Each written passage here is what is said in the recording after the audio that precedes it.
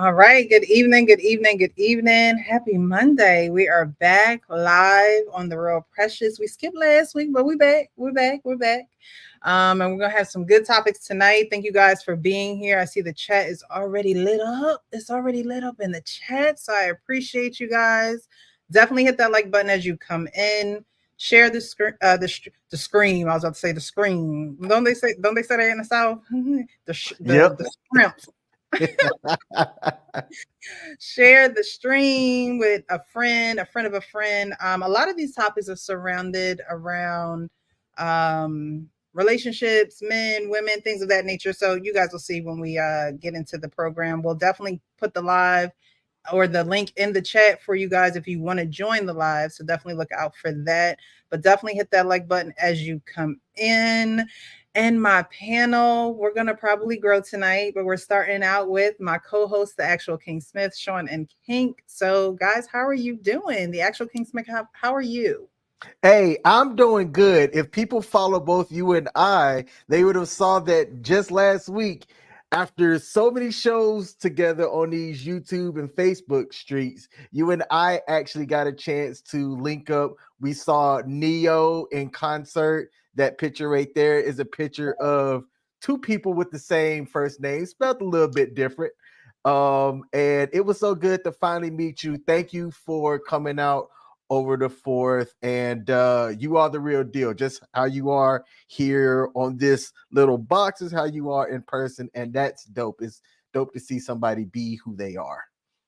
It was great to see you guys too. It's funny that you said that because I have a friend, and they're probably watching, and they always tell me, I don't think people think that you are the way that you are in real life on the internet. And I'm like, they're like, but yeah, but people really don't believe it. I don't think they really believe it. But yeah, I'm the same. I thank you, the actual King Smith, Michelle. I got to meet the whole family. Yeah, To meet all y'all. you got to meet a lot of people that are connected to me. My ex-wife and kids' mom and daughter was also there as well. So all 5 of us was at the same event. Yes, it was beautiful. It was hot. Yes, But it was. that fish was good. Thank you, King. I, No my doubt. my spidey senses was smelling fried fish, and I was like, I smell fried fish. We kept getting closer and closer. He was like, Yep. me. So I appreciate you. Thank you. Thank you. Whenever you guys are in town, let me know. We can link up. No King, doubt. how are you this evening, sir? I'm good. I didn't have a good as time as y'all did, but I'm okay. I can't complain. Good, good. I didn't Thank get to you see for no being Neo. here. I would have liked to see Neo too.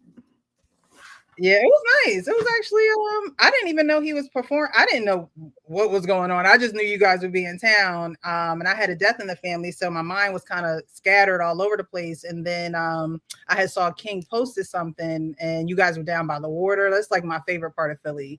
Down by the water. And so I was like, hey, let's link up. I do have time, so let's do it. So it was a good time. Neo and Kesha? Kesha, yeah. Kesha was performing. So Hey, yeah. hey, real quick. Ruben Studdard was one of the first people who performed. These little teeny bopper Gen Z people came up and asked who all had performed already. And I said, oh, the only person that's going up was a local artist and Ruben Studdard. And the kids formed out of their mouth, I don't know who that is. It was like, Like we don't know him. the I was like, the look that Precious had was hilarious. I was like, don't ask no questions. Just let them Gen Zers go be oh Gen Z. my goodness. I was like, dang, y'all know Ruben Studdard? I'm sorry for it. 2004? I guess we're past that time. Yeah. Sean, how are you this evening, sir? I am well, and Ruben Studdard. Yeah, nobody would know him outside our generation. We're showing our age, and I'm glad to be there and to show it. But I understand it. It is what But it I'm is. glad y'all finally got a chance to meet each other in person. I look forward to the day that I get to meet everybody in person, also that I see online. So big up to that. And Neo got one of the best songs that we can use as our theme. You Make Me Better. Okay, that is one of my favorite songs, him and Fab. Yeah, a lot of people think that I know all of you guys personally. I remember when I first started this YouTube journey, a lot of people thought me and Sean had known each other, or like a lot of, mostly all of you I've never met before. I think we just have great camaraderie when we are, presenting ourselves to these people and doing our thing. And I appreciate that. So maybe one day we can all meet up, have a reunion, something. Mark Payne, Absolutely. this evening. Hello, good evening, everybody. How you doing, Precious? Doing How you good. doing, fellas? How you doing? What's up? What's up? I think I met Pain before. Yeah, Oh. where? Somewhere in Brooklyn, somewhere in New York. Brooklyn. Nah, I'm a Bronx guy, man. Harlem in the Bronx. Well, then we didn't meet then. Okay. That's simple. Not the ever. Well, Love Peep Network, thank you so much for being here. You guys, make sure you hit that like button as you come in. Share the stream. Sean is in the chat. Good evening. Good evening. Like and share. Tarika Smith, thank you so much for being here. Evening, everyone. Please hit the like button as you come in. Quincy Q, thank you so much for being here. Good evening, good people. Jeffrey is also here. Good evening, good sis, Precious, the panel, the chat, and the mods. Thank you, thank you, thank you. Darnell, thank you so much for being here. Hi, Precious. Hi, Eugene. How you doing? Douglas here as well. What's good, people? He says, I remembered him. I remember Ruben from American Idol. Yes, he was one of the first. I think it was it between him and Clay, or did Clay win before him? I don't know. I don't remember. I started watching. I don't remember. Yeah, like 20-something years ago. Yeah, I started watching. I think after Fantasia won. Nice. After one, I think that was it. Or maybe Jennifer. Did Jennifer Hudson win? I don't know. They all came through the American Idol door or what. Clay and Ruben went head to head. I think that's when they was up. Were they in the same? Okay. All right. So we're going to get into the show. Thank you guys so much for being here. Whoever is watching, thank you so much for being here. Again, share the live. Shout out to my dad. It's his birthday today. We want to go celebrate and have dinner with him. Shout out to him. Happy birthday. We're going to get into the show. I saw a few videos that I want to play tonight and get you guys' perspective. This first one I saw, and I've been in this situation a little bit before, but it wasn't handled the way that this guy handled it. So I want you guys to watch the video and give your perspective on it. Hi, R&L. Hi, Soul Dex. Hi, Sir Francis. Hey, One Eye.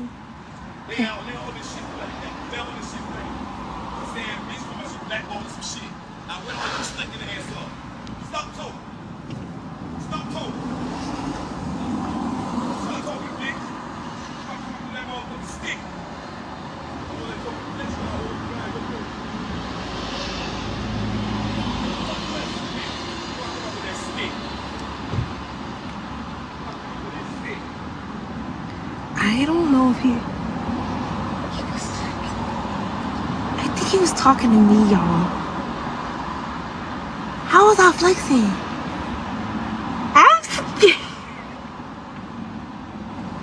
Keith. I'm terrified. Keith, he was talking to me. He said, stop flexing, bitch, before I pull up that stick, or I pull up the stick. Staring at me in my face. He just shot at me. When he pulled up, he was like, you bitches always want to take pictures. Stop flexing, bitch, before I pull up with the stick. Please get away from right here. Like, what's the actual fuck? Like, he's scaring me. He has conversation like that at me. But to me, he just said He that didn't to say me. that to you. Yes, he did. Keith, he literally just said that to me. He didn't. What? Keith, he looked me dead in my face and was saying it. He said, stop flexing, bitch, before I pull out this stick. You bitches always want to take pictures. Not you. Keith, please pull off. Keith, please pull off. This He has is not. Keith, please pull off. Keith, please pull off. He has a gun. Please pull off. Keith, can you pull off? Like this? Keith, please pull off. He is scaring me. All right. So what did you think about Keith and his scared girlfriend there? A lot of people were saying that she should break up with Keith. Should she break up with Keith? And how could have things been handled differently? Wow, that's interesting. The ego in me would especially if I had the ego and the stick, um, in my younger days, might have addressed it differently. The mature person that I'm becoming, I won't even say that I'm there yet, would have probably, avoided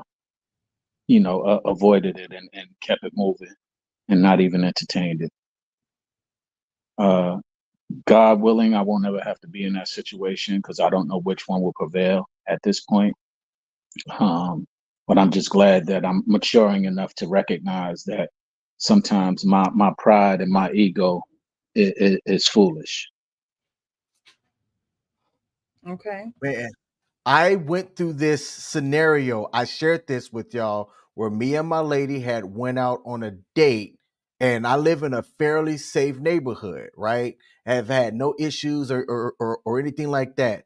So this guy was walking down the street, and it was odd for him to be looking like how he looked, vagrant patriot skinned individual, so to speak. And I couldn't tell if he was like talking to himself, crazy, rapping, or whatever. But he's like mean mugging my car, and I'm waiting on traffic so that I can make the cross street left hand turn like that. And I see the guy look like he's about to approach my driver's side door. Now, Michelle, because I asked her to put on headphones because I was surprising her on that date night, she wasn't looking outside on and seeing what was happening. The guy then walks away, but I see him turn back around as I'm looking at my mirrors, and I see him reach for something.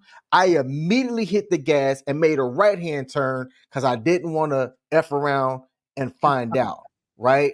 And then I also waited to tell her because we were safe. I wasn't worried about anything, and I didn't want the date night experience to be ruined by what could have happened but didn't. You know what I'm Right. saying? And I went back the following day because I live in a neighborhood that almost everybody has Ring cameras, and I went to go ask for the footage, but it was at nighttime. You really couldn't see what he did, but I know what I saw, Mhm. and I don't know what that dude's problem was that day, but that whole situation could have ended badly. But having that situational awareness got Right. us out of a sticky situation. And just like what Dub Will said, that kind of stuff is important. I think that if men are to be protectors or expected to be protectors, they should have a higher situational awareness than most. Okay. Yeah. There are a lot of people that say that he was just fine because when I actually posted this on my page and I said, should she break up with Keith or should she just keep the same composure that Keith has? If he's not tripping, she shouldn't be tripping. That's a good question.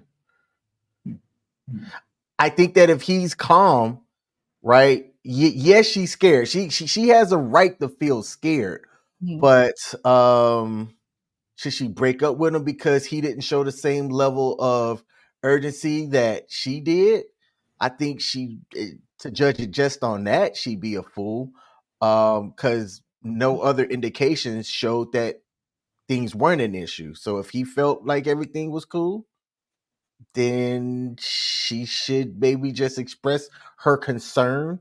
But if he does nothing, then either protect yourself or calm yourself down. Right. Okay. Our pain.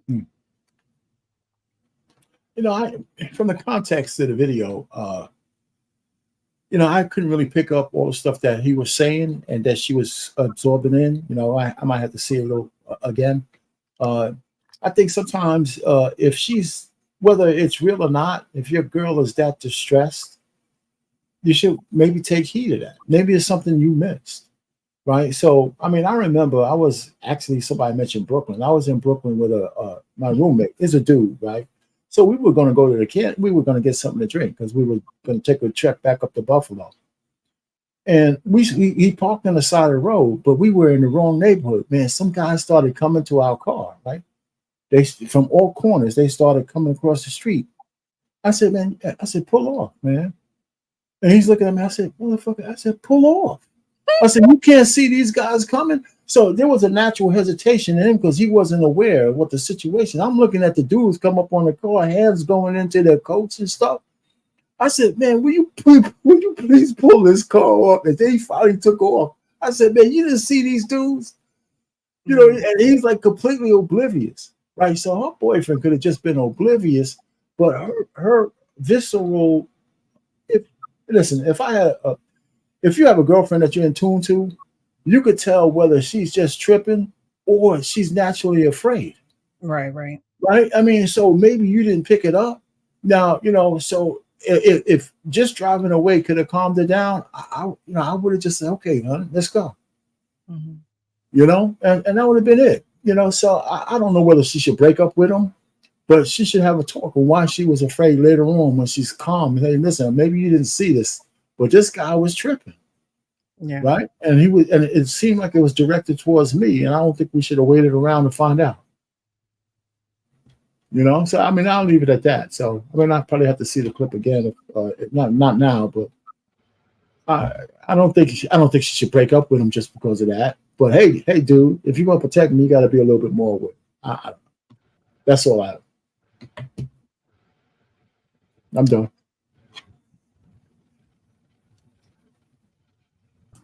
Yeah, we never know if you've really done pain, so that's why we try to give you. You know what, man? I don't even say it. I'll give you a few, like a 5-second delay, just in case you throw a couple words here too in there. We try to be courteous to you. Okay? No, but seriously, to me, you have a lot of women who overreact and just read shit wrong. So, we did this on the P for Sunday. Watch this video, and for all we know, he could have been talking on the phone. He said, "Don't make me pull up." So when you say pull up, that means he's got to go somewhere in order to pull up on somebody. I wouldn't say pull up and you right there. Why would I say that? Why would I use that word? I wouldn't. Mm-hmm. But I think he was probably on his Bluetooth or something, earbuds or something, and she was just ear hustling. You know what I'm saying? She ear hustling, and soon she was talking to him, or he was talking to her, and just got out of character. I mean, her boyfriend just walked up. I mean, he didn't see none of this. He didn't hear none of this. He should have been walking. I mean, he should at least caught some of the conversation, at least what she's talking about. And maybe he would have got up out of her if there was really something going on. If she was really scared, why are you still on the phone? Why ain't you hanging the phone up trying to call the police and say, hey, man, some guys over threatening me. My life's in danger. Something. But you ain't doing. You still bullshitting, nervous ass lad, playing your hair, doing everything else, but acting like something's really going on. So. Mm. Yeah, I heard the way we are going to watch it again, because her laughter was it was more of like a jolly laughter. But then again, some people have weird laughs when they're angry or awkward. And her demeanor was of a playful demeanor. And I don't know if it looked like she was on live. She was on live and she was talking to her audience or whatever, because she was saying hello and things of that nature. But then at the end, she did start to think, it was going to get worse, I guess, when she saw the firearm. Maybe if she would have never saw that, she wouldn't have reacted that way. We're going to watch again. Hi, R&L. Hi, Solodex. Hi, Sir Francis. Hey, One Eye.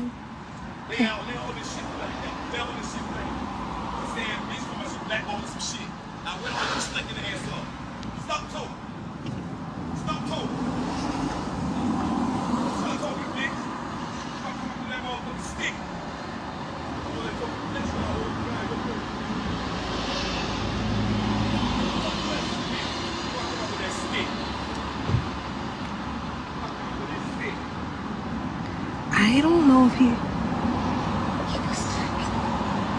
I think he was talking to me, y'all. How was I flexing?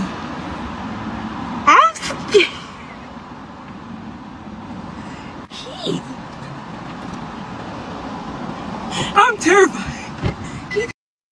So that doesn't look like terrified. But again, a lot of people are different. I don't know if she was acting that way because she was on live or she really didn't know how to act in the moment. He was talking to me. He said, stop flexing, bitch, before I pull up that stick, before I pull up the stick. Staring at me in my face. He just shot at me. When he pulled up, he was like, you bitches always want to take pictures. Stop flexing, bitch, before I pull up the stick. Please get away from right here. Like, what's the actual fuck? Like, he's scaring me. What the He has a conversation like that every. But to me, he just said He that didn't to say me. that to you. Yes, he did. Keith, he literally just said that to me. He didn't. What? Keith, he looked me dead in my face and was saying it. He said, stop flexing, bitch, before I pull out this stick. You bitches always want to take pictures. Not you. Keith, please pull off. Keith, please pull off. This He has is not. Keith, please pull off. Keith, please pull off. He has a gun. Please pull off. Keith, can you pull off? Like this? Keith, please pull around. He is scary. Okay. So from my interpretation, the man probably was on the phone. And when you're on the phone outside, sometimes you stare at a target, sometimes you're looking around, whatever the case may be. My issue with the video is that while her boyfriend knew that the guy was on the phone and things of that nature, is more of like what our pain was saying. Let's pull off, because why are we still here? If she's saying that she's uncomfortable, even by seeing a firearm, then he should take a little bit more, urgency to her feelings and her being scared. I think it was her playful nature that made it seem a little bit more light, than it really was. Because although that man was on the phone, you don't know what he could have did. When men are mad and angry and upset, you don't know what direction they're going to go in. I don't play. I remember being in Atlanta. We were me and the man I was with at the time, we were about to go into a club, and we're getting out the car. I'm standing, pretty much waiting for him to finish with the valet. But as I'm standing, I see something going on the side door. And I told him, I was like, I don't know what's going on, but they rushing through the side door. He called the valet and was like, yeah, no, we're going to need the car back. And we left, because you don't want to put yourself in a situation where you can be in something when you don't have to be in something. And so I thought that she should reconsider Keith, because if I'm telling you that I'm scared and I'm nervous and you're like, oh no, he's just talking to so and so, I'm going to take that serious. And it's not overreacting. It's saying, okay, if you feel as though you're safe in this situation and I'm not safe in this situation, and I'm telling you I'm not safe, you're disregarding what I'm saying to you and my safety and my protection. And I don't think that's anything to be played with. I honestly don't. So I think that she should think about moving forward with Keith, because I think that's serious. And if you're not going to take your life serious, somebody got to take my life serious, and I'm not going to wait for you to do it. If you waiting, like, what are we, like she said, what are we waiting for? Pull off. Hey, Pull Precious, off. those last 5 seconds, she wasn't playing. No, not at all. I think Yeah. she was. I think she was nervous. Like I said, when people, and she wasn't in front of people, she was live, right? So no one can really see her peripherals but her. But you're live. Well, first I would have turned the camera right on off. We're done with this. So again, with her, she seemed a little younger, but the camera would have went off. Keith would have gotten in the car. Keith, we got to go. I don't feel safe. We got to get out of here right now. And I feel like Keith going back and forth with her is an indication that Keith is like, oh no, we're good. But can Keith stop a bullet? Can Keith stop what this man is capable of? No, Keith can only control what Keith can control. So I think him going back and forth with her about safety, I don't think safety is anything to play with. I could see if she was dilly-dallying off of a song on a radio or wanting to listen, like, those are my new things. But when it comes to safety, I think that you have to take that very seriously. I think that you have to take it very seriously. Christopher Stone says the first sign of trouble, get out of Dodge. don't go running towards danger. Yeah, I like we leaving. You don't pull up to neighbors like that by accident. That was her first mistake. Exactly, and he should have pulled off. Yeah, I it seemed maybe she was driving, he went into the store. Keith could have passed right by that man. He could have passed by him. Keith could be used to the hood. Keith could be used to the stick on the side. Keith could be used to all that roughness. And maybe she's not. And so, it's his job to protect her. And if he's not going to take that job seriously, you want to put in your 2 weeks or something, Keith. What's interesting about that is that I can see your perspective. But at the same time, who's to determine which perspective is the better? Now, for the sake of argument, pull off. Then you can have the discussion later on whether she was over exaggerating or whether or not it was something serious, and how to determine how to conclude that. A lot of times, somebody said it earlier, there is overreaction. And because that's a possibility, we don't want to fall into the space of always overreacting or not knowing the difference. Now, of course, you are a little bit different, Precious, is because you have some experiences from what I can determine that, through your conversation, that would better suit you on identifying and recognizing danger differently than others. She didn't seemingly, from, like I said, the outside looking in, like she was aware of what true danger is or not. It seems like she might have been just scared. And, we can't walk around fearful all the time. Fear can save us, but fear can also, diminish our sanity if we allow it to rule us. So it's a hard thing to determine in this circumstance, but I see your point. And hearing you, because of, I guess, being around you on these panels often, I would take it differently than the girl who I just saw. She didn't seem like, she seemed, oh, hey, like we said, she's laughing and stuff at things that should not be laughed at. So I might not be able to take her as serious, but for the sake of argument, I would have pulled off. Absolutely. Just why argue about it? Why sit there and try and determine it? Like, what's the problem? He ain't even talking to you. Makes no sense. But that is the mature of me. Yeah, because I mean, if a woman is with you and she says, "I don't feel safe," like, it's not like she heard these voices in her head. They both were hearing him be loud and boisterous with someone on the phone.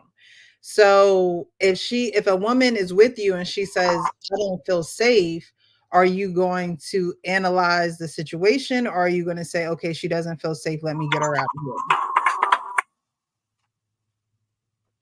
Is it situational, or if she doesn't feel safe, you're going to get her out of a place where she doesn't feel safe? Which one y'all doing? Oh, if that's the question, you're going to get her out of the place. I mean, I would think that if she doesn't feel safe, I mean, we could ascertain what she didn't feel safe about later on.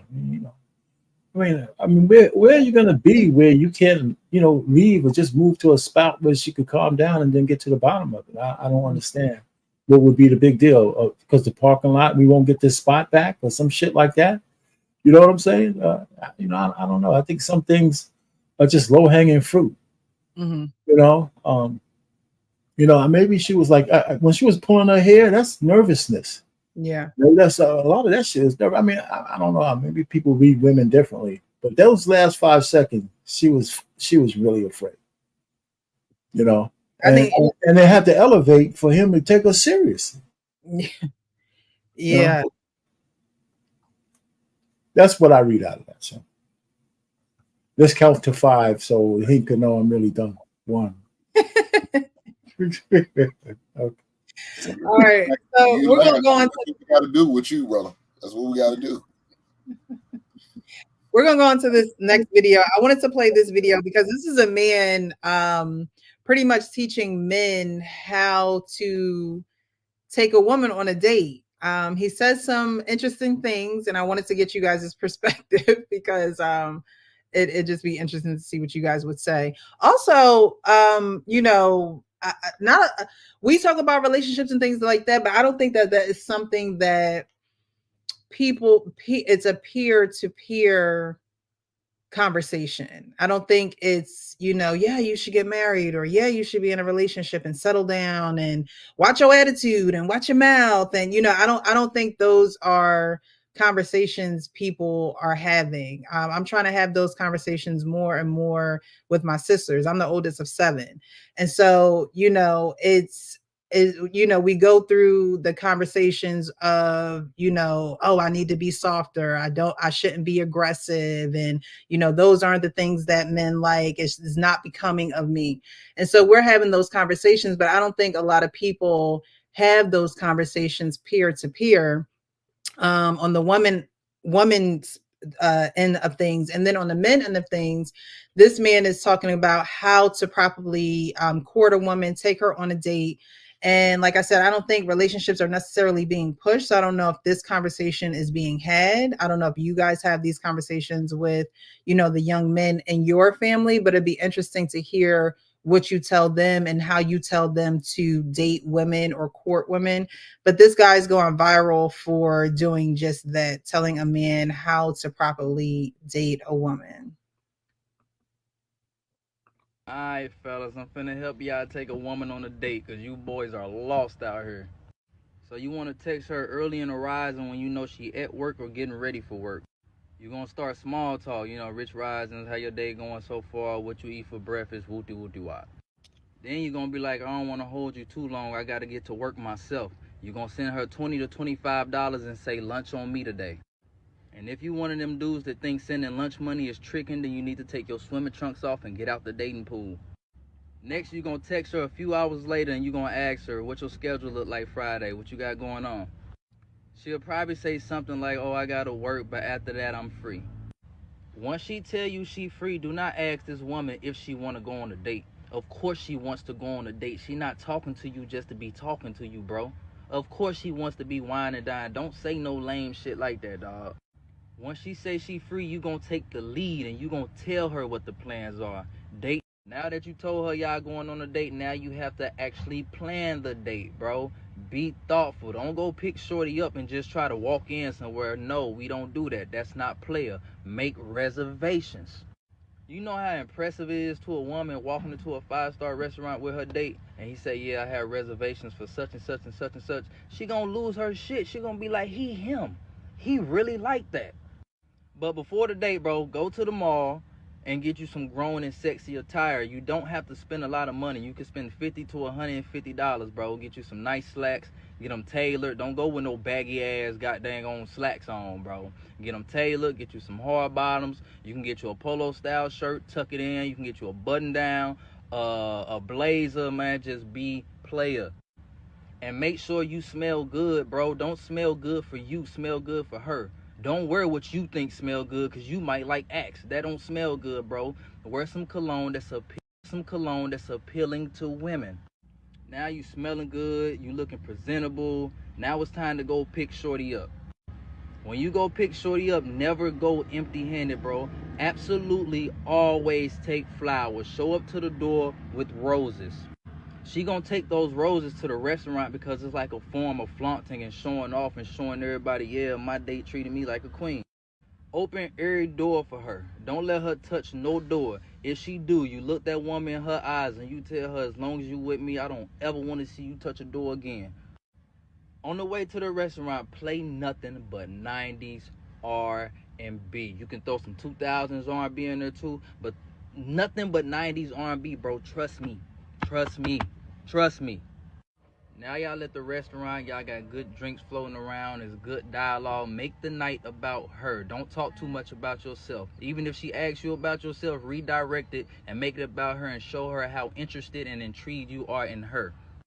Once the date is over, take shorty home. Do not try to keep that woman out all night. Show her that you're responsible. You're going to walk her to her door. You're going to tell her how much of a great time you had, how beautiful she looked tonight, and you're going to tell her, as long as it's okay with you, I would love to do this again. Kiss her on the forehead and go home, bro. Bro. So is he on point with his advice, or are some of these things like, okay, that's a bit much? I like what he had to say, except for the $25. I'm never sending a woman no money. I'm never going to do that. I never did. I never would. I mean, I don't see the purpose of that. But everything I like the prep time, you know, and it depends on what the intentions are with that chick. But sending her money, I don't see any circumstance where me sending a woman money who's not my girl or something, she ain't getting shit from me. I don't care whether it's the old fashioned or not. That part lost me. But the new guys, maybe that's good for the new guys. He seems like a younger guy, so maybe those guys got a trick out. Wow, you hit it right on the nail on the head in that last statement. Trick out. It depends on what's your intention. This world is gone to hell in a handbasket. I did like those stuff, but go ahead. I mean, it's all good if you're intending something intentional with that woman. That's really what it boils down to. I think that's a date that you should take your significant other on. That's the preparation for somebody who you want to be your significant other or your wife specifically. And if that's the case, then so be it. But if it's just to get some panties or some cookies, it's a bit much. Okay. So before we go to Hank,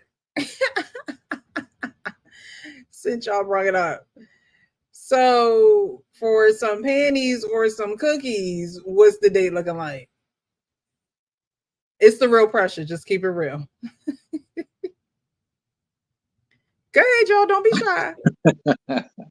I mean, a lot of the stuff he said is okay, but all of the stuff he said combined, no, not for no panty. No, I mean, I'm chivalrous regardless, so that's I get that.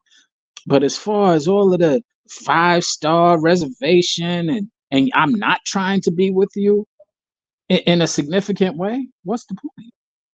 I mean, unless I'm just rich. Well, aren't right? I was going to say, aren't guys doing that, and that's why women are expecting these 5-star. Yeah, guys are tricking. Yeah, this generation. Yes, this generation is full of tricks. Yeah, guys are tricking. You know, thanks to Harlem and Uptown, Pain. Thanks to y'all. But sure, let me just say this. One of these, it depends. Like I said, it depends on the intention and the woman. I can see a woman who just wants to smash, and you going all out, and she's looking at you saying, "You know, I want to give you some ass already. You don't have to go through all this shit." You know what I'm saying? You know, I mean, it just sounds crazy to me. It's just, I mean, you know, I wouldn't. I can't say that. I can't hear you. Say that again. I don't know if a woman would say. Are you saying that a woman would say, "I want to smash"? You don't have to go through all of that. No. What I'm saying is that if you do all this for a woman who, in her mind, she might not say it out loud, but she's thinking that, you know what, man, you don't have to go through all this. You know, the reason why we're together is because I would like to have some fun. But if you want to do all this extravagant shit, I'll take it. You know what I'm saying? So if he's talking about a woman he wants to court, if he wants to talk a woman he wants to court for more than just a one-night stand, I can dig it all the way up to the $25. I'm not sending a woman no money. Never. You know, never. So, but all the rest of it, you know, opening the door and all that kind of stuff, I don't mind doing all that stuff. I always pay for my dates, but I'm not sending, you know, damn cash app. Oh, get out of here. I still don't see how that fits, and all the shit that he said, I still don't see how that fits. Wait, when did he say to take for $25 for lunch? In the beginning. Yeah. Did he? Yeah, you can play that part. Yeah, fellas, I'm finna help y'all take a woman on a date because you boys are lost out here. So you want to text her early in the rising when you know she at work or getting ready for work. You're gonna start small talk, rich risings, how your day going so Not Rich Rising. Don't say that. far, what you eat for breakfast, wooty wooty wop. Then you're gonna be like, I don't wanna hold you too long, I gotta get to work myself. You're gonna send her $20 to $25 and say lunch on me today. Gotcha. Okay. So He's laying out the design of how to be a trick. oh, Sean, you're saying he's telling men how to be a trick? Yeah, that's all that is. And I'm thanking the Harlem cats who are professional tricksters. Okay. So how would you guys propose a man date a woman? Let's just say this is not someone he is planning to be with long term. I mean, you go on dates to collect data. You don't go on dates to say this is the long term person. You should continue dating, but you go on dates to collect data. So how would you propose a man date in 2024? What would be your steps as opposed to this man's steps to tell a young man how to date a woman? Well, I mean, are you speaking of my steps are first off, identify your intentions. If your intentions are to something significant, everything he said is okay. If Okay, your inten- so I'm sorry, and I don't mean to cut you off. So the intentions of a date is to get data. Those are the only intentions that you're going into it with. You're No, going but what I'm saying is, why are you getting the data? Are you getting the data to be something significant with her? That's the intention I'm referring to. Are you trying to be something significant with her, or are you just trying to get the draws? Which is why it's called tricking. Are you trying to trick her to get into the panties? okay, so let's take cookies and vagina off. Yeah. Okay, all right, all right. We're going on a date to collect data. Yes. All right. How would you propose a man do that with a woman in 2024? I would propose doing it less flashy, less expensive. Because for one, you're setting a you're setting a threshold that you might not be able to live up to. One, you're creating you're leading with your money basically. And I would suggest to all of the young people and older people, don't lead with your money.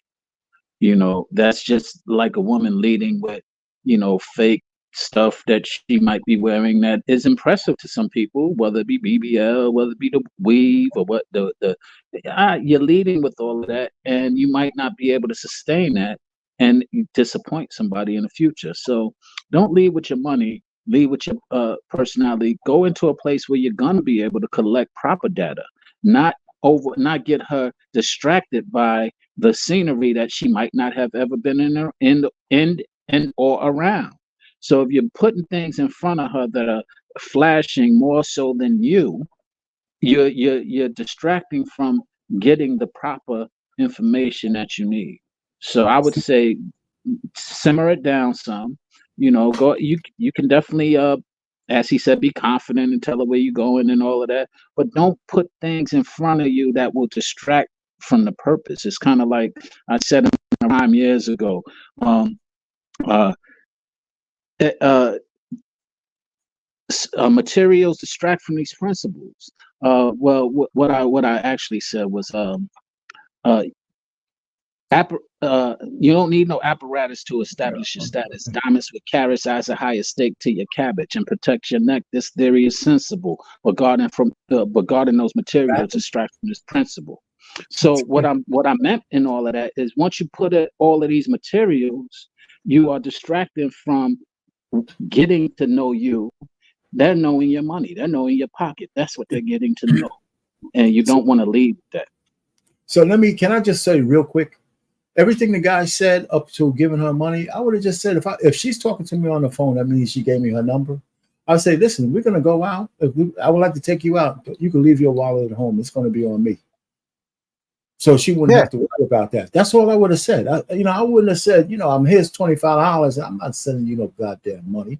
But I'll tell you, if we do go out, you don't have to worry about me saying we're going to be 50-50 and all that horse shit. And I will also say, listen, you come out with me, don't worry about it. There's no overnight obligation for dinner. I'm not that kind of guy.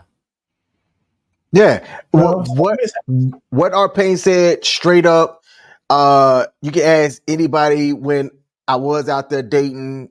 That was my approach. I never understood game.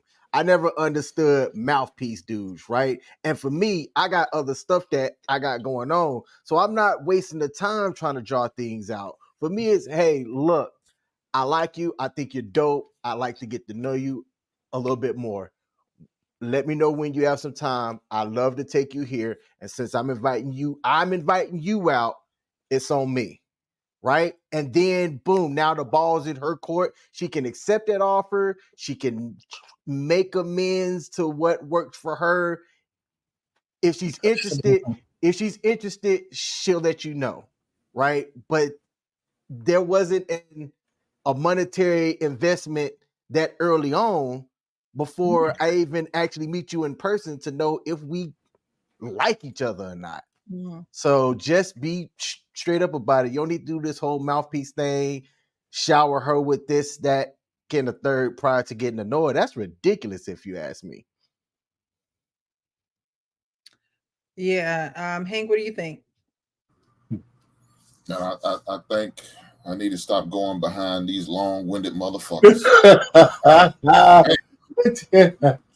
Pain and Sean. My thing was 2 seconds. My thing was less than a minute, man. That's what she said. That's what she said. It was the best minute of her life, too. That's what she said. Let's go. Man, look, me, I don't know if this was a first date or nothing. I don't know what it was. It sounded like it probably was a first date. So she wouldn't have got no 5-star restaurant from me. I don't know first goddamn day. We're going out to get a cup. Look, and I don't even drink coffee. So I'm going to sip on some lemonade or something at Starbucks. But if, wanted to do something like, say, after work, I'm going to a bar where they have live music. You know what I'm saying? A live band. Something like that where it's not too loud. Where I can definitely collect that data because I'm already going to collect data prior to actually going in person and on this date. I'm going to collect the data when I have this phone call. I'm going to collect this data when I get her social media handle and I check through her account, whether it's on Facebook or IG or TikTok, whatever the case may be. I'm going to get all that data right then and there. And then I'm going to follow up by asking certain questions on what I've seen on social media, things that may concern me or things that I may disagree with and I can't roll with, that I don't agree with, how she's moving. I'm going to ask little questions like that. I'm going to put her in certain situations or ask her situational questions to see how she responds, to see how honest she is, see what she's all about. I'll probably also try to, catch in a way where she, dress casual, business casual. You know what I'm saying? No, you ain't got to be all. I don't want you to feel like you overdress and come with this nightgown on, like thinking we about to go to this 5-star restaurant, because we ain't. You know what I'm saying? So hopefully your heels ain't too high where you can't, get on the dance floor and cut the rug a little bit. Now I know I sound a little old because I am. It is what it is. But that's what I would do. And I don't drink, but if she drinks, I get her a drink and I sip on my bottle of water and we don't have conversation. Now, again, I'm gonna let her do all the talking because I'm more of a listener, so I can understand and hear what she's saying and get some clarity. You know what I'm saying? That's what I'm going to do. Like now I agree with him. Talk about if she does ask a question about me, it's going to be quick, fast. It's not going to be the all pain extended version. I'm going to give about 3 words, and then we're going to get back to her. And just pay attention and take mental notes. 3 words. Yeah, 3 words. That's all it's going to be. 3 words. And then I'm gonna turn the mic over like my name was Frankie Beverly, huh? So what was you saying about how do you feel about all I'm thinking is I am pink. Right. There you are. I'm glad you started recognizing pain. Wait, I wanna see this conversation, Hank, where you say 3 words every 5 minutes. No, All right. it might impress.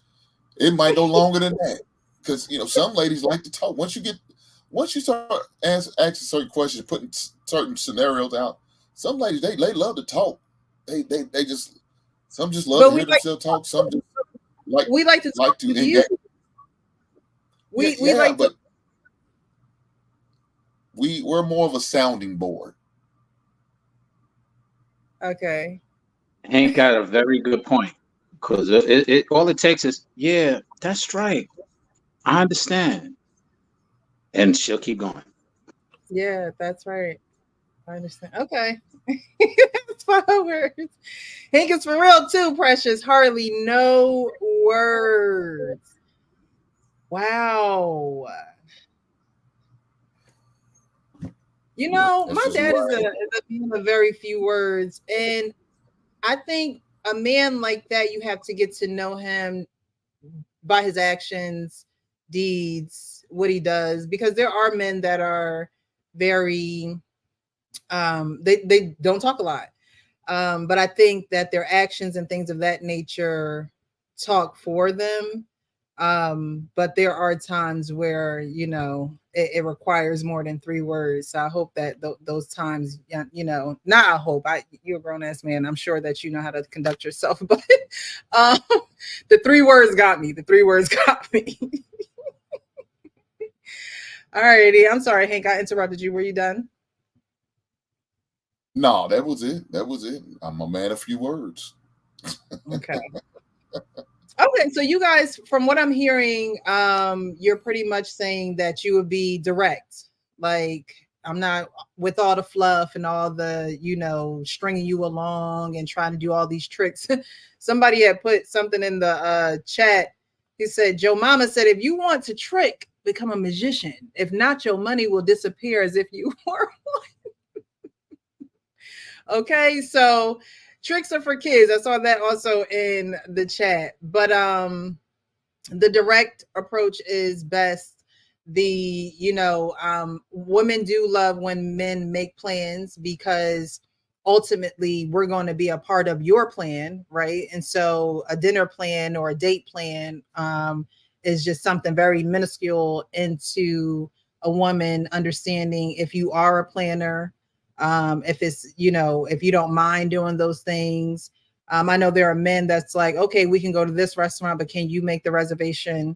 Some women might get frustrated at that, but hey, you're going, so make the reservation, So, I think that the direct approach is the uh the approach that will lend more results for you, because the morning, I mean, I understand where he's kind of getting the flow of the day set up for the date. But like our pain was saying, I think our pain was saying that if a woman likes you, not to say that you have to do all those extra things, but she's along for the ride. You ain't got to check up on her every hour on the hour. She's good. You make the reservations, y'all go, and that be that. So that's pretty much what you guys are telling young men today as far as dating. Be direct, no fluff talk. How do those conversations go with maybe your nephews or your, Hank has a son, our Payne has girls, actual King Smiths have a little girl. So I'm sure, I mean, you guys talk to young men in other capacities. So how do you guys instruct them when it comes to dating and asking a girl out on a date? And I know you say you would be direct, but I think that's more so your approach. But what's the real, like, how do y'all really be talking to them? Because these men out here, you're on mute, King.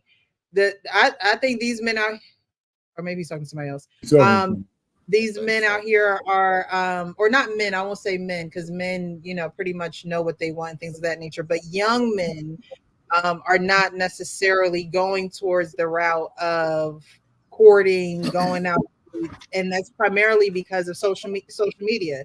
Social media, if a girl says she doesn't want to go to the Cheesecake Factory now, a young man thinks that every young woman doesn't want to go to the Cheesecake Factory. And so now he has a fear of rejection, or he has a fear of even approaching because of a viral video. Um, so do you guys talk to young men and are they giving you their dating synopsis and how it's out here going on now? Now, I'd like to take a shot at what you're saying. I'll be real quick. Listen, I don't give the young guys any advice anymore, right? Because just because it's coming from me, they say it's antiquated. The girls were different back then. But I do tell them that you don't have to have game. I said the very best pickup line in history is just saying hello. Just say hello and see where, if the woman doesn't throw up in the back of her throat when you say hello to her, then you might be able to say something new, depending on the circumstances there, especially if you're out on a social occasion. But as far as dating and all that, I'm done. These guys, what I did find out is that the young folks are starting to leave the dating apps, and they're starting to understand they got to get back out there and get their ass kicked and build up some thicker skin, and they are starting to do that, because if you want to find a chick, you can't find a chick to cleave with on the social media, right? And not it's a hookup. There's all hookup culture there, So if you get picked, you might get lucky, but anyway. So I don't give advice, and I'll sit that part out anymore, because I said, well, everybody thinks the women were magical Negroes back then when I was there, and they ain't the same anymore. I disagree. I tell some of these young guys, as old as I am right now, I'd probably do better than most of you guys, because you guys whine too much. Shots. That's it. Because I ain't afraid of rejection, man. I've been rejected by the best. I've been rejected by the best of them. Anyway, let me land it there. Yeah, Precious. I've tried.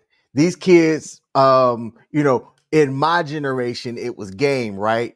The new term, if I'm understanding this right, is Riz. RIZZ. You know what I'm saying? So I've tried to tell them, like, you don't have to do all of that. If the attraction is there, then the conversation's gonna flow nice. And if they're not interested in you, right? Like, I don't get this whole, well, he didn't fight for me hard enough, or he didn't, keep going angle that some of the young men who I talk to are saying that the young women are coming at them with. I'm like, man, don't waste your energy chasing if they're trying to play hard to get just to see what your Riz game is like. That's ridiculous to me. But that's how some of this young generation is moving, at least for some of the guys who I've tried to talk to. So if somebody come to me for advice, I'll offer it. But I've just kind of sat back and watched and see how they move, and it's a completely different ball game. Yeah. So I looked up Riz the other day. I think it was yesterday, actually, and it said something about charisma is short for charisma. But can you guys break that down? This new word, because I saw a girl used it in a sentence, I think, and she said, "I rizzed him for a week" or something like that. And I'm like, Riz? Yeah. How does that even make sense in that sentence? My understanding is that it is that charisma. It's that mouthpiece. It's how one person approaches somebody who might be apprehensive to them, and then you get them to get on your side, or you get them. They may not have been interested initially, but you use your Riz to get them to then get up their social media or phone number. That's my understanding of it. It's a new word for game. It is basically game. Mouthpiece. Okay. Mouthpiece. Holy shit. Yeah, I truly didn't know what it was, and even the context clues in the sentence wasn't helping me. I'm like, she rizzed him. What does that mean? What is that? Riz. It sounds like something in the aftermath. That's what it's like something when things are over. I don't know. It sounds like something unclean. Exactly. So it's too close to jizz. Maybe that's what it is. It's too close to jizz. Yeah, he told you how to. I didn't want to say it. I'm trying to be clear. It's too close to that word. Yeah. So Precious, like, I tried, and it seemed like the guys think that they have to play the game or be a part of the chase. And when I see that that's where that young man's mindset is at, I'm like, well, you know what? You're gonna have to go out here and learn the hard way. No doubt. Liz, Unbelievable. Well, like something that makes you itch. Yes, it sounds just unclean.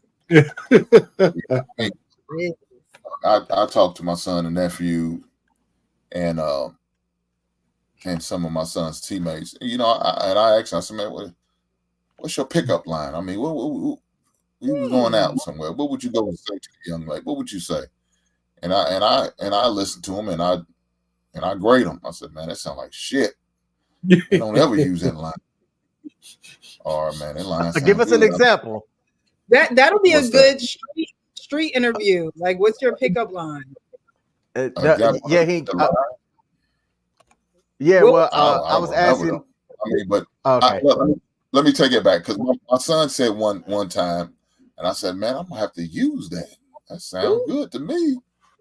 So I was impressed with him. But you know, I asked those certain questions to him because I tell him, I said, man, look here, man, you know, if you trying to have a conversation with a young lady, you know, it don't take much. But part of their problem, these young cats, they talk a lot.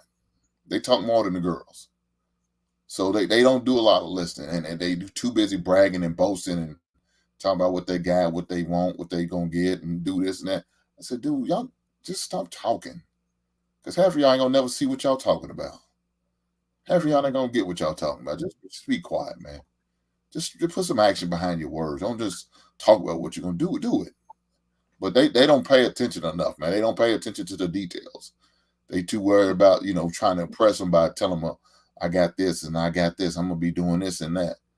Yeah, okay, that sounds good, man. But come on, man. How about you do more listening? Because you're the one who have to make a decision on whether you want to be with this young lady or not. And if you don't hear what she's saying, what it is, and the red flags, you totally miss it because you're too busy talking about you and yourself all the damn time. You missing all the red flags. You missing all the clues.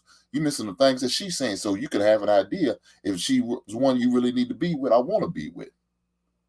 So and I tell him, I said, dude, if you gotta talk to this young lady like you talking to one of your dudes, calling her bro and all that, dog, that's not the type of woman you want.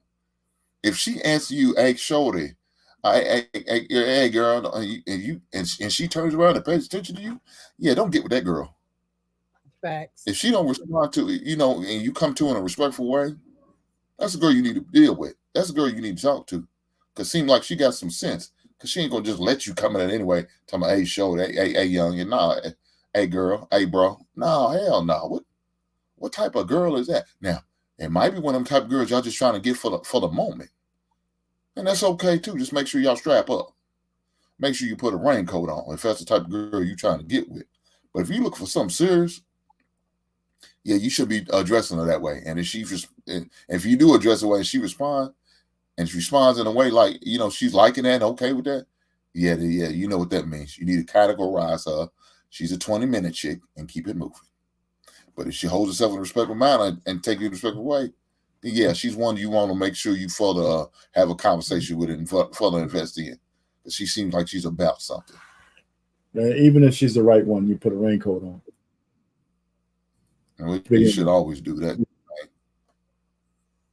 Right? I never promote it. That's not good. You're laughing, Sean. Yeah, because I'm listening. 20-minute chick. I hear what he can say, and I agree. And then I can't get over. Hello, is it pain you're looking for? Oh my gosh. Nah, but that shit always works for me, man. You're just a low hanging fruit. I'm sorry. Nice. But to answer your question, what do I tell the young guys? I literally just had a conversation a week and a half ago with a guy younger than me, and I said, similar to what I was saying earlier, you need to identify your intention and let that be known. And I emphasize that and stress that because a lot of times women are just in this day and age, they're just looking for attention. And unfortunately, you get no intention when you're looking for attention because attention is easy to give. So I'm like, I tell the young cats, yo, what is your intention for her? identify that first and foremost. Is it 20 minutes, as Hank just said, or is it a lifetime? And when you identify that, that's how you approach it. So how long does it take to, I mean, I guess a 20-minute chick, it really doesn't take that long to determine if you want to have 20 minutes with her. But the lifetime chick, wouldn't you guys have been maybe dating for a while before he determines that? I go to what Hank said earlier. We would have already had a lot of conversations before to determine it. Before the date, and a while, we could have gone on a couple of coffee dates, and like he said, I don't drink coffee either, but it would have started there, because if they don't want to go to the coffee shop, they're a 20-minute girl.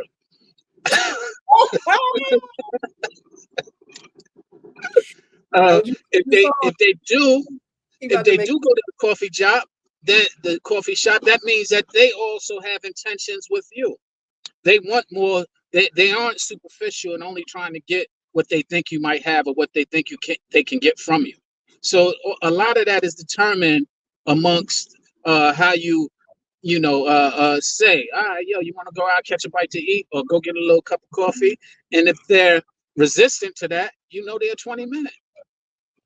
They superficial, and that's what I call 20 minutes. Somebody who's superficial. I don't care how much, how high end they are or how beautiful they are. If they're superficial, and it's easy to determine that. Okay, that makes sense. So if she doesn't, I mean, I hope there's another test other than the coffee date, even just a walk in the park, like just simple things. Women bypass the simple things trying to get to the things that they haven't earned, or the things that are just, way out there for no reason. And there's no reason for her to indulge in that with that man. I always say you can't tell a man how to spend his money. He's going to spend his money the way that he wants. If he wants to spend money on you, with you, things of that nature, he's going to do it. If not, you can't, there's not enough charm or whatever in the world to make a man spend his money on you if he doesn't want to. Yeah, look, if somebody's interested, they'll make it work. I have two specific examples of one where I was going for a mile walk somewhere, and I told somebody this, and it was our first time meeting. I said, hey, would you like to accompany me on the walk? She said, hell no. That was the end of that. The next week, same day of the week, somebody else, they were like, yeah, sure, I love that. We had a 1 mile walk, we chatted, we had a couple of dates, but she was wanting like marriage and kids, and I'm like, yeah, that's not for me, but we had a good time. And I presented what I was doing, gave her the opportunity. She showed that interest and showed up. You know what I'm saying? And the person who told me, like, straight up, her words were, hell no. I didn't lose any sleep over that. She said no, she moved on, I moved on. It was what it was. Mm-hmm. Yeah. Who was it? Who I interviewed off of, was it Married at First Sight? Gil. I always hear him say this every time we talk about this conversation, but he says, like who likes you, right? Be with who wants to be with you.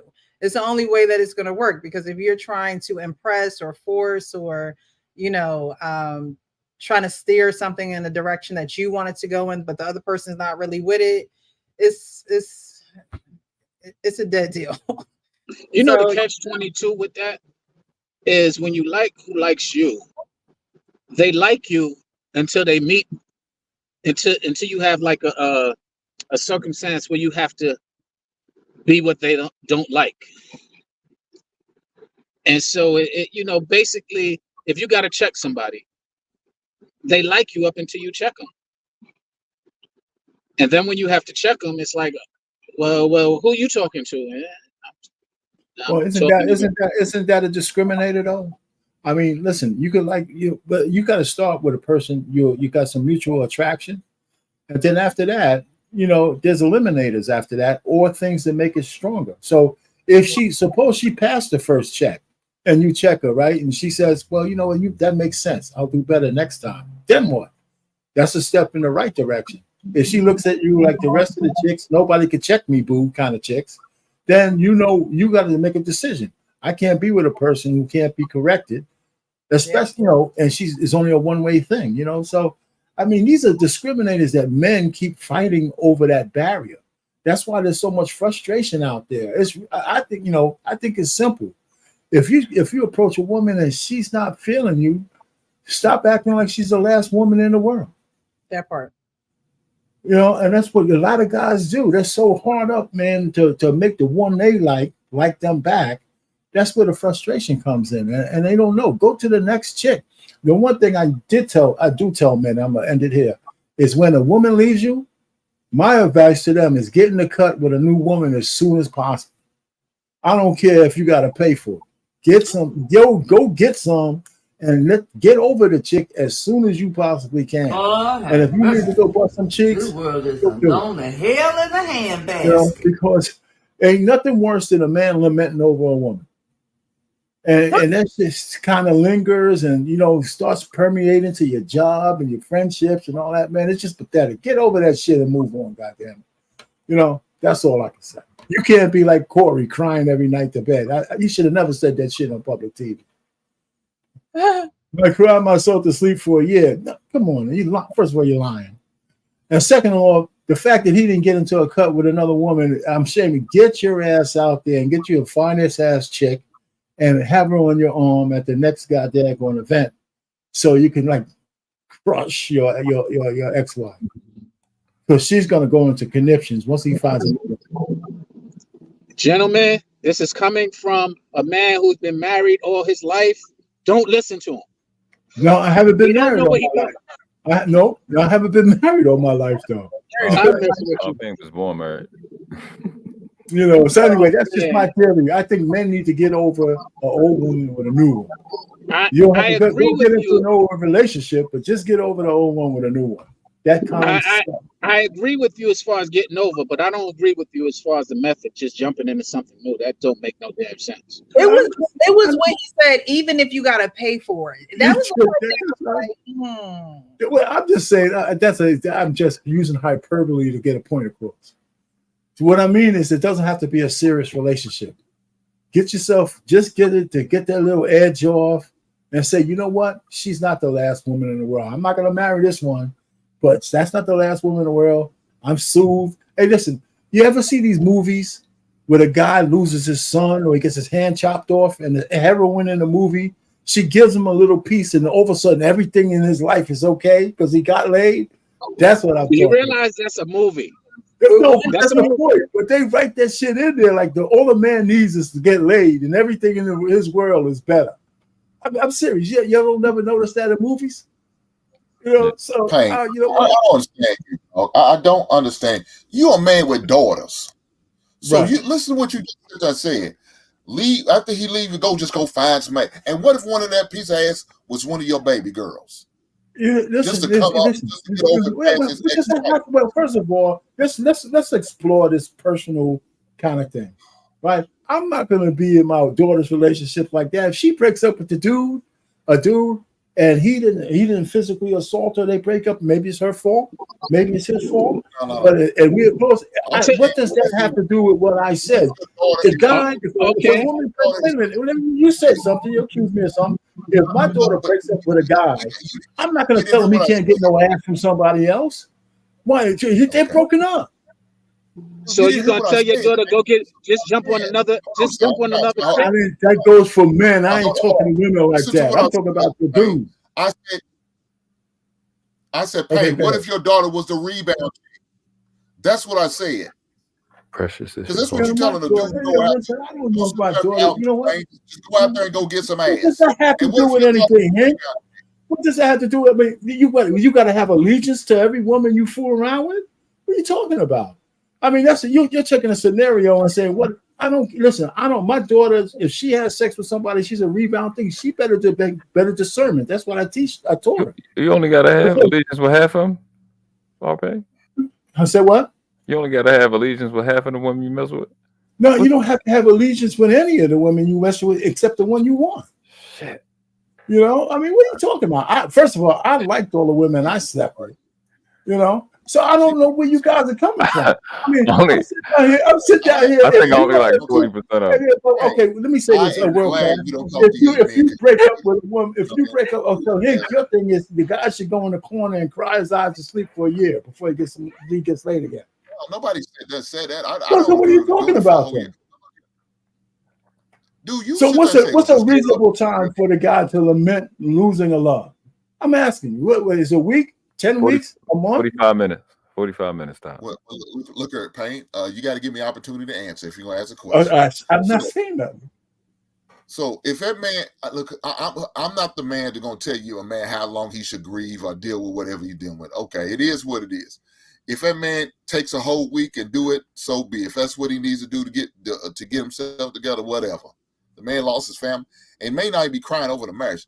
He's probably more so crying over that he's not getting to see his kids. He went from seeing 100% of the time, now maybe down to 50 to 45 to 40% maybe. And that's hard on a man who loves his kids and loves his family. I agree with that. I don't know how you feel about the situation. I would feel hurt myself. Now, to the point where I'm crying. I would feel hurt myself. But we're not talking about the kids, though. We're talking about the woman. Damn, brother. I mean, you taking my scenario and you putting all kinds of shit in there. I'm talking about the woman. Because you stop putting shit in his scenario, Hank. You making it sound like the man was just sitting there crying, but we don't know what he was crying. He didn't go into detail on why he was crying. He just said he was crying over here. It could have been over the whole kids the whole time. He's like, fuck that girl. I don't care about her. I'm upset because I ain't gonna get to see my kids on a regular basis. Maybe that's the case. I don't know. But nonetheless, who am I to tell a man how long he should grieve and cry, whatever he was doing? Now, I don't believe in doing it all year. I'm gonna get over my shit and keep it moving. Now, Payne, you out here telling this man just to start fucking these girls. But guess what, Payne? You're gonna be the same one talking about, oh, you men are wrong, just going out here just making women hoes and making them baby mamas. No, you never heard me say that. I don't believe men make women hoes. I think they do that on their own. I believe a man should get past whatever he needs to get past before he moves into another relationship. That's just my opinion. So we're in agreement. 38 minutes. I don't believe in carrying my baggage into the next situation. We're in 100% agreement. More than likely, the relationship ain't gonna last. Yeah, if I'm just looking for a shot of ass, then I'm gonna be angry. I'm a fucker. I'm a fucker with an angry dick. But if you look for something serious, then you need to get past and get over what you need to get over before you get into a real relationship. Right, well, now, ladies and gentlemen, listen to that man. No, listen to that man. Don't listen to that other man. You know what? I don't think you said anything. I didn't say get into some kind of real relationship on a rebound chick. I said get over the old past chick. That's what I said. If it's a week or 2 weeks, 5 weeks, whatever it is, I don't see the difference in what you said. I mean, maybe I'm like Biden right now. I'm my cognitive ability is like impaired. Okay, I'm sorry, man. I got what you were saying on Pain. I get it. I got what you were saying on Pain. Thank you, King. I get it. I mean, y'all around the same age, but I get it. You really did, but I know you said that's a fact. Absolutely.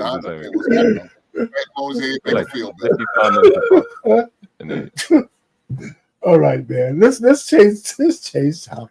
So Precious. Well, peace to the panel, peace to the chat. Hey, what's going on, man? Y'all hit the like button, subscribe if you're new to the channel. Hit the Cash App, $ Michelle 1500 at the bottom. Share it to your mama now. Thank you. Big N11 says is a player. What's up, Big N? There you go. Thank you so much for being here, guys. Definitely hit that like button, as World Class was saying. Share the stream. We're gonna get into the next video. The next one that I saw was I had just hopped up for one thing, right? Just one. Go ahead. I'm sorry. I don't like the like who you like thing. I was gonna type it, but I said I hop up in. No. I don't think you should deal with the person that likes you. Y'all name the reason. That reason was fine. The reason I'll just give the thing I think and where I'm at now in life. I want the right fit, the person that actually fits me, right? And I think the old people did this, right? Because their value system was different. It was about, the requirements was met. I think you should find the right fit, and I think it should be really detailed. Go into as many questions as possible, and find out have your relationship be based off what a relationship is based off, and that's how you guys actually relate, right? And the compatibility may not line up everywhere, but when you're the right fit, the time. So that tells you that I don't have the time to be out here hoeing around. I've really got to spend a lot of time with quality people that really checking a lot of boxes up front. And I think, and I get the like who you like because it feels better. It's free flowing. But I think when you go into a relationship looking to piece things together that fit, not looking to piece things together that don't fit, to turn square holes into circles, you know what I'm saying? And all that jazz. I think that's a better look. I mean, I've done that, like who like you type of thing, with the girl that's flirty and be in your face, you know, for women, the same thing.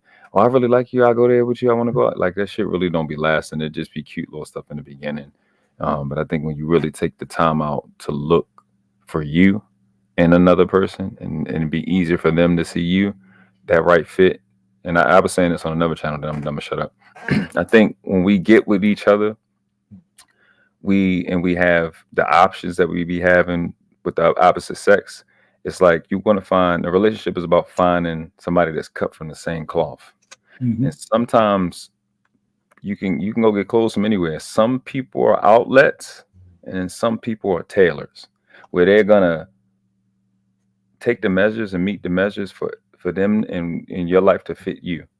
Like the girl that belong to you or the guy that belong to you know exactly how you like your salad, know why you like your salad like that. So not only am I gonna make the salad you like, because the guy at the store can do that, I know why you like it, and I can talk to you about that. So I just think we need to be looking for more tailors, getting the right fit in relationships versus fans, because some of these people be fans and stands and followers and shit like that. You know, in this day and age, we be having that versus somebody that's really for you. You know, that's my thought process. Thank you for adding that. Thank you so much for adding that, because that's true. You want to find someone who fits you, not someone who only likes you because y'all go to nice places and go out and dress nice and things of that nature. So that's important. Thank you, thank you, thank you. You're welcome. You're welcome.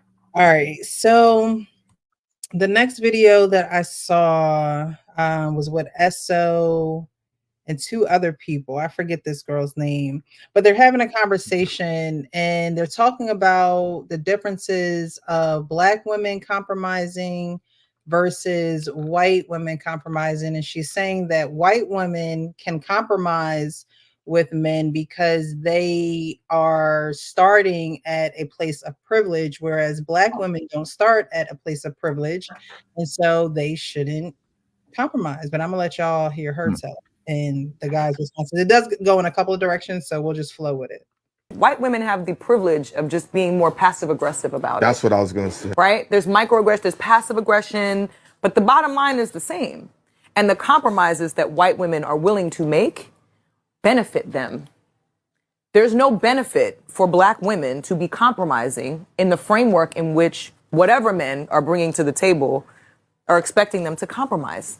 Why is there benefit No, for white women but there's no benefit for Black women? Because the white women that are willing to compromise are either starting from a place of privilege, or the ways in which they're compromising, they're going to get privilege from whatever they're compromising for. Oh, Jesus. You think a white woman being nice and a Black woman being nice equally to a Black man, she would still get further? I don't That's agree. how I'm absorbing A what white woman is already in a place of privilege. She's already starting I'm ahead. talking about, we're talking about them. We're talking about how they're relating with the other sex. If a white woman comes and is nice to me, and a Black woman is nice to me, she's not getting more privilege. If anything, the Black I'm gonna be girl's honest, top the Black tip. girl is gonna get it. Yeah. If anything, for me, the Yes. Black girl's gonna get it. I'm not coming across sweet Black women. Period. When you sit down and you think about it, they have been few and far in between. Even my wife, I wouldn't categorize her as a sweet Black woman. Yeah. And she's caring and she's Loving, affectionate. yes. But she wants to go get her money. She's gonna talk crazy. She's gonna be out of fucking line. She's gonna lose her fucking mind and all types of shit. And then look at me and be like, yo, like, so if this is regular shit because this is regular shit. Let me just finish. Let me just walk the door real quick. Because this is regular shit. And I'm gonna speak to something that you said. I told Heineken, I told my father this. I said, why in our Black community, and this ain't women. So I'm gonna stop it right here. But so far, What do you guys think about what they're saying? The woman is saying, "Hey, look, it don't make there's no benefit for black women to compromise with men because we're not starting from a place of privilege. Whereas as if a white woman compromises from with a man, she benefits from that." Yeah, this is make believe. This is projection, envy, fear, jealousy. Grass is green on the other side of the fence type of bullshit, and assumption at best. What place of privilege are they speaking from? What pay, when it comes to specifically what the guy was saying, being kind? What the hell does privilege have to do with being kind to the men who penis you come out of that allows you to be pregnant to breathe the air you breathe in? I don't. What the fuck does that have to do with anything? It's disrespectful and it's insulting to the intelligence of anybody that care about their brain. It's just dumb stuff for a girl that is already committed to being a dick, and that's how I see that. Right, because who doesn't benefit from kindness? How do you and even This if you don't benefit from that person, you'll benefit from it and from being a kind person. I don't. If she associates it to racism and how the upper hand that the white woman has had for so long, what the fuck does that have to do with you not being disrespectful to the men? I don't get that. Like I don't know. And she just kept saying the same thing. They come from a place of privilege. What does that have to do with compromising? First, what the hell are you compromising? You're not talking. She didn't mention money. She didn't mention money. She didn't have any rebuttal when a young man brought up being nice. So she is talking about that. No, I have to get some false compensation and letting you niggas know, did popping your neck, throwing your hand out. That shit y'all do when y'all grab. I'm not kind of. That's what I'm doing. But that's what she's talking about. You're gonna have to make me pay. I mean, you gotta let me make you pay for whatever differences in value that the white girl got versus what I got. Get out their pockets, stay in your pockets. First of all, you life watching somebody else shit, and it's just goofy. It's really disrespectful. I ain't mean to rant, but that's wild. That's crazy. That our pain. Listen, that reminds me of the big fat lady who says racism made me fat. That Yeah, yeah. everybody's.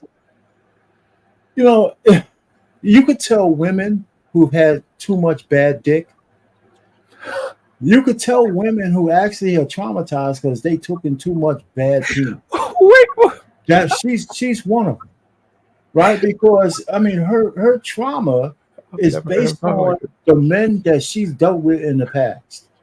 Because nobody could come up with a scenario that's stupid unless the energy of many releases are still with you. And guys getting up and never being able to release the isopropyl, whatever the vasopressin to bond with you because you didn't know how to be a right woman to them after the deed was done. So she's just, that's just, there's so many women like her out there. It's sad because you can't come up with a scenario more stupid than that and act like you're serious. So she's been, it's just trauma written all over her. Even the I mean, guys were like, that's my take. I'll land it there. Even her posture was masculine. Wow. the guys Pain. couldn't see where she was coming from. Right. Pain. What? I agree with you. Yeah. Isn't this amazing? I agree entirely with what you just said. And it shows all over her demeanor that she's traumatized and that she's scorned by whatever past relationship she's been part of. And on top of that, where does white mean privilege? But she's talking about money at that point, and white doesn't Yeah. equate to money. She's talking about the privileges she's speaking of are people who have money, not people who are white, because all white people don't have money and you don't get the same privilege because you're white. She's talking specifically that she done got done in by Pookie and Ray Ray, and now she's upset about that, and she feels that she won't get done in by somebody who is privileged financially, but nobody privileged financially probably want her because she's not released from the pain that she's speaking from. Well, let's move on to the point where they say, where Esso says, I don't run into many sweet black women. Yeah. And they're gonna go further. Can I and respond to that real fast, President? Go ahead. Mhm. Well, I just find this funny that now all of a sudden that our pain is worried about the woman trauma and all that. A second ago, you was okay for her being a rebound chick and for that guy to go out and just dig her down, and that's how she got the way she got because she was too many rebound chicks. I didn't But say then now that. you You said that. now You you're used going the the word opposite way. rebound. Right. You just Hey, you keep just said something about mischaracterizing. they need to get up off the ass and go out there and have a woman. That's what you said, and that's what you was just preaching. Dr. Newsom. She got so many I bad never used the word relationships. rebound. Reason I why? never used Because the word she rebound. Precious, he really talked to the whole was group. listening to you and was just D'ing her down. That's exactly what you did. But let me go on this situation right here. Thank you. As far as the privilege she's talking about, brother's gonna compromise to deal with her. A brother's gonna have to compromise to deal with her and her attitude. But she don't feel like you should compromise for the brother. We're gonna have to compromise for each other. In case you didn't know that, you may not be the most well off. You might come to me. You got bad credit. Now I got to compromise with you to try to help you get your credit in order.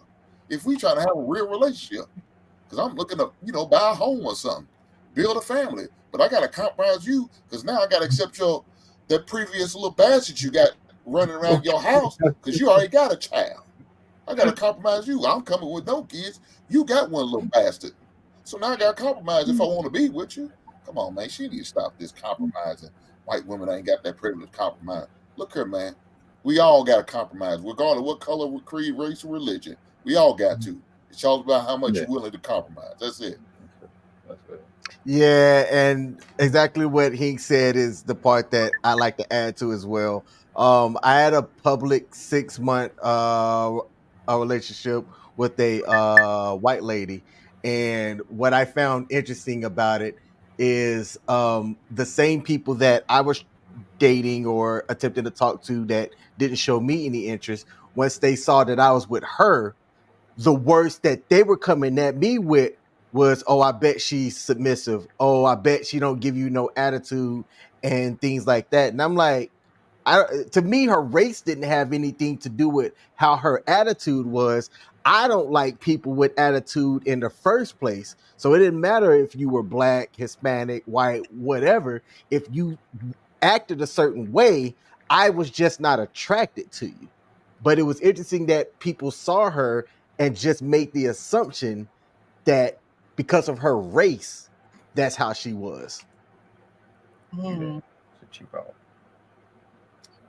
I think those are just women who are just stuck in their ways and don't want to change for the better, and so they use the you with a white woman, she must be submissive, she must be coming to your beck and call, and no, she just might be easier to deal with. And why is that so hard to comprehend or understand?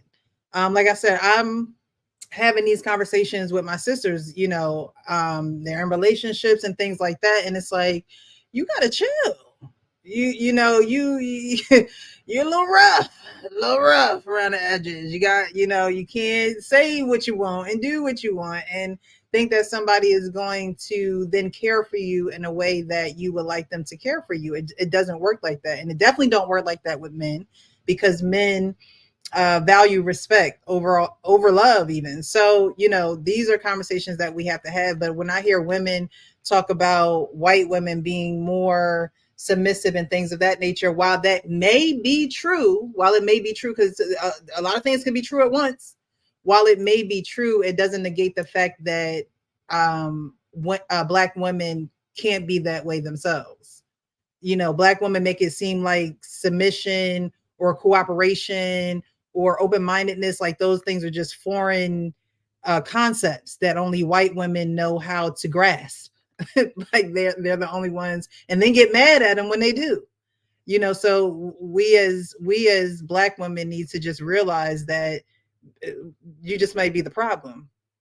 We're gonna keep on with this video. This is man. Every time we disagree, it's an argument. I've seen white people disagree and be like, I'm just not gonna agree with you, Johnny. And I'm not gonna agree, and we're gonna move on. But when black people, women, black, we always like, yo, you so fucking stupid. And why Man, the women. fuck you don't see what the fuck is going on? Everything is rooted, and I told my father, I said, this started a long time ago. Of course it did. This was learned behavior while I'm watching my sister, That's 60 why I years said the old. starting point matters. The starting point matters. Let's stop right there really quick because they're going to go back to the root and white people and all that. But he talked about a disagreement between maybe a white family or white coworkers or whatever the case may be, and then a disagreement amongst black people. And so he's like, well, with white folks, it's just like, all right, we can agree to disagree. Let's go have lunch. Okay, because I've seen that happen with my own 2 eyes. It's like, all right, we're not going to agree with this, but it's shot o'clock. Let's go to the bar. Okay. But with our culture, it's you stupid. You don't know what you're talking about. What you mean? I don't understand. Why don't you see it the way that I see it? Do you guys think that there is a difference there when it comes to disagreeing and being in disagreement with someone that you're talking to? Do you think it is dismissed at a level of we can agree to disagree more in the white community than it is in the black community? Do you think we feel like we have something to prove even though we don't? Yeah. You saying it all at one time. But like even last time I was up here, I think the solution to 95% of our problems is parenting, which would mean that we got to think about how we were raised and why we think it's okay to tell somebody that they're stupid just because you don't like the answer, right? Or just to hop out and just do that. Now, we'll get to, well, other people do it, Indians do it, Mexicans do it. Doesn't fucking matter. Why do we do it to us? Where did this start with us, right? So I mean, you can frequently see we go off the deep end a little bit more than others, right? So that would matter. I think it does matter. I think it's significant to bring in the conversation. Maybe not that particular conversation, how she brought it up, but I think it does matter. Hey, Jason, how are you? Welcome to the panel. It's been a while. Good to see your face. Thank you. Yeah, I'm about to make some coffee in a second. But to go to your point, it's like Game of Thrones. Us as a Black culture, we couldn't win the Game of Thrones because we're programmed to be initially checking shit when disrespect happens, or like when something happens, like we no, you call it out. Whereas I think in the white community, they know to kind of, oh, okay, and then like 3 or 4 months down the line, they plan their fuck over. They know this as a culture, whereas us, we are kind of programmed to argue at an early age, and we don't understand how that manifests as adulthood and once we get into relationships. And to the point of the lady where she was kind of saying that white women have a different place, she's saying something that's correct, meaning that white women have they know how to play the long con because they're still doing the same thing in the big picture that a lot of Black women are doing. Modern women are still divorcing men, still taking alimony. They're still playing the same game. They're just playing it differently. And that's what she's not understanding. White women know how to play the long con to get the man who they kind of want to build up and build him up to take his resources in the big picture. Whereas in our community, the women don't start off with kindness. They kind of start off with arguing in anger and think that that's what we're supposed to do to step up to. That's why I think a lot of men are still falling for the whole bullshit that women are doing in the big picture with kindness. Kindness is something that I think white women learn how to manipulate in a different way that Black women don't learn. Like Cleopatra almost took over the world with fake kindness. There is toxic femininity where women can use their femininity to coerce you to do some stupid shit or to fall in love with a version of her that she's not really being or wants to be in the big picture. That's good input. Thank you, Jay. Thank you. That's a very good point. Yeah, very, very good point. I do think that's true. They do see the longer, the bigger picture, I should say, or long term or in the future. Like, oh, this man is going to be here at this time. So I'm not going to do anything to, mess up my chances of inheriting or having my children go to the best schools or being able to be that leisure wife that a lot of Black women want to be. They are actually playing it safely so they can have those things. And if anything, some Black women need to take a page out of some of the white women's book, because they do that effortlessly, and they will have that man. And I'm not saying manipulate or use or take advantage of, but when it comes to being able to be softer, being able to compromise, being able to look at agreements and say, okay, we can agree to disagree. I mean, if you watch movies, right, you'll always see the white wife that has an issue with her husband, but she's not going to be like the Black wife who going to walk through the door, or as soon as he walks through the door, she in his face. The white wife is going to be like, okay, right. Think about how Asian women do it. Yeah, she gonna cook the Up dinner. front, they're very kind and docile, but I promise you, they turn into tiger moms in the marriage in the big picture. So they start off as a very kind culture to invite the men in to step up and to marry. But once they get the marriage and the kids come, and then they flip too. So all women are kind of flipping. If you find one that's actually the same personality throughout, you found a unicorn. I think essentially what we're saying, this is how I frame it. I love this movie called Revolver, and that's where I got this from. He said, you only get smarter by playing a smarter opponent. And basically what we asking women to do is be better opponents. Have a little bit more tact, have a little bit more patience, right? Be better opponent. Growth only comes from the bottom. And I think that helps us because competition is in the same family of words of competence for a reason. And we want to see a little bit more poise and a little bit more tact, because I think that's all we're really saying. We're not exercising enough tact, because I'm thinking about it as Jason was talking. I'm just like, the reason women do that is because of the type of competition we have in our community. And I think we jump on the opportunity pretty quick. We got people watching and they're not patient, but they like, look, dog eat dog type of world. I got to get it. You better get mine. I'm gonna get mine. You better get yours type of deal. And I think if we had, which goes along with it, right? If we were better at competition, if we really looked at it as an opportunity to grow, I think you'll see better results. Where the thing that she's bringing up, or the thing that was brought up by I forgot the guy name in the conversation, you will see better tact on. I'll be a little kinder for a little longer, maybe a year or two, maybe a decade, to get the bigger picture or the bigger prize at the end. And I don't think there's nothing wrong with asking that. I need y'all to be better as competitors. That makes us better in the long run. Because taking the short, like, all of y'all to know investing, I don't need to mess up my nest egg 2-3 years. I can wait 10, get something bigger down the line. I think that helps us be a little bit more focused. But it does, again, speak to the childhood. Why are we so ready to false compensate? Why are we so ready to eat the whole meal, like eat all the batter out of the damn bowl before we finish the cake? Let the cake, you know what I'm saying? Why are we so quick to do that? Because there's some void We're that afraid happened someone's when we going to were take young. it from us.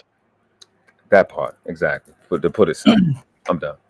Hey, can I just say this? What you're saying, you gentlemen, listen, all that shit that chick is saying, I can see if it had merit, because those same Black women who are at a deficit, if they got a white man, they're the most docile fucking women in the whole world. I've seen that. If they get a white man, that all this shit about being boisterous and all that, it goes right out the window. That's all, so a lot of Black women are just wired to treat Black men in a worse way. It's a lot of women like that. So it's, so this whole notion that a white woman is, she's this, it's just bullshit. If that lady right there, if the kind of white man thought that she had a zaddy that would take her to Calgonite Street, she'd be the most docile chick in the whole world. So I mean, the women just carry, it's just full of shit. But she can only stay docile for so long. Again, that might be true. They have the same complaints, because yes, it happens here all the time. Here in Germany, where white guys will date a Black woman, and she can play that role for a while because she's so wow, this is great. But then it all reels its head that She falls off the trauma, wagon. those triggerings. That he does one thing wrong, and then she thinks, "Oh well, I'll approach this thing that he did wrong," and she'll get into mommy mode and trying to be the manager and check him. And the white guy, oh okay, and then they just cut the cord, and then the woman goes right back to square one. Okay, I got you. Unless it's like one of those kind of sponsor things where it's like the black guy. I'm sorry, like the black guy gets like a big fat white woman who's like supporting him and blah blah. Then he plays his role. If the black woman gets like this really upper echelon white guy, then she might play her role. But in most cases, it's actually the black woman giving the nerdy average white guy a chance. A lot of black women don't get that top tier white guy. They end up getting an average white guy, but an average white guy to them is more valuable than an average black man. Too many of them. That's that true. black Too wife effect thing going around in social media. The black wife effect, the white men who transformed after they been with a white woman. I just wanted to thank Harrison Davis. Thank you so much for the $10 cash app. All right, Darwin, thank you so much for joining us. Did you want to add anything before we go ahead and finish out this video? No, I guess not. I was gonna ask y'all, what were y'all? Are y'all talking about this topic right here? Yes, we're actually watching the video, kind of just breaking it down because it's about 3.5 minutes long. So I just, instead of watching it all the way through, we're just breaking it down because it has a couple sections to it. All right, you can just go ahead and play it. I'll chime in. Okay. All right, so where are we at here? The starting point matters. As a black man, you cannot tell me from the day you were born, you have not constantly, every day of your waking, walking life, had to prove how smart you are, how strong you are, how valid you are, how emotionally intelligent you are, how useful you are. Everything about your existence is about proving your manhood. So when you ask a question like, why can't black men ever just disagree? Because there's more at stake than just disagreeing. White people can exist in mediocrity and it's fine. Black men cannot be mediocre. You have to be twice as good to get half as much. And even then, they're still gonna take it from you. So with black women, it's the same thing. You have to consider the conditioning that got them there. Ask any black woman that you don't think is sweet how many times they've ever been approached sweetly. And that'll give you the answer as to why they're not sweet. Okay, but I'm gonna give you the other side. Because I don't know any, if I'm honest, I don't know any black men that are ever warm and soft upon entry, that treat a woman with delicacy. You don't think upon entry? I think upon entry they would, but as it goes along, it turns up, Bridget. You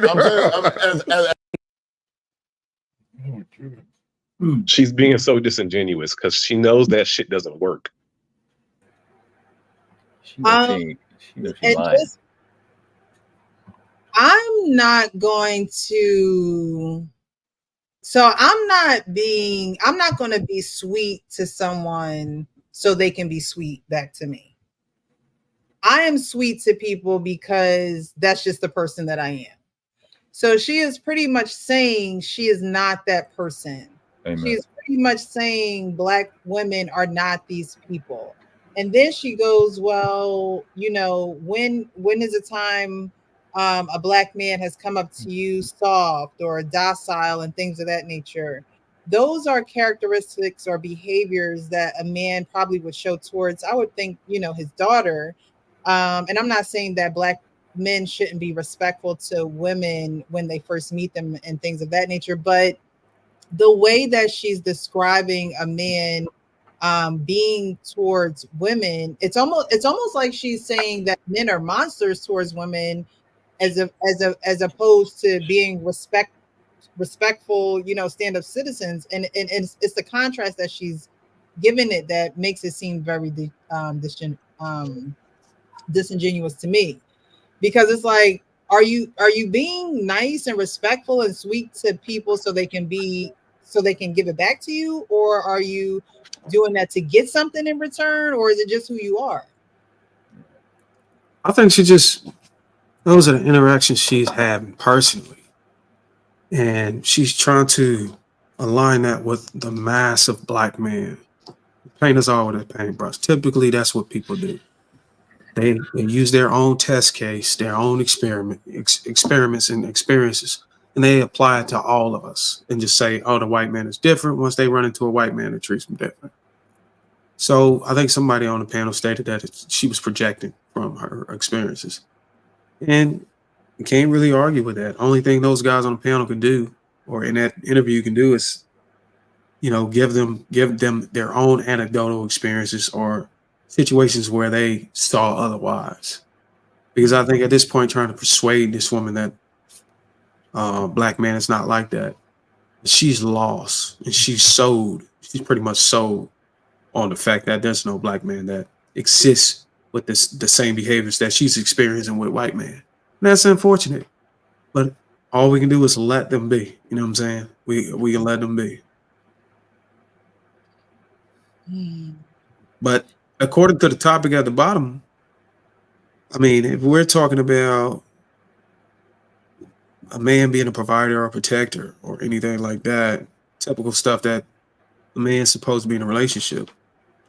If we're talking about women compromising and taking a lifestyle that they don't desire, when they can actually go and work and build a career and provide that lifestyle they want, I would say that that's true. It isn't beneficial for her, especially if the man wants her to be cooperative and submissive. And I've beaten this dog before. If a man wants a woman to sit down and let him lead, but she desires a specific outcome and he can't get, then yeah, she's gonna have to compromise. And a lot of women are not willing to do that because now they have the opportunity to create their own lifestyle. So this is what you get. It's all about the outcomes you want. And if the risk of going after this outcome means that you'll be alone, and if they're okay with that, then who are we to say that they shouldn't go for it? Who are we to say that they're delusional or they got unrealistic expectations? Yeah, there's a lot of women right now that I know right now that don't have a man and they're pushing 45. And as long as they can continue to live that way in the lifestyle they want, and if there's no man that can present a lifestyle that matches it or better, they're willing to die alone. But the way that word is, the way that's it's worded, right? I wouldn't ask a woman to compromise for a man at that level. I mean, why can't you have the career you want and the man you want at the same time? You just have to look harder for him. So why would you be compromising to get what you want just because you have a man? That's what I'm saying. I don't agree with that. Should be the metric. If you have a man that you have to compromise the lifestyle you're with, then you're with the wrong dude. That's a fact. I just don't. I despise the concept of compromising a relationship. It's called a relationship. You're supposed to relate. All right, granted, you come out. I came out my mom. You came out your mom. We're gonna have some differences, but when it comes to us, right, there's one thing. As it relates to how we handle the business and the relationship, it's not compromising. It's adjusting and corresponding with needs. That's going to change of things that's not in our power anyway. We're not writing the laws, making the laws. We just adapting. So I just despise it. I think it's really because people put it in a place where it shouldn't be. Put it as like the standard when it's like more of an extreme. It's like I don't want to say tragedy. It's something that shouldn't be happening that often. If you with somebody you relate with, that goes back to what I said about finding the right fit versus somebody just gonna say, "Yeah, I'll give you what you want. Yeah, I like you." That's just my thought process. Yeah, but a lot of times when you ask a woman what kind of who's the man she wants to marry, she's going to end up describing the man she's actually looking forward to divorcing. I don't think that we're actually thinking of the big picture, which is how do we end up growing old with each other? And that's where the niceness comes in. Like I'm supposed to be 90 years old with you, clipping your toenails and you popping my little warts on the back. But do we already hate each other by the time that we get to that age? And more than likely, especially in our culture, yes, because we've had so much animosity towards each other in the relationship. And many guys are just asking like, hey, just chill, just relax. And women have this. When you ask a woman sometimes who she's masturbating to, like if you ask a guy, they can give you a name of a woman, like, oh, this superstar, this so-and-so. That's who I'm fantasizing about. When you ask a woman who she's fantasizing about when she's, playing with her little vibrator, it's some shadow man that doesn't exist. And that's what a lot of women are kind of falling for. They have this dream surprise man who is supposed, this is the man supposed to, and I'm like, who is that man in real life? Is it your father? Is it your who have you seen in real life who exudes these traits that you're saying that men have to be? Because in reality, it's probably just Jesus that they're hearing from the church. That's the I shadow disagree. man. I disagree, and I think you answered it with when you said father. And for the record, I haven't had a conversation asking a woman what she get off to. Never really interested me to know. You should But ask. I will say You that. should know who your woman is fantasizing about when you're not Well, there. I assumed. Darwin, are I you going to assumed it was me. I You assumed both? it It's was not me, you, sir. and she never gave me any indication that that question needed to be asked. So, shout out to my Women do wife for not being able to fantasize about the maintain. man they're already with when it's time for, or we can. Shout Okay. out to my wife for being able to maintain a strong enough connection to persuade me that I'm the only one that she's fantasizing about. A lot of women probably can't do that, but I would say that my wife is able to do that to prevent me from having those thoughts in my mind where I even have to fix my mouth to say that. Yeah. But things are going smooth on this end. But what I will say is this: if a woman like my wife, I'm gonna just use my own situation. I met my wife, and her father is a provider. He takes care of his entire household. That's what she wants. So when I saw that, I was like, okay, look, if I tell her, oh, well, you just need to help me pay bills because of the economy, that's what society said. And I need to just bow what everybody else doing and do what society says I got to do based on inflation and all that stuff. I didn't do that because I knew that she was going to have to compromise and didn't know whether she would or not. And I know for a fact her father uh, gave her, principle and a legacy that, hey, look, you should choose a man sort of like myself who can take care of you and be able to take care of your household. So I stepped my game up and I got my degree, got my certifications, and I leveled my salary up so that I can be able to take care of them. So if a woman comes from that and that's what she wants, it's not a guy in the shadows. It's not Jesus. That's just what she wants. It doesn't necessarily got to be her father. It can be a friend that's married, and their dynamics is like that, and it gives her inspiration, and she finds favor in that. Who are we to say that she is delusional for one man? You got to understand, life is about outcomes. If that is the outcome she wants, then she should go after it. But she's not off the hook. She got to go and do the work. She got to go and do the work to justify that, hey, look, I actually have enough value to qualify for this type of dynamic. A lot of women don't qualify for it. My woman put herself in a situation where she could justify the demand she wanted for the lifestyle she wanted.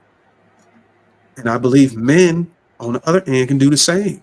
If I'm a provider, if I'm going to be paying for all the fucking bills, you better be doing X, Y, and Z while I'm at work. You better be cooking, cleaning, taking care of the kids, and all these other things, developing skills so one day once I retire and I go into our own business, you'll have the skills to work alongside me. So I won't be the only one bringing in resources or driving, the thing or whatever that makes the relationship go forward.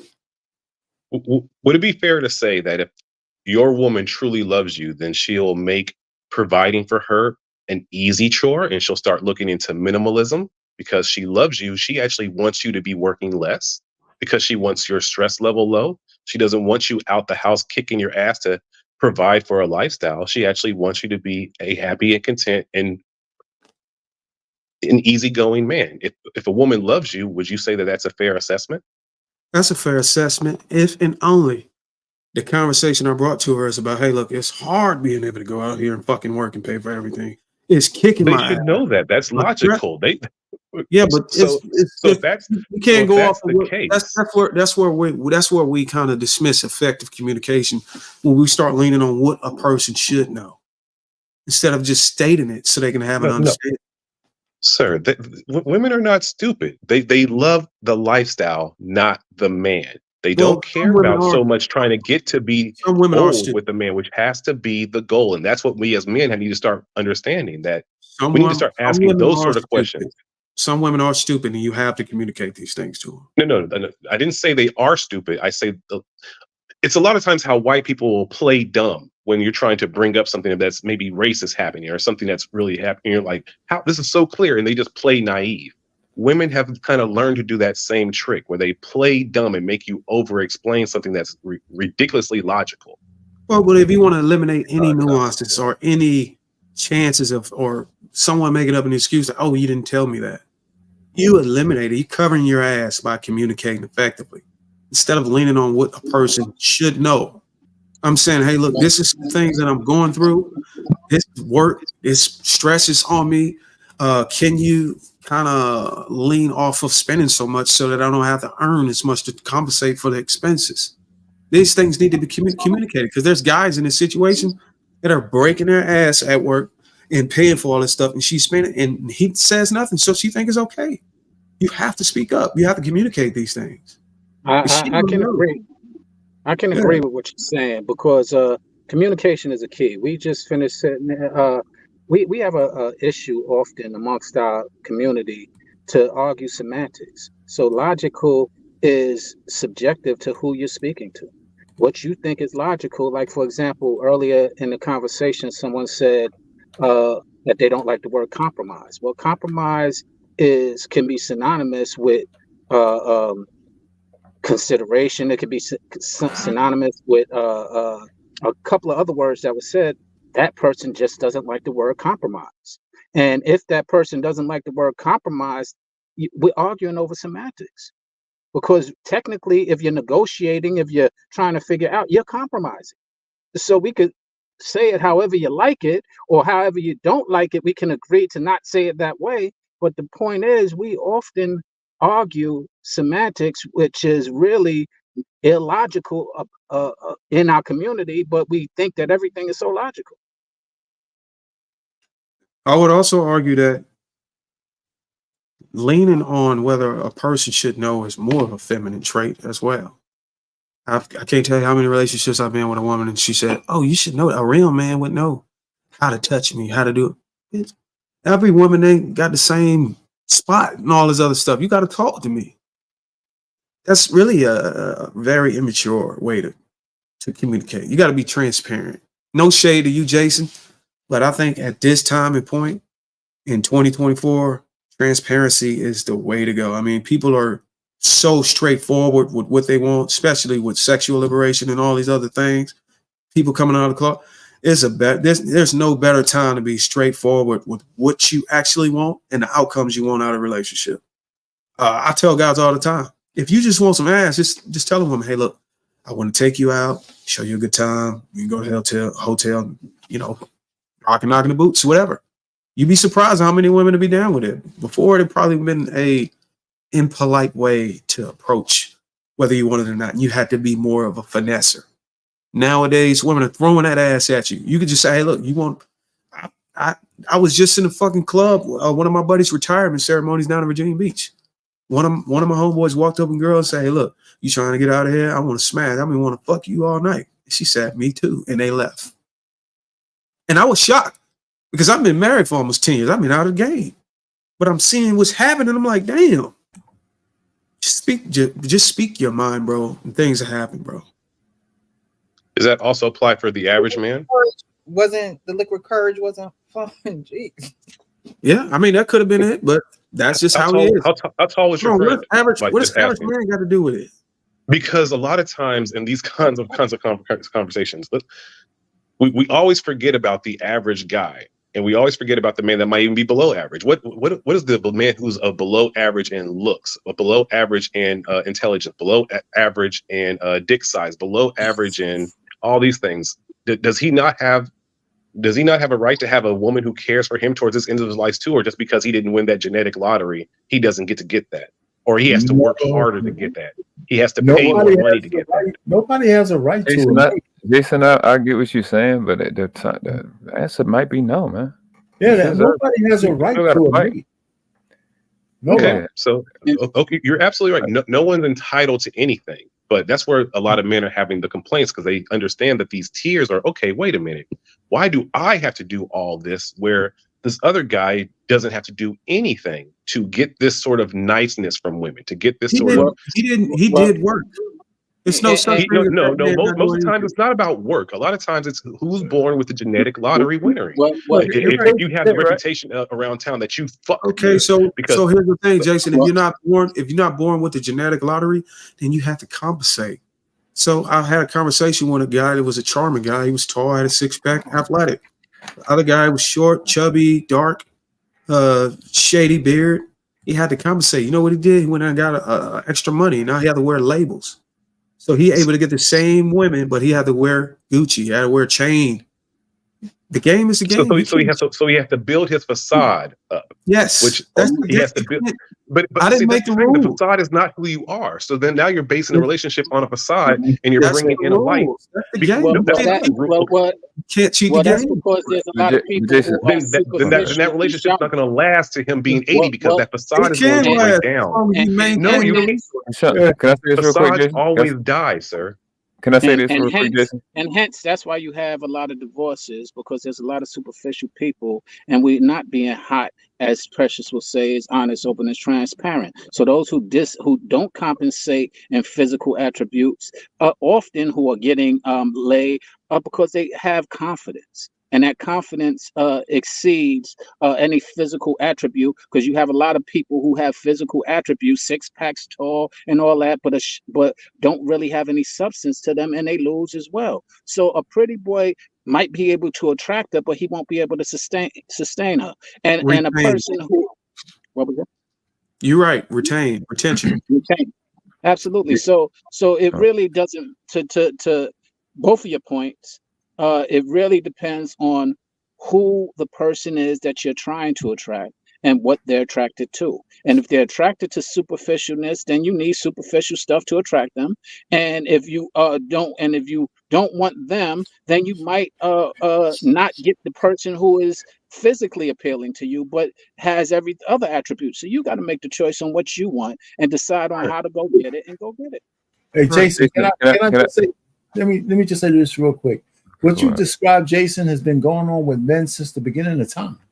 I mean, it's not an equal playing field, right? If the guy was the chief in a tribe or something, he was getting laid. You know what? A movie I tell people to go watch, A Quest for Fire.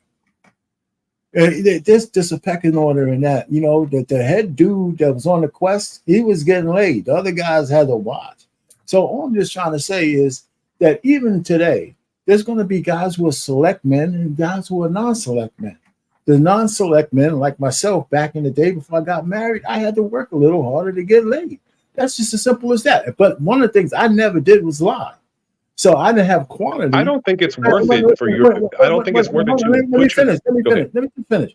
I'll finish on it. What I'm saying is that's the same dynamic no matter what age you're in. There's going to be some guys who are select, some guys who are in the middle, and some guys who have to just go through it. They say 30% of men are not getting laid from 18 to 30. They're not. Some of it is their fault. Some of it is maybe just they're invisible to women. That's because even a 3 woman thinks she can get a 10 man. Because they play with them. They play with their chicks. I have a bad night. You'll do tonight. And so they think that from now on they got to have an upper echelon man, which is not real. Anyway, so I'll land it there. So Jason, I'm with you on that. I think that aspect of, but Darwin has a point as well. The aspect of this guy got to compensate with labels and shit. That's lame, right? And it doesn't work. At the same time, though, you said that's not him.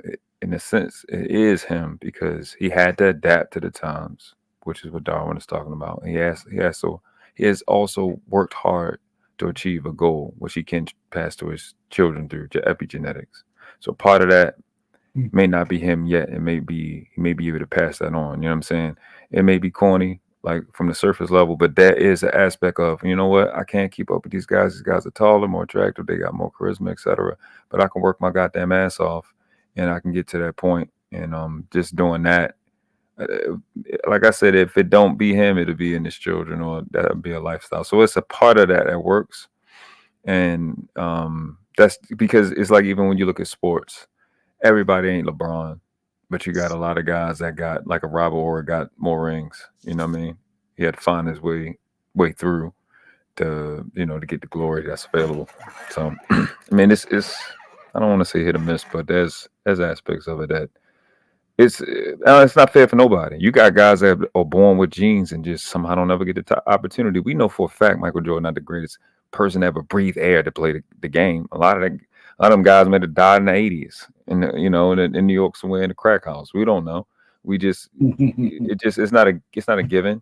You know what I mean? It's just everybody got to earn it. Even the gifted guys got to earn it. You still got to put it in. You still got to be able to go to the club, not get shot that night, not get robbed that night, not get out flashed that night. So we still all got to earn it. It's just at varying degrees. But look, Jason, most importantly, from what I said, just so you don't get the wrong understanding, just have a man being attractive, a woman being attractive, or whatever, having that competitive edge, that is only going to get you to one phase of the outcome. Now, the outcome is to have sex, then obviously the guys that's able to skip the line are going to win. And when I say skip the line, you ever been in a club and the line was wrapped around a building and it took maybe 30, 40 minutes to get in the door? You would pay the little $20, $30 to skip the line. That's all attraction is. All attraction, all that genetics, it just helps you skip the line and get access to what you want first. And it's the same thing with women. Women being more beautiful, it just helps them skip the line. You still got to go and retain them for a relationship, because we're not keeping score on getting interactions. We're keeping score on who's getting married, who's able to build a family, who's able to pass down a legacy and inheritance. That's how we keep score. You can be wait. We're keeping score on marriages, because I'm telling you, women have midlife crises, and marriages, when they hit that level on a global scale, are perishing. So it's, the score can't be who's getting the marriage. The score has to be who's made it to 25 years in the marriage, because that's where I think as a culture we're falling off. Marriage is because that's, from my understanding and the work I do, that's the outcome people want. So I base everything off of the outcome that you want. If that men don't, the outcome is not, has to be way past marriage. That's my point. Well, the outcome has to be, how do we get to be 80 and 90 years old together? Okay, so nobody can quantify or create a method for that. Okay. That's a day-to-day basis. That's a day-to-day challenge that you and the person have to work through every day. Me and my wife, we can't sit here and say we're promised to make it to 90. We have to try to make it to the. We can't, because why can't you say that we promise to make it together no matter what happens? We're going to stay together no matter what. We physically and biologically, spiritually don't have the capacity to be able to see that far and act that far ahead. All we can do is work every day. Yes, you can. She can say, I don't care about how much, if anything happens in this lifestyle falls apart, no matter what, I'm with you. She can tell you. Yes, that can be a conversation. Yes, that can be. That don't hold any weight. It's what you do it's the action that you put forward. And that only exists in real time. You can't think at 80. You don't even know if you're going to live to be 70 or 60 or 50. You can't promise any of those days. All I can do is promise you that at this very minute, at this very day, I'm going to show up and do what I'm supposed to do. And I'm going to plan on doing that tomorrow. But and what is that? And what is that? If certain things daily thing. Okay. If certain things transpire, that may not be true. Then that's not a real love, sir. I'm sorry, it's not. Then that's a relationship built on, as long as you're doing the things that I say that I think that I want you to be doing, then I'll be with you. That is a transactional relationship. A real love would be. Hold on, real quick. Hold on. If I tell my wife, I think you said your real love in your wedding vows. Listen, I told my wife that I'm gonna be with her the rest of my life. But that doesn't mean if she go out here and suck someone else's pipe, that I'm gonna still be here. Why not? You saying that's not real love? So I'm about to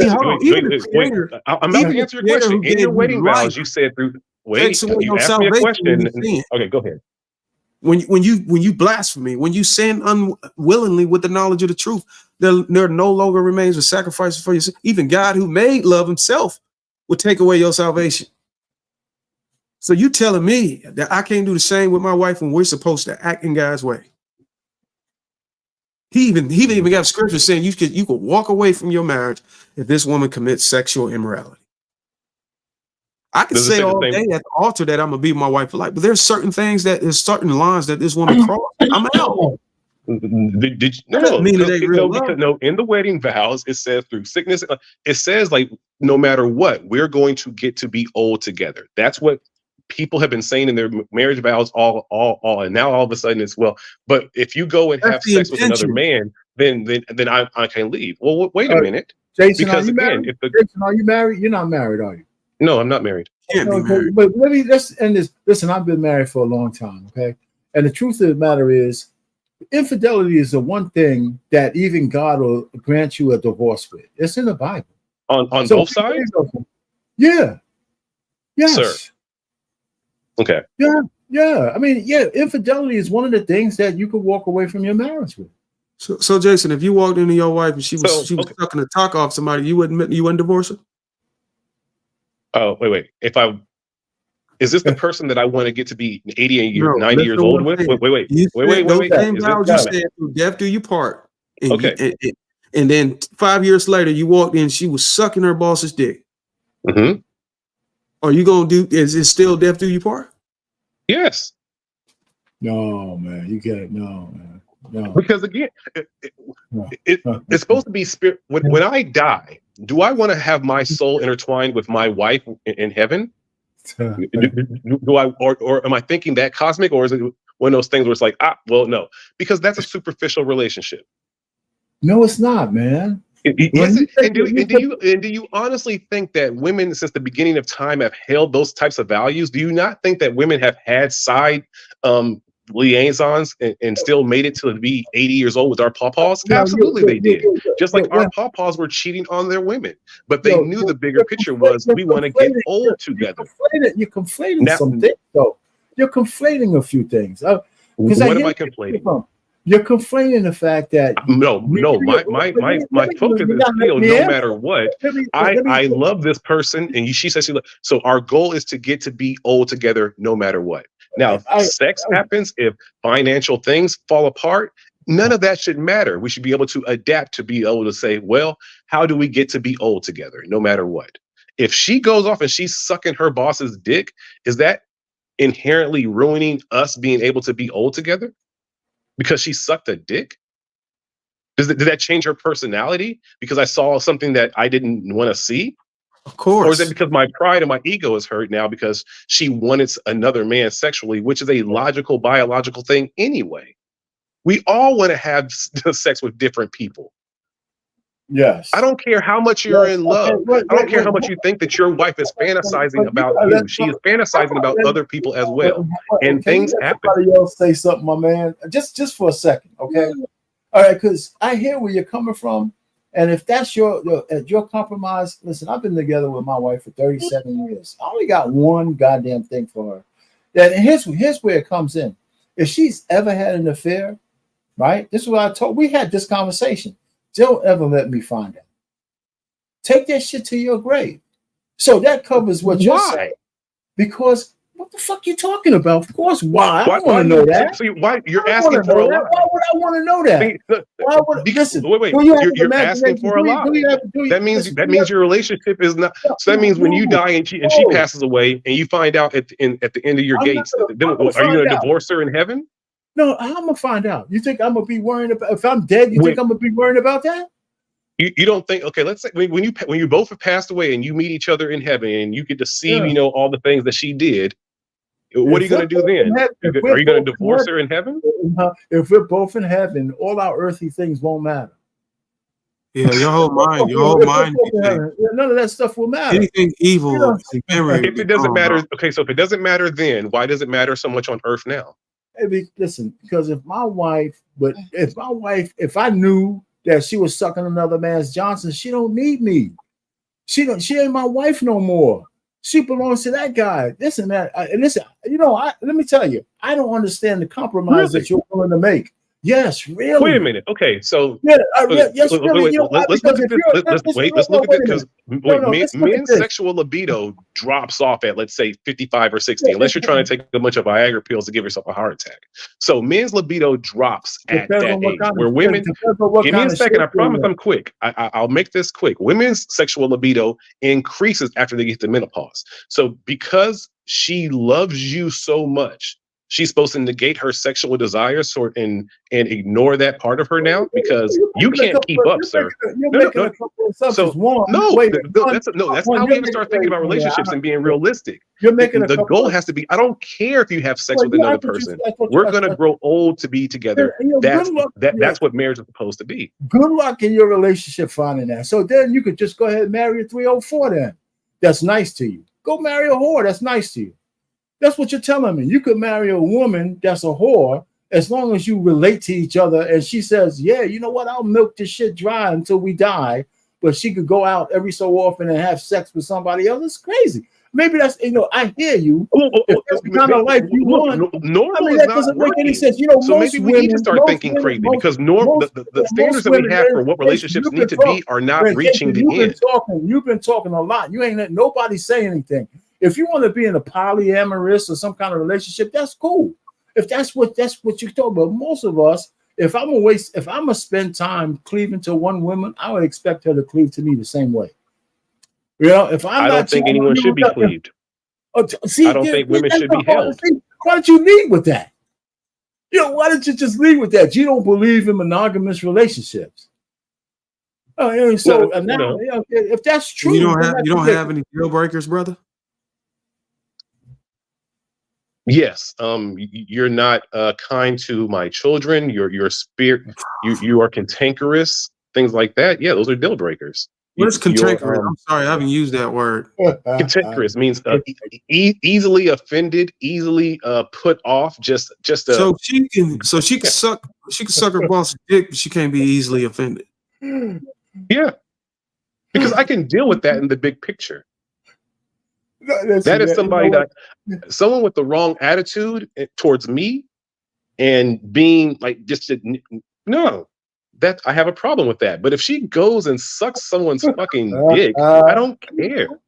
Because again, that doesn't affect the big picture of us getting old together. So you actually think a woman is gonna die old with you if she can go and suck her boss's dick? You don't think she's gonna be making her exit soon? Make her exit to what? I'm telling you, the boss. The boss doesn't want her. The a boss woman wants is to not rent gonna her stay or with you borrow. long if The she know boss that wants you to ain't got. rent her or borrow her, so she doesn't have the exit to go to the boss. Unless if she wants to go be with him, then go be with him.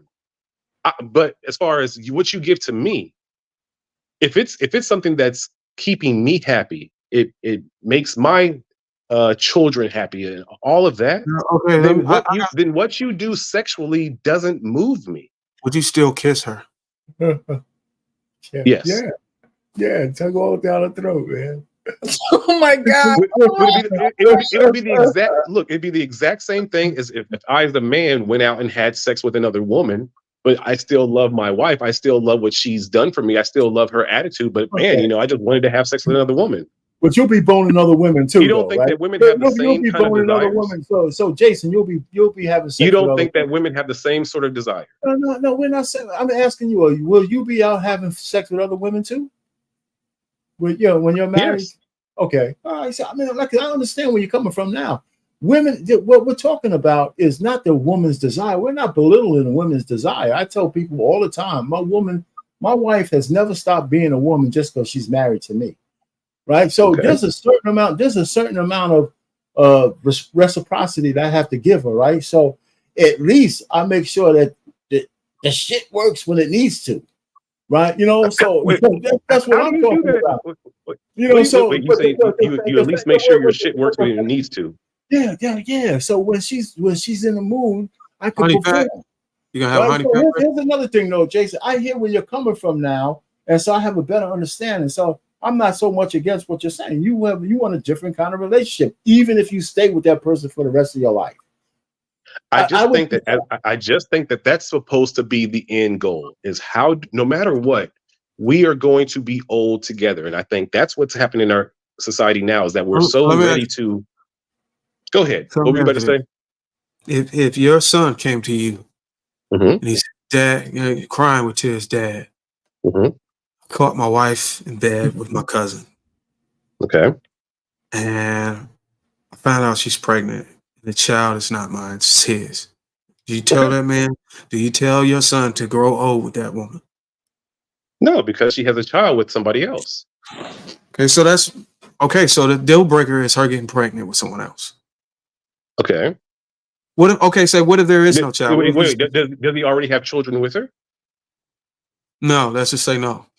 Okay, well then no. Then he needs to walk away. He has no children. He has no everlasting soul tie with that woman. Her now tie in the big picture is with the man that she had a baby with. Okay, so if she had children, you would tell him to stay old with that woman and die. If she's a good mother, if she's the right kind of woman for him, but she got pregnant for somebody else, she's not. Obviously, she's not the right give woman. me a second. Then it has to be considered. It has to be. You because don't think again, he's in a situation where he's. Is his goal to be seeing his kids every day? Is his goal to be? Woman is not a good woman if she's sleeping with then his fine. relative.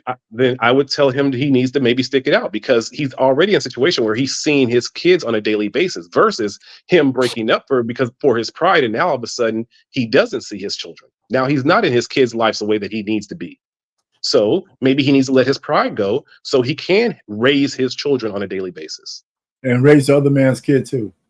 Oh my God! If that's what has to happen, then yes, because she already has kids with. If he breaks up with him, does that mean he's going to get equal time with his kids and it's not going to be any issues? Sure. Bullshit, sir. Adultery? Oh man, they use that in court. No, sir, they really don't. Yeah, they do, bro. No, if a woman cheats in the divorce, that means, well, you sir, now you don't have to. The kids go with you. No, but they still have to go through. Then that's what I'm talking about. That doesn't mean that he doesn't get 50-50 custody. The goal should not be 50-50 custody. The goal should be you raising your kids and seeing them on a daily basis. You can. How can you do that when a divorce happens? You get 50-50 custody. I said a daily basis, sir. Okay, so whose standard who's making the rule that you have to see them on a daily basis after divorce when you have 50-50 custody? The only way you can do that if you have 100% custody. The goal as a father should be that you see your kids and you're imparting wisdom on a daily. Okay, that's the goal. But the goal. Do you understand that the goal doesn't even make sense when you have a divorce, right? What is the goal? Is the goal for you to raise your kids and see them every single day? So let me ask you this. If that's your goal as a father, then her having sex jeopardizes that goal, correct? If I'm in a race, if I'm in a race and the goal is to run the race and finish running, but both of my legs are broke, does it even matter that I should be running anymore? I should just crawl, right? Yes, if that's your goal. Or the goal if your overall goal is to finish the race, then yeah, you should crawl. Okay, so that's what I'm saying. So the crawl is the 50% custody. No, the crawl would be. The goal is to finish the race on my legs, but I don't have any legs. Oh my God. You gotta go. Okay. So you think 50-50 custody in America is an applicable thing that happens where if a woman cheats, well then damn it, here's your punishment, woman. Now the father gets 50-50 custody. You think that normally happens? I wouldn't say that's the punishment. That's just justified. That's justice. Well, then that justice doesn't happen for majority of men, sir. No, it doesn't.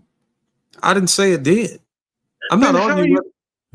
Listen, my argument as a then if my son, then I'll go back to your original point. If my son has children with this woman and she got pregnant by my son's cousin, and I speak to my son and I say, "Do you want to be raising and seeing your kids on a daily basis?" If his answer is yes, then he has to forgive it.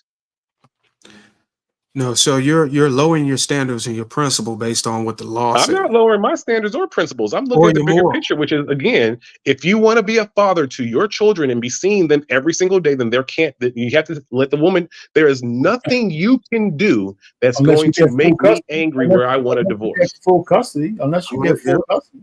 How are you going to get full custody from a woman because she cheated? That doesn't And, happen. well, hold on now. Men get full custody all the time. No, men do not get full custody all the time. What are you Yeah, talking men about? do get full For a custody. woman Not the cheating? majority, not the Sir, majority. Well, the courts will wait a the minute, hold courts on. do Let me not finish. punish There's a no woman fault. for cheating Well, by hold on. taking her There's no children fault. away from her. Wait a minute, That's man. not a reality Can you anywhere listen in for a any second? country, damn near. Men do have full custody of their kids. You know that, right? It's a no-fault divorce Yes, country. there are some men, but it's usually for different So reasons, men. for a woman being the wrong No, I'm mother not. or her It doesn't having have kind to of be drug cheating, issues. right? But for Who a said woman cheating? cheating, a You don't woman have to does use not that as lose law. custody of her children. Give Well, me an if it's a example where that's no-fault, happened. well, hold on for a second, because nobody can say anything Give while me an you're talking. example where Well, that you got happens, to be where a quiet woman for a second. cheated and and the No, judge punishes hold on. her. That's not his argument, Jay. In no fault divorce, it doesn't matter what she did, but men still end up with their kids. So that has to be one of the things too. That it's not, you don't bring that to the court. You just say why the kids are better off than with you. Why? You know, it don't Why? have to be because she Wait. cheated. It Wait. doesn't have to Because be for anything. So wait. men do get custody of Because their she kids. cheated, now she's not a good mother. If a No, man cheats on his wife, does that mean he's not a men, good father? okay, can do men ever get full custody of their kids? It's only because the women ain't no good. That's a Yes, good. That's a for good full point. custody. Yes, the woman It has to depends be on the damn age near of a the demon kids. for the courts to give the man full custody. Yeah. Okay. So part of them being a demon is what? Just a drug, being on drugs. Being on drugs, being a lot of, but it sure as Being hell on isn't just drugs, because she cheated being on on you. drugs. Wait, hold on now. Being on drugs, being in the street, right? Because if you're on drugs, you're doing blowies in the back of the thing, Jeopardizing the right? health of the children. Okay, because you're blowing people in the back of the goddamn bus. All right. So the whole point is that there's all kinds of reasons for guys to get the custody of their kids, and maybe just cheating alone might not be the only thing, but you can't say it's never because of that. I So the never said bottom line never. is, I'm saying that it. Wait. okay, You know, so no. I never will say happened. never. No, on the basis Right. of a woman cheating, I a agree with man you will that never women get usually full get. custody because of that. I agree. For that I hear alone. you. I agree with you that women win most of the time, and I also agree that if you have to No. make a That's not what I compromise, said. I said on the basis of cheating, the okay, on courts the will base, never okay, punish a woman all by right, taking her children away because she all cheated on a man. right. Take a win, all right. The fact that I'm saying is the one thing you also said that I agree with, that if you have to get into the situation with your woman and you're going to lose seeing your kids every day, you got a decision to make. I agree with you on that because I wanted to see my kids every day. So I don't know if I leave the house, but I know I would never forget I just don't think that I'm glad that I didn't have to face that situation because I would want to see my kids every day. Every day. But I wouldn't accept her having another man's baby in my house. I'd find a way to get rid of her. Like in terms of her going with that guy and living with him. And I'll just keep the kids. I'll Listen, make I her. don't condone domestic violence. I don't think that's safe for any man. I didn't say that. When I say get rid of her, I say for her to go ahead and get that. You're gonna have to keep living in the house with a woman who had a kid with a relative of yours until you're 90. It just doesn't even make any sense on a It doesn't mental. matter. You've been when the kid's 18, he's gone anyway, right? Yeah, Yeah, I you wouldn't know, put that on any man. That's a powerful man that's being able to endure that mentally without losing it. Unfortunately, But, a lot of men I think have. unfortunately a lot of our grandfathers and pawpaws did do that. Yeah, a lot of men have. I think a lot of them did raise kids that weren't theirs and they knew it. But again, they had the goal to get old with that woman no matter what. I think that happened a lot of times in our past, but we don't really think about it. Yeah, definitely happened. All right. That was great conversation. Thank you. Darnell, thank you so much for the Cash App. Excuse me, as well as Sean. Thank you so much for contributing. I appreciate you guys. All right, so we're gonna get to the last topic of the evening. Then we're gonna get out here. Jason, I'm actually glad that you're up here because you commented on this video on Facebook and you brought up some good questions actually, and you kept it kind of on the parent-child level, which was great because that transfers, when you get older. But I want you guys to watch the video to see what I'm talking about. And tonight's live is called Let Her Be Ugly. Ugly standing for usually good looking yield. So I'm going to put this up on the stage. genuinely believe me when I tell you how beautiful you are, and do you feel beautiful yourself when you're not in put together frequency? It counteracts with how I actually feel internally. For a woman to embody her power, she has to first be clear on the areas that she loses power. I'm not eating right, I get breakouts on my face, lethargic, I lose my memory, brain fog, start to see small things in my behavior change as far as how I keep myself up. Micro depression forming. When you say, I look beautiful, thank you. Not even in that frequency. I can't even receive it because I feel so bad. Feminine creative energy is so combustible, it burns through so much energy so fast. You a brother and you may be in a relationship, not take it so personal, but use it as an indication. Oh, she in shutdown mode. She need to shut down for 2 weeks, a week, few days, whatever it is, and that's not really a me thing. You may be Ashley Lowry for a few days or a week at a time. I just asked you, like, yo, why you getting all dolled up for my husband? Because you felt like it. I ain't asked you for that. I didn't mandate that. So it is that ebb and flow. It is. Not just me wanting to come in the house and be ugly. It's a matter of I need to shut down. I done burned through too much of this energy trying to be creative and get everything done. My desire to even look presentable to myself. All that shit is asking me to turn off. All right. So I wanted to ask the question of you guys. Are men aware of her ugly? First, what did you guys think about the actual video? Were you understanding what they were talking about? Yeah, I understand. It just sounds like something typical that a lot of women ran across do the same. They don't be beautiful for the man. They don't get attractive for the man, for what the man wants, for what the man desires. It's mostly something internal or some type of validation for the impression society put on them, especially when it comes to beauty standards, especially when it comes to black women with the Eurocentric standards of not embracing their natural look and not looking at that as beauty. So wearing makeup and stuff, getting ready for a man, they feel more comfortable having a mask or altering their natural look to be accepted and validated. And it's never a man putting that kind of pressure on her, which kind of I can relate to the brother. I mean, I didn't tell you you had to wear it. I didn't tell you how to go out. I didn't tell you how to spend $600 on your hair. That's what you wanted to do. Now you're gonna, then you still want to ask me, are you beautiful? I thought you was beautiful before that. But I can understand. I think that's a side of that men really can't tap into. That's like a line that we can't cross. Like it's just we're too logical to dive into that side and say that shit don't make any sense. But to them, it makes sense. Like she even talked about how the psychological breakdown she had whenever she don't have her wig or some shit like that, or whatever. I don't. I think that's the side men can't tap into, and we end up offending women when we try to tap into it because we're more logical. And I'll yield. Listen, I gotta admit some of that shit that was going. Oh, go ahead. You gonna say something, Precious? Go ahead. Well, I was just gonna say, I think men can't tap into it because it's almost like a come as you are for men. You guys, I mean, y'all all bald, but at some point you had hair, so I'm sure that y'all used to get the fresh cuts. The net, your clothes had to be presentable. I know there are some men who used to drive nice cars. Like, you guys is the way that you guys show up, as well as far as presentation is different than a woman shows up. And so what he was saying to her was, when I tell you you're beautiful, if you're not in that, pretty mode, you can't necessarily receive that from me. And then she was going into, well, if I'm breaking out on my skin, or we do go through them cycles monthly.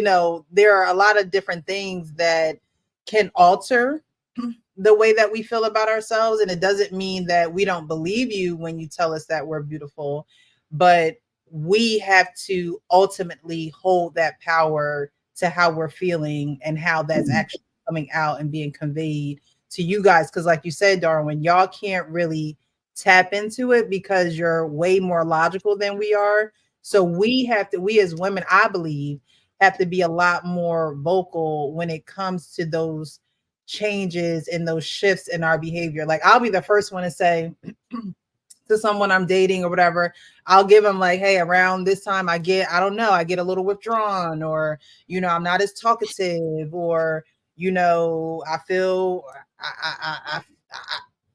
I just feel the bitch coming. Like, I just know she around the corner, So I'm just letting you know that in advance. And I'm going to do everything that I can in my power to, definitely not let that affect what we have going on. But we have to be a lot more vocal. And then she mentioned there are times where, she might want to get dolled up. I went out with a friend the other day, and he was like, you could just be, t-shirt and jeans, but I wanted to look nice with him. Like, you know what I mean? So I'm going to get dressed, but it wasn't because it's just what I felt like doing. I think So y'all are trying to compete while y'all still have a man, and y'all see other women look attractive, beautiful. I'm like, okay, I gotta look beautiful, because if he looks at her, he looks at this girl on social media, I don't look like, I want to look better than her. I think it's a method of feigning off your competition, because I think when women see the woman that sits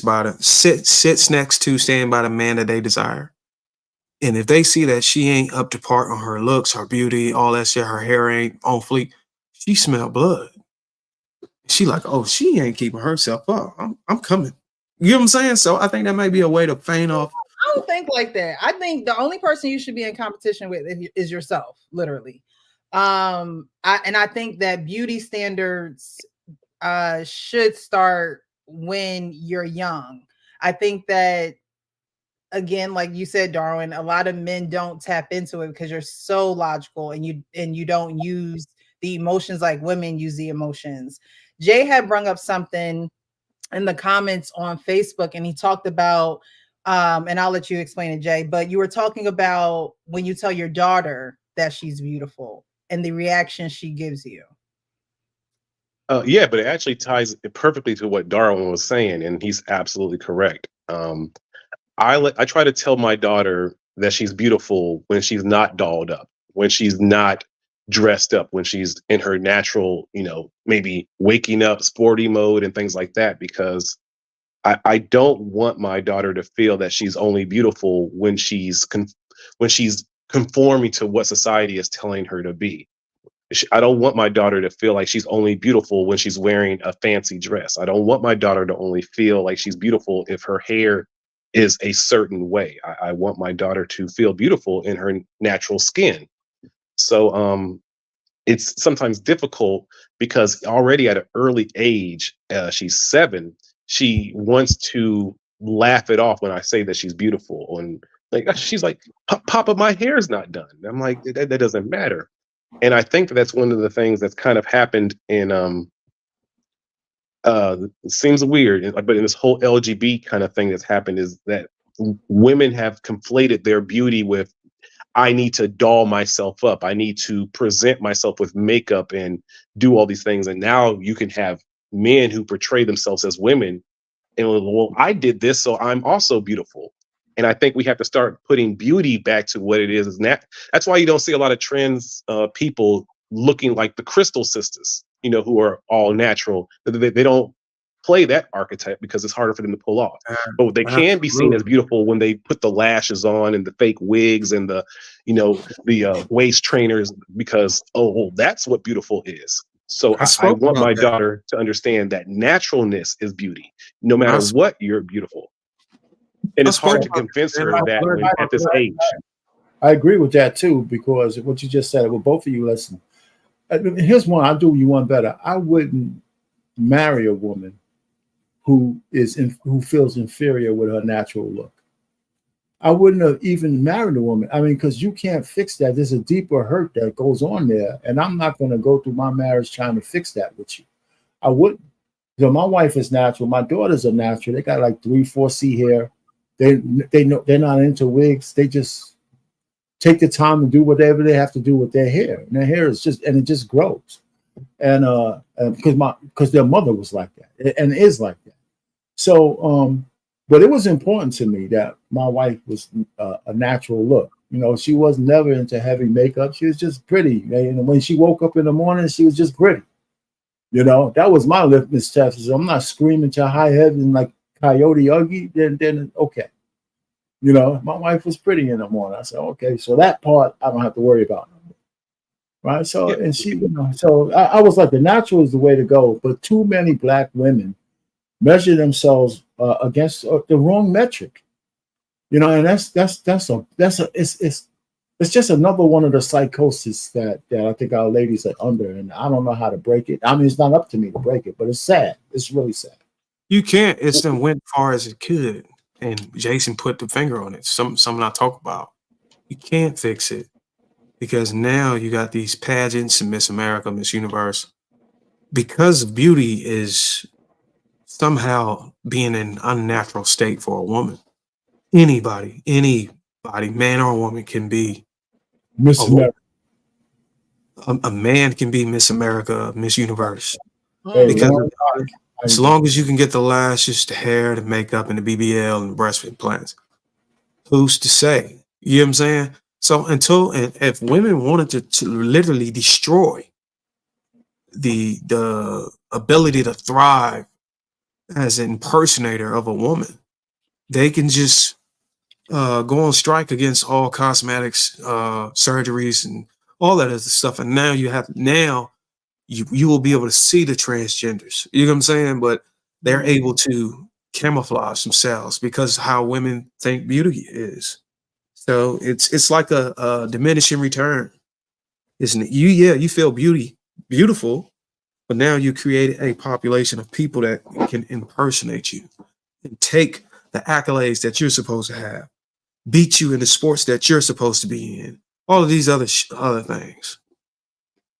Yeah, and why do we let those people gatekeep our daughter's self esteem? And this is the thing that I think it's one of the things as fathers we have to do, but I don't think that we take on the challenge that much of really imparting, because it sometimes might even be a fight with the mother because the mother may not be that way. She may not think or have that kind of confidence. So it's women aren't instilling that confidence in their daughters. The daughters are looking up to the mother. So whatever the mother's doing, the daughter's like, well, I should do. And we as fathers, we have to come in and say, like, wait a minute, no, maybe mommy is dealing with something deeper. And if like Kevin Samuels would say, like fresh face out the shower, naked in front of a mirror, how do you feel? And a lot of times in our culture, that's a lot of women will self camouflage with great clothes and all these things when their bodies aren't right. So it's like, no, all of that is gone. Your facade is completely erased. Do you still feel beautiful? And the majority of women will probably say no. And that's what I'm trying to instill in my daughter is no matter what, you're beautiful. Now, if my daughter got overweight, I'm not going to be unrealistic and tell her, no, you still think you're beautiful. No, you need to get your self-confidence in yourself naturally. So if you're looking in the mirror and you're not feeling beautiful, then let's look at it. Is it because you're overweight? Then me and you both, we'll do a workout together to get you where your self-confidence needs to be. Not from where everyone in society is telling you you're beautiful, but where you yourself understand that you're beautiful again. Yeah, I don't think there's no way to remove it. I think it's psychologically ingrained in them, and it's inherited from generation to generation. So as long as a woman before In has all done women, women in all around her, cultures, I don't know. I think it definitely has to. I can only speak to my experience, right? So growing up, I was very sheltered. My parents were very protective. I played basketball, so I was always in swishies and a t-shirt, sneakers.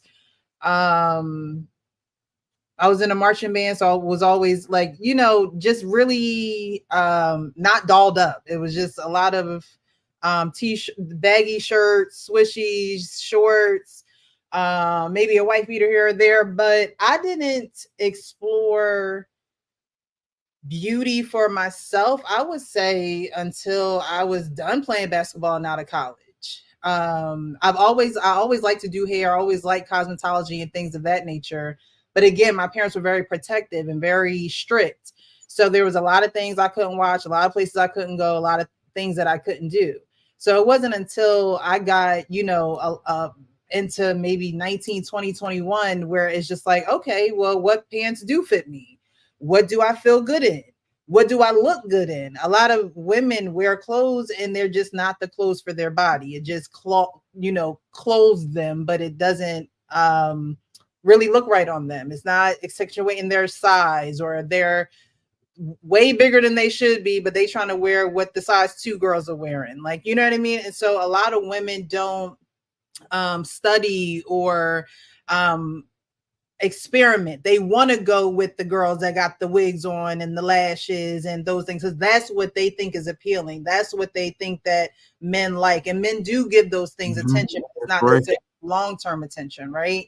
So for me, it was like, okay, I because my parents were protective, I always knew that, okay, if I wear certain things, it'll get too much attention. If I do, so I think women have to, and my parents were very, it wasn't like they were negative, but they didn't highlight beauty as you got to be beautiful in order to get this or do this, or it was more so, what are your brains like, how respectful are you, or like, do you have I came from a home where, like, I always say, serving is like second nature to me. Like, it's just in my blood to be able to serve and be in that capacity with people. But beauty was never the number one thing. I think I said it to you, Jason, in a comment. Like, I don't know. I can't recall my dad calling me beautiful or saying you're beautiful. So I think it really starts in the home and what you make a priority. And beauty was not a priority. That was probably the last thing my parents wanted me to focus on, right? And so I think that at home, what you focus on, what you put an emphasis on, the kids will definitely latch on to that.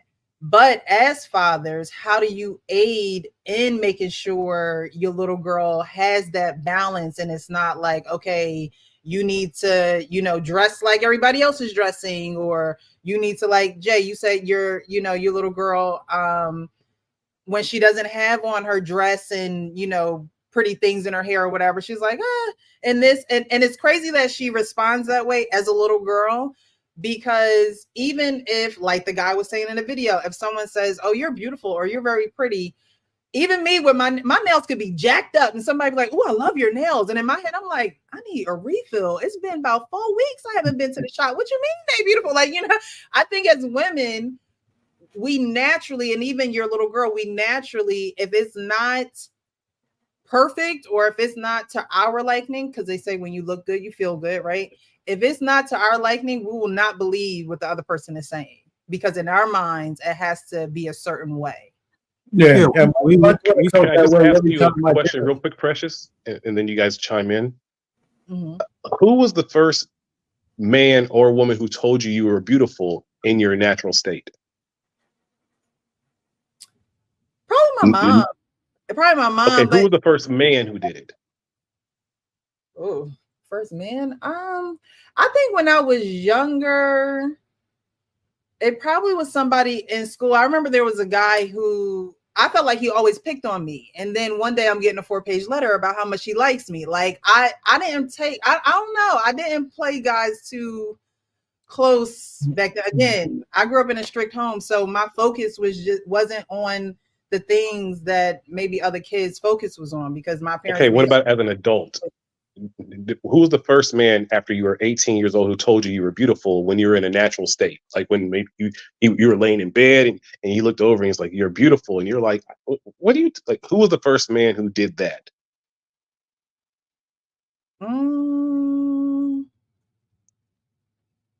Okay, I have somebody in mind. I ain't gonna call their name. Okay. And how did you respond to that? Just like you did just there. Yeah, just like with a smile, a smirk, and was like, "Oh, thank you." I don't know. I don't think that I take compliments well. I've heard that before, and I don't think that I take compliments well. You do take them well. It's just that it just don't matter. If you don't think it's beautiful, it doesn't matter if a man think it. Because I know that I'm beautiful, but I don't put that as I don't think that is the height of who I am. I'm beautiful inside and out. So Right. what It's almost like a man. It's almost like a man coming to your house and saying, "Oh, you got a nice house. It's clean in here," but you know that your floor is dirty and stuff like that. And right. you're like, "Yeah, shit, my house dirty as hell." But what I'm saying is that's the same way y'all look at y'all's beauty. And whenever y'all see men go after the women with the big tits and big butt and full makeup, we're not really looking at her makeup and her inauthenticity. Men are able to see the authenticity in the woman. We can see through the makeup. We're very good at that. We have a vision for her most flattering features, and it's got nothing to do with her long raptor claws, her Right. her her dustpan eyelashes, and her very long Brazilian bundles. We see right through it. We're able to see the jawline, the structure of your face, the protrusion in the butt You box, the find out cow, as a man. the hips, the small waist. We're able to see those things very well, and it doesn't have anything to do with any of the layers you put over yourself. So I think it's a misconception women are getting when they see us courting or dating these women that are dolled up. And even if they do know, they're still going to put it on because they know, like I said before, I think women are competing. They're still they're actively competing with other women, so they don't want to be caught off guard. And I think I think women would probably consider a woman's judgment on her beauty over a man. Oh yeah. If it was a group of women that said, "Damn, girl, you need to fix that shit," oh my god, she run to the closet, she run to the house. But if a man say that, I don't care. I know I'm good. And if I'm telling you, I've seen it all the time. Unless it's her Girls gay hype this friend, woman up. right? She look like shit. But these girls hype this woman up, tell her she's snatched. She'll be ended up at the club, and one of the guys will have to end up taking one for the team. They will never tell this woman, "Hey, look, That's you need to right. go home, get your Let me shit just say together." this real quick before Callie Bell goes. You know, one of the things that I made sure my daughters do, I never let them play with white dolls. I never let them play with white dolls. Never. You know, they somehow my mother-in-law bring them in the house. They always disappear. Why? They just because that's the beginning. I think the beauty standard. You know, if a girl thinks that little white doll is pretty, something she can never match up to, so I got a black doll. You know, I think they did a doll test on CNN or CBC one day back in the days. They did a doll test. The colors, different colors. They said which one is more beautiful, and all the black kids would pick All that, yeah, the white fair skin one. And then they would ask, "So which one is ugly?" And even the black girls would pick the dark skin color. Yeah. And they associate it with it being bad, right? And they also associated with it being a naughty child. Yeah, I never let that shit in my house. Never. So I think that's the colorism, and it wasn't even taught. It was just that's how society was pushing, and it was indirect. It wasn't really like literal. It was just what was seen on TV, who was winning, who was praised. You know, the image. So that's why I say this. I mean, we can teach our daughters this all we want, but whatever they're inspired by is going to take precedent. Well, you got to have something to do with that, though, Bruiser. I mean, We do have. I think Jason gave a good example, and even when he told his daughter she was beautiful, she still said, "I haven't even got my hair done," or whatever. Yeah, but you never stop telling them that. But I'm not arguing whether or not you need to stay consistent or stop or keep telling them. My argument is, even though you do that, society or the circle you run in and who you're inspired by is going to take precedent. It's a concept. Well, it's a battle. It's a battle, I should say. But you can't see. It's a slaughter. It's actually a slaughter, bro. Well, it depends. It just depends. I don't necessarily agree with that, but I hear where you're coming from. Okay. Well, yeah, I'm talking about the results. I mean, yeah. I mean, the Matrix is. Sorry, go ahead. But the Matrix is I think women crave validation from the Matrix more than the validation from their father, and that's what I got to try to figure out. I'm competing against society, and society telling my daughter what is beautiful and why she should be confident, and I'm trying to say, don't listen to that. How old are you? How listen old to is me. 7. I'm trying to tackle this early. 7, bro. Imagine that. He's already lost. I don't think so, man. It's the Matrix is real. No, he's right, because again, it's her friend circle. It's everything that she's already being exposed to. And these kids that done this were way younger than her. There's kids on those TV shows. Yeah, They were way younger than 7. And she's mixed race too, Jason. So Yeah. Another added layer to beauty and the societal beauty structures and Well, things. everybody's thinking mixed race kids are the prettiest. That's not true. But everybody says that though, right? So they don't get. They have their own internal battles. Yeah, I know. Like we're talking about that point of view, right? So someone looking at a mixed race child will be like, "Oh, they're pretty. They got great hair," and da da da. But the mixed race child, is like, "Well, am I not black enough? Am I not white enough? Am I, Am I not They got their own. Everybody got their own little things they got to deal with. No doubt about it. I'm So, sure. while one person might be looking at them as a beauty, they may be looking at themselves like, where do I fit in? Am I in this crowd? Am I that crowd? What is this crowd going to say about me? That's a lot to deal with, a lot to, you never really think about those struggles because you don't have to. I wanted to welcome Callie Bev. Thank you so much for joining my panel. I don't think I've had you up here before, Callie Bev. but I've seen you on other panels. Yeah. Thank you. Well, thanks Hello, for letting beautiful. me up. Can you guys hear me okay? Because my Bluetooth went out. Yes, I can hear you. Okay. I think that you guys are kind of missing the point of the video. She was talking about how you would feel, she even mentioned it specifically, little mini depressions or micro depressions. She was talking about how you feel on the inside will project how you look on the outside, and whether or not you will not even doll yourself up as far as putting on wigs and lashes and a pound of makeup or anything like that, but just how you will kind of, make yourself more presentable. Even if you don't wear the makeup and all that kind of stuff like that, you walk around fresh face out of the shower altogether anyway. If you don't feel good on the inside, no matter, and you don't look any different, you know what I'm saying, to your husband or anything like that, you are not going to be able to receive that compliment like, yeah, you look beautiful, because you don't feel it in here. Yeah, we and you don't acknowledge feel that. it in here. We stated that that's a line that men have. When we cross over, we just never. That's a psychological side that we never understand because of our logical barriers. So we acknowledge that. We just move on. Right. Okay. But now you guys are talking. The first thing you mentioned was a wig bruiser. I'm saying. Well, I may have mentioned it, but I did concede that men struggle to understand that side of a woman whenever she has that internal thing going on with her that comes outside, sort of like you stated before.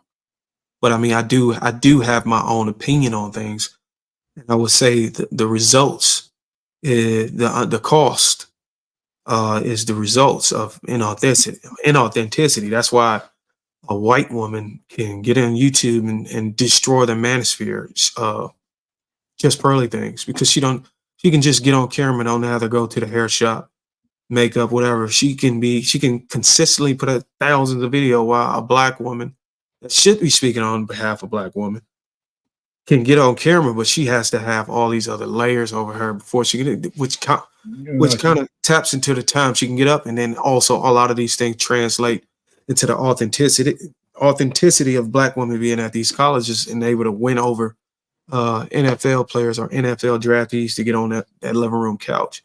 It's an inauthenticity battle. And even though it's internal and it's projected and we can understand, it's a cost that comes with it. And if I'm an NFL player, I'm looking at it the same way they look at it. I mean, if I'm going to pay, if I'm going to get a woman that's already real, that'll save me some expenses if I'm having to pay for her to keep maintenance on herself. Why would I go and buy the woman that she wants to look like when I can just get the woman? I can just go get the woman she wants to look like and cut off, all of the nuances of getting a woman who wants to bleach her skin and put makeup and wigs and lipstick and lashes on to look like the women and buy her hair off of out behind the counter, I can just go get a woman who already looks like that. And I think that's what a lot of those athletes were looking at. That's one aspect of what they were looking at. But even those women still go through what she was talking about in the video. I think that men probably go through it when they're transitioning through jobs, when they're not at the height of their financial, goals or careers and things of that nature. I think, we're talking about the word ugly, and that in reference to beauty. But men go through their ugly phase as well. It just Yeah, but has we don't put on beauty. we don't mask ourselves though. Right. But like I was talking about earlier, there's guys who will drive the nice cars, have the systems, flash their, you guys show your beauty in a different way. And I probably shouldn't use beauty when I talk about men, but I think that all God's children are beautiful. So you guys show it a different way. But if you're not up to where you want to be money-wise, your microaggressions will show. They'll come out. A woman will experience that from you or your friends, maybe, or your Can you give family. me an example of how men are doing it that equates to the way women are doing it whenever they're using whatever, or they're not really receiving the fact that you're calling them beautiful? What is a word, or what is something that a man go through? So when you say, "Oh, you're okay, you're rich or you're wealthy," I don't feel wealthy on the inside, or I don't know what is an example. There could be times where a man may have gotten laid off. A woman could be encouraging him, trying to be his, cheerleader, and he's just not feeling it. He don't feel like he lives up to what he should be living up to, but yet she's trying to encourage him and be that cheerleader for him, and he's just not with it. But I think if you line it up with what we're talking about while calling a woman beautiful, who is indeed beautiful, that would be different, because that would, if you were you using your same scenario, it would be like, no, you still work there. No, I actually got fired. No, but you still work there. Right. No, I got fired. So I'm expressing that I got fired on the outside. Right. I'm talking about a man who may have gotten laid off, or a man who is still trying to work, still trying to get on the Oh, horse. so he's still trying to seek employment. So you encourage him, like, you can get another job. Right. And he's just not feeling it because he has those microaggressions because he's not feeling at his best. Or because it's the 20th interview and he didn't get a second interview for the 20th. Yeah, it could be anything. But I think it's micro depression, not microaggression. He's not being physically. I said microaggression. I meant microdepression. What she yeah. Thank you for correcting. I think the answer maybe the answer is being smart. Right. Like I tell my son who's 5, hey, I don't say like I say like you're smart. Like even when you are smart. That's very clever. Wow. And I think maybe that's the correlating different. Like for men, we don't get that. You're smart, so maybe that's the difference that you're asking, Bruiser. For women, it's beauty. For men, it's you're smart. Yeah, but then there's another thing that happens. So when you tell a woman she's beautiful, and internally she don't think she's beautiful, she's gonna cover herself. So yeah, I think you men tell do a the man same he's thing. smart, If he don't think he's smart. What is the second thing you do? The man do. He he does the same thing that women do. He kind of like laughs it off, or he might a lot of men have the same problem about taking compliments. Okay, so we laugh it off, but I think there's an extreme that women are doing. They're actually going to cover themselves. No, she didn't say she would go cover herself. Right. She didn't say anything. The chicken. That's what I got from the video. I thought the chick is basically really like she's a natural woman. She got the tennis ball. You know what I'm saying? She got that hairstyle and everything like that. Her makeup was not overly done or anything. You know what I'm saying? She one of those plain Jane chicks or whatever. It's just talking about how she was a plain Jane chick. She was on camera, so yeah, she put on a little makeup, but she was not no cake face. She is not no cake face. She's not a plain Jane. Yeah, she played Jane all right. She's an 8 or above. Let's keep it 100. I don't know about that. Wait, but what she's saying is she don't Okay. have a wig, she don't have the lashes, she don't have the claws. She's beautiful. She got something else, like so her that's for husband sure. was saying. But what I saw in the video, I heard him talk about a scenario. It may not have been right there at real time, but it was an occasion where he spoke about that she went and got makeup and she did all that. And he said, I didn't tell you to go and do. I think he stated, I didn't tell you to go and do that. You did that for you. You didn't do that for me. Right. Right, because she felt good and she knows that she been looking, you know what I'm saying, not so pretty or whatever, or how she perceives as not so pretty around him for the last couple of days. So she was like, yeah, I'm gonna go ahead. I go through the same shit.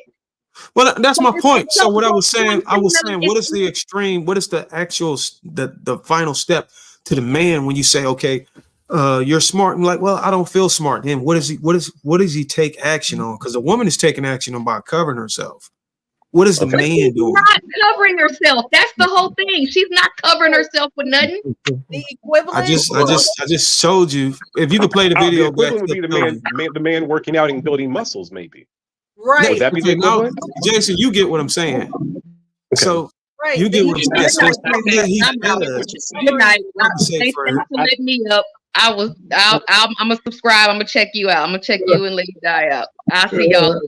I'm not doing it. Are you running already? Don't go nowhere. He called you Lady Di? No, she said No, she said she's I'm gonna play it one more time. Okay. Do you genuinely believe me when I tell you how beautiful you are? And do you feel beautiful yourself when you're not in put together frequency? It counteracts with how I actually feel internally. You ain't gotta even play no more. Embody He said her put power. together She has to. frequency. Right. So he goes, when I tell you you're beautiful and you're not in your put together frequency, do you honestly believe what I'm saying? Right. So that's my point. He was speaking about an occasion where she was in put together. I could have used put together frequency, but I said covered. But there was a situation that's not in the video in real time when they're talking, where she was actually put together. No, she was not put together. No, She she had was all not her put shit together, done. and he told her she was beautiful. There was a situation What the that she boy was was not down put to, together, yeah, and he said what that the she was boy was beautiful. down to, what the boy was down to is men and women both have low self-esteem and insecurities that they don't always address, and they do sometimes cover up, as Bruce is saying, with women with makeup and different physical attributes, and men with finances and toys and things that will represent financial attributes. But it boils down to low self-esteem and insecurity that we both face, and we address it different ways, and we need to really start valuing things other than superficial things that make us feel better. And that's the one thing that we often overlook, is we keep on getting things that make us feel better, whether it's accolades or whether it's makeup, and it's just covering up the insecurity and low self-esteem that we often face and we often are challenged with. Yeah, because we put our esteem in the wrong things. Your self-esteem shouldn't be wrapped up with your finances as a man. If you lose your job, then all of a sudden you're depressed. Then, but it shouldn't be. No, but it shouldn't be, because that's not a real Yeah, why, self-esteem. hold on. Why should it be? Because anything can happen. If your self-esteem is only based on the fact that you have these sort of finances, and then all of a sudden those finances go and your self-esteem is gone, then that meant it wasn't a real authentic self-esteem. That meant it was all about your facade. It meant it was about your ego. Your self-esteem is supposed to be something that can't really be taken away and broken. Your self-esteem should be something that you control. It's your self-esteem, your esteem of self. So if you only value yourself because you make a certain amount of money, then you need to maybe address that. If, let's say, I get in a car accident and I get some acid burns on my face, and then all of a sudden my beauty is maybe compromised and I look like Two-Face. Well, damn, I look ugly, but if I have a real authentic self-esteem, I should be able to get out of that because I feel valuable in things outside of the fact that I look good. But if my entire image was I look good and there's nothing else, and that is taken away, then that wasn't a real healthy self-esteem. It was all about the facade. Jason, do you think there's a time frame on that? If you're listen, I don't disagree with what you're saying, but there's a time limit on that. If you're you lose your job, right? You know, most men are tied to what they do because it helps them earn, and by earning, you're moving, you're earning your way in life. You're doing something. You lose your job, you don't have to lose your self-esteem, but it does get pressed if you don't get another job within 6 months, 9 months, because other things start to slip, right? Other things start to slip if you can't find employment. So it's kind of, some of that stuff you got. Do you think that maybe equates to why so many men are getting divorced after they get retired and the women don't want to deal with them anymore because they've left that workplace, and then after that, which is what I've seen with people in my family and throughout a lot of things, is that when the men retire, the women don't really want to be around them anymore. Well, it depends on the man. Right? It depends on the man. When I retired, right? It's funny. I have a little joke. When I was getting ready to retire, a year from there, I told my wife, guess what? I'm getting ready to retire. So we could be around each other 24/7. And the absolute quick horror that came on her face was priceless. It was priceless. But you know what? I was one of those kind of guys who had other things to do. Well, I planned for retirement to take that time and use it for the things I wanted to do, which didn't include her. So she still had a lot of stuff she did. We all had our time together, and she has a time apart. So my retirement didn't impinge upon her being there. So I didn't change her routine just to cater to me. You know what I'm saying? So yeah, I understand what you're saying. So I think guys don't plan for retirement. They whenever what am I gonna do? They become burdens on their wives. Oh, I think some guys do. So yeah, I was burdened on her for 37 years, so she's used to it. I have a question. We kind of got away from Darwin, you're married, right? Your wife is a very beautiful woman. Yeah. Does she? But there are times where I'm sure she probably doesn't always feel beautiful. Yeah. Just like the woman in the video. Right. So are you giving her that space and opportunity to flow through those emotions while still, connecting with you as a wife, a mom, and those can you tell when those ebbs and flows are happening? Not really. I would say she would have to communicate that. Like it's a layer that men are struggle to tap into. That's something that a woman have to effectively communicate to get men to understand that they're dealing with something internal that can't be seen on the outside. And she would have to communicate that to me to give me a fair, approach to helping her get through it. Because if she's sitting there expecting me to just detect it, or like I'm some cerebral or from X-Men or Professor X, then she's wrong. You know what I'm saying? So I think that's a communication that needs to be filled right there. But I will say this, I understand, I may not understand it the way she want me to, but I understand that a lot of women have to deal with that. But I still struggle to correlate that to how a man deals with it. Because some people say men do it too. Because of, I don't know what it was. I think it was smart. I don't think I was men trying do to it. connect the dots, but I think the muscle one actually works better. But yeah, I was trying to find the equivalent for the man side of the woman's with the makeup and wigs and stuff. Yeah, but why the difference between what a man and woman is doing, a man is still, if he's even going to go lift weights, whatever he's doing to his body, that's him. Right. It comes in naturally. If you would have said he went to go, oh, you're strong. But if you would have said, oh, I don't feel strong and I'm going to pump that, that stuff, that fluid they pump into their muscles and makes it all hard. And now if we were going to go do that, then that would be accurate alignment to what the women are doing. But that's what a lot of men are doing. A lot of men take those powders and sorry, go ahead. Jason, let me stop you right there, Darwin. She's not saying I'm going to go and put on a wig and put on makeup and things of that nature.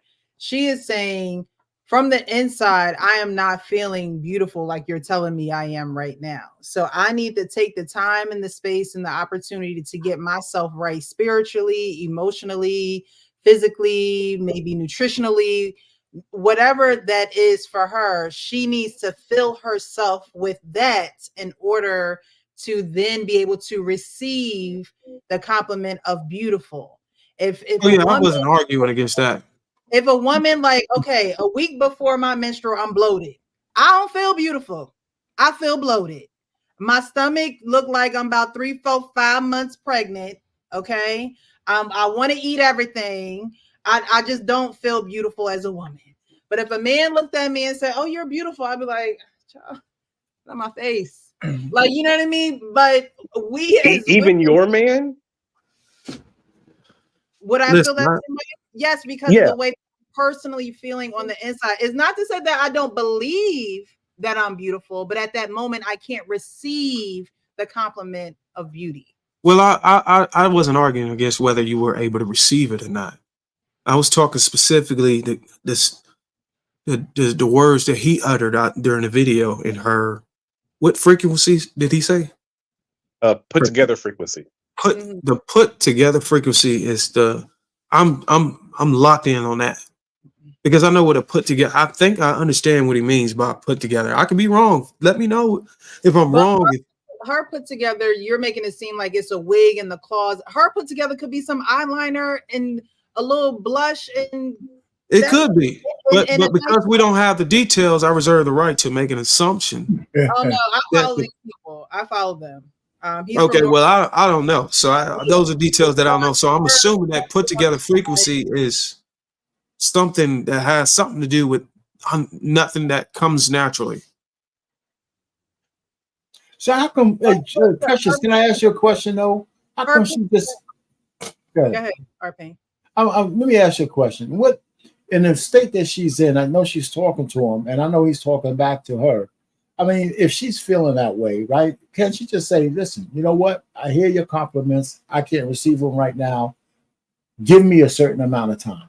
Of Right? course. And so, and what's is that the result? You know, is that the solution to that situation? Yes, and I Okay. I totally believe that. If y'all remember when we first started this, I said I would be the first to say, "Hey, look, I'm right now. I'm not feeling it. Something's going on with me. I don't even know what's going on with me right now, but I know that I'm not right. I know that I'm not 100%. I know that I don't feel complete." Okay. So I have one more. Women have to communicate that because, like Darwin said, y'all are not mind readers. You're Right. not going to pull that out of us. Like, you know what I mean? It's not going to be something like you said, because it's very evident that there is a disconnect between the way women feel internally and how Right. men see them externally, right? So women have to be vocal when it comes to that time, and men have to learn how to give space and understanding for those different ebbs and flows that women do Pressure. go Right. I had one more, but Bruiser, before you go, I have one more. To your Before you thing. skip that point, Let me just say this hold on. one. Before you go to the next point, I just I'm want not to on keep it on the same that. point. All right. Hold go on. ahead. This is the same point. You can change the point after. No, I don't want to change the point, but go ahead. Yeah. What I was gonna say was this only speaks to one part of it, of the people that's having this internal micro depression or whatever. But what about the case where Jason named? Obviously, his daughter that he told was beautiful wasn't going through a micro depression. Well, she Obviously, a lot of these women, hold on, a lot of these women that's covering themselves aren't going through a micro depression. They're just wearing it because that's how they feel, which is beautiful. And even though we tell them they're beautiful in their natural state, they still gonna wear that, and you can't really say you can't use that as a scapegoat to say no, every time a woman puts makeup and hair on, she's going through a micro depression or whatever. no, micro depression for women are very different from men, and you can't tell someone that they're not going through micro depression. Now, I'm not trying to put depression on your daughter. You have beautiful kids, Jason. You haven't sent me pictures, so send me some pictures. But Okay. what I'm saying is children can go through different flows of emotions just like adults can. They're just they really are not going to necessarily know how to communicate it, or they might communicate it to the purest form where we're looking so far into it and they're giving us their purest form. I think as you get older, especially women like to keep things close to the chest. They don't want to upset. They don't want to disturb. They don't want to offset the temperature of a home or a marriage or things of that nature, because they know that men don't like change. Y'all don't like when things are high and low. You'd rather be able to name it and claim it and go along with the schedule. We as women, we know we go through those, different emotions, ebbs and So flows. Like we've been. what percentage of women you say that are on a beautied up, put together frequency are in a micro depressive state that wears makeup and all that stuff? Is it above 50%? Are they in a micro depressive state when they're wearing their makeup and they're in their get up? Because what I'm starting to hear is that the Some of reason them why might these not women are looking unnatural is because they're depressed. I was going to say some of it might not be micro depression. I think some of it could be depression. I feel like there are different. For the most part.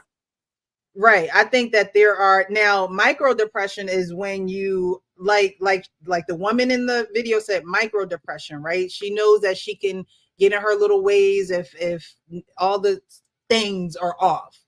However, there are women who do not address those feelings. There are women who do not go see the lady, or there are women who are not open and honest and transparent with their men. And they get to a point where they are depressed fully, and they don't do their natural hair. They don't wash their natural hair. They don't grease their scalp. They don't take showers on a regular. They have their fingernails that are claws. So I think if you don't address it, if men don't leave room for those conversations and understanding, then a woman could go to, and a woman needs to address these. I mean, it shouldn't take a man for you to not be depressed, right? So women need to understand. Here are 5 reasons not to get the Air 5 Pro. Number 1. Okay. Women need to understand that these are areas that we can fall into deep depressions. And before falling into those deep depressions, we have to catch ourselves. And that's not necessarily a man's job, but if a man is with you, if you're coupled with a man, you're married, your long-term relationship, whatever the circumstance is, you should be able to hold space and understanding for that woman. And it's not to say that every time she's in a mood that she's micro depressed. No. But again, it is for her to communicate, open her mouth and say, I'm not sure what's going on with me right now. It has nothing to do with you. I don't, want to treat you any certain type of way. I just have to get through whatever I'm going through. And that kind of speaks to your point of let her be ugly, where it's like, because the woman's kind of speaking to women have micro depression probably once every month, because they swelling up and having all. So it's like I think as men we've been kind of programmed from society and also from our mothers and whatever to try to over compliment women when they're in that state where it's like, no, you're beautiful. And the woman doesn't feel it, and then now all of a sudden there's a rift, and now she's feeling like, well, it's almost like forcing her to get herself back to normal, when maybe the correct solution is to let women wallow in that and not try to bring them out of it, because it's who they naturally are. Like your diet's not right. Well, then you as the man, maybe instead of saying, oh, you're beautiful, no, maybe we can, because women say they want honesty. We should be able to have an honest conversation. Like, okay, I see your flows coming. I see the thing.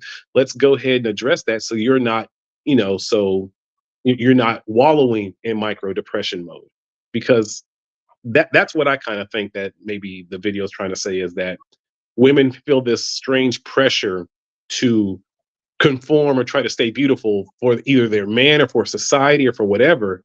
And maybe as men, we need to let them be ugly and show them that we still respond the same way. I respond to you when you're beautiful this way, and I respond the exact same way when you're in your ugly mode.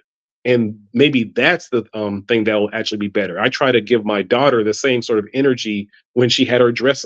If my son brought home a straight A on a test, hey, great job. If he brought home a D, hey, did you do the assignment? Yes. Did you learn anything? Yes. You know what? Great job. You're smart.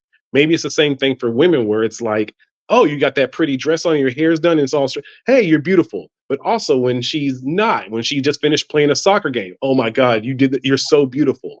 Maybe that's where we have to try to move the I almost had that wrapped up perfectly. Yeah, But that's maybe that's that's completely. understood. That's all we can do.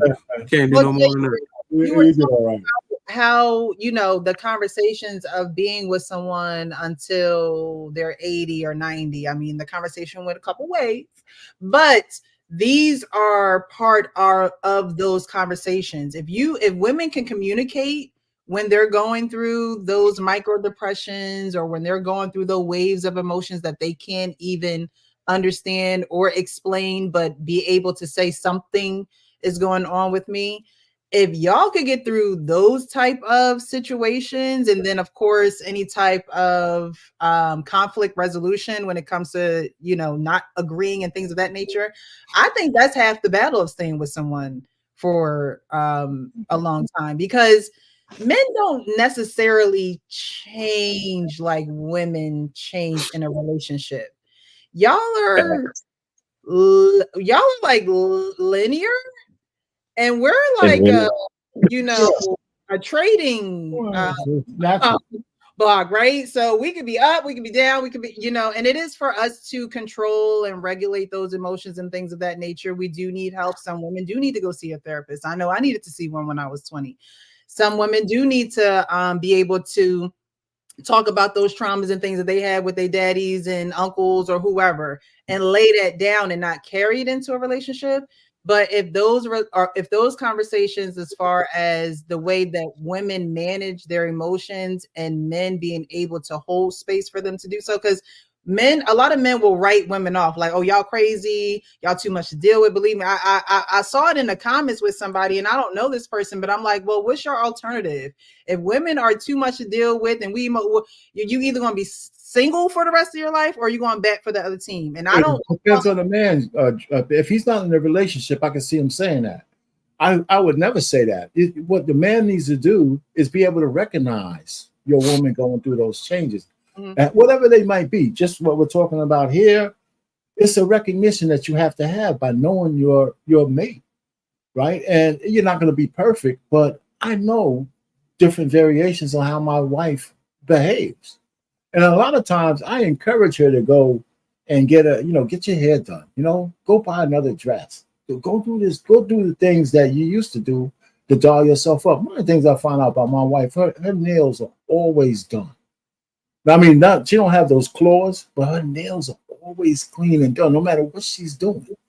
And I don't even see her doing it, but it's always clean, because she still pampers herself, and at least that way, if nothing else, she Right. does that. So I mean, you gotta just be attuned to that. She probably doesn't know I recognize that, but I do. Anyway, that's just neither here nor there. But I think it's the recognition from a man to a woman that he's betrothed to that makes a lot of difference.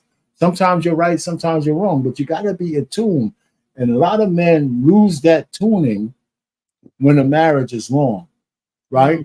And that's where we start getting into those troubles, And no, that's all. Because, and I hate to say, y'all was talking about cheating and all that earlier, but when another man comes in and he's able to hold that space, and he's able to, and not to say that that's the right thing or that's what should be happening, but some people get it and other people don't. Like, you know what I mean? Some people get it and some people don't. And it's an area that we all need to improve in, because there are areas that women need to hold space for men too. We're just not talking about that right now. Right. So in this area, I think this is a huge disconnect. Like I said, I don't remember my dad telling me that I was beautiful, but beauty wasn't the priority in our home. That wasn't this how you gonna get a man. I think honestly, my parents shielded me from a lot of that, because I didn't need all the extra stuff, and they knew that. So they like, all right, we're gonna try and keep her as close to the chest as possible. But there are some girls that are just out there, and their ebbs and flows are going to be crazy wild, because they don't have anyone to actually help them control it, and there being a controlled environment, and how you're dressing is going to garner this type of attention, and so their emotional, parameters are just going to be all over the place. So I think it's important for men to understand that about women. And when you find a woman like that, you probably going to want to leave her alone, because she got some growing to do. She has some maturing to do. But there are women that just go through, women in general just go through those emotions. There are some who just know how to regulate it more. There are some who know how to communicate it better. And so it helps the man that's in their life actually help them hold space and understand them a little bit better. And that's what it's about. It's about teamwork, right? Like I'm playing basketball and it's like, all right, call for the ball. If you ain't gonna call for the ball, how am I gonna know you want the ball? So you have to communicate. It has to be a team effort. I think we just exposed something else though that we didn't talk about. And you kind of asked me what my wife giving her the time to be able to get through it. But there's a side effect that comes with a woman being in that ugly state, and she's going through micro depression and all that other stuff. We didn't talk about the insecurity that comes from that. How that kind of taps into, oh, okay, what are you looking at on Instagram? You looking at bitches, or did you look at her? Imagine your woman from time to time being in that state, and the side effect is her being insecure. She's already thinking she looking ugly. You go on and you have any conversation with anybody who she feel that looks more beautiful than her, just get ready for it. I'm here to tell you, I've been in many relationships with women. It happens when they're in that ugly state. You thought they're insecure when they wasn't in their ugly state, and when they're in their ugly state and they actually think that they ugly and believe it. Oh my God, you can't do nothing, bro. Don't even talk to another woman. Don't even go down your Instagram timeline. I know you can't. Sometimes you can't even control what pops up in that motherfucker. Some ass just pop up. Oh, you looking at this? If she in that state, bro, it's like 10 times worse. He's not lying. He's not, but that's part of a man holding space and understanding. So we're talking about this right now, right? I mean, cross your fingers. Hopefully it don't happen in a couple of days, because you know how powerful the tongue is. But all I'm saying is that's for a man to say, okay, this could be a side effect of her ugliness. That's why that's the answer to the man in the chat saying they don't want to deal with it. That's the part. Let me get ahead of, but if you don't want to deal with it, don't deal with women at all. Go deal with a dog. No, that's not fair. That's not, you cannot say if you don't want to deal with a woman's emotional issues, then go deal with a man. Like that's not fair. And when I say deal with, I don't mean put up with, or I don't mean like you're just, oh my gosh, she's around here acting crazy. Because when I say deal with, I mean, again, how are y'all working as a team to get through this? I'm not talking about deal with like the woman is just batshit crazy and the man just got to deal with it. No, that when I say deal, I mean, how are we going to get through this? How are we going to our way through this? I have the solution, but women don't want to hear it. Because again, this is what I do with my daughter. I try to show her beauty is in her athletics. I want her to feel beautiful when she's sporty. I want her to understand that her beauty doesn't come from makeup and the dress. The beauty comes from when her body is right and when she's in shape. And so when women are in this, especially as they get older, because this is where a lot of divorces are happening.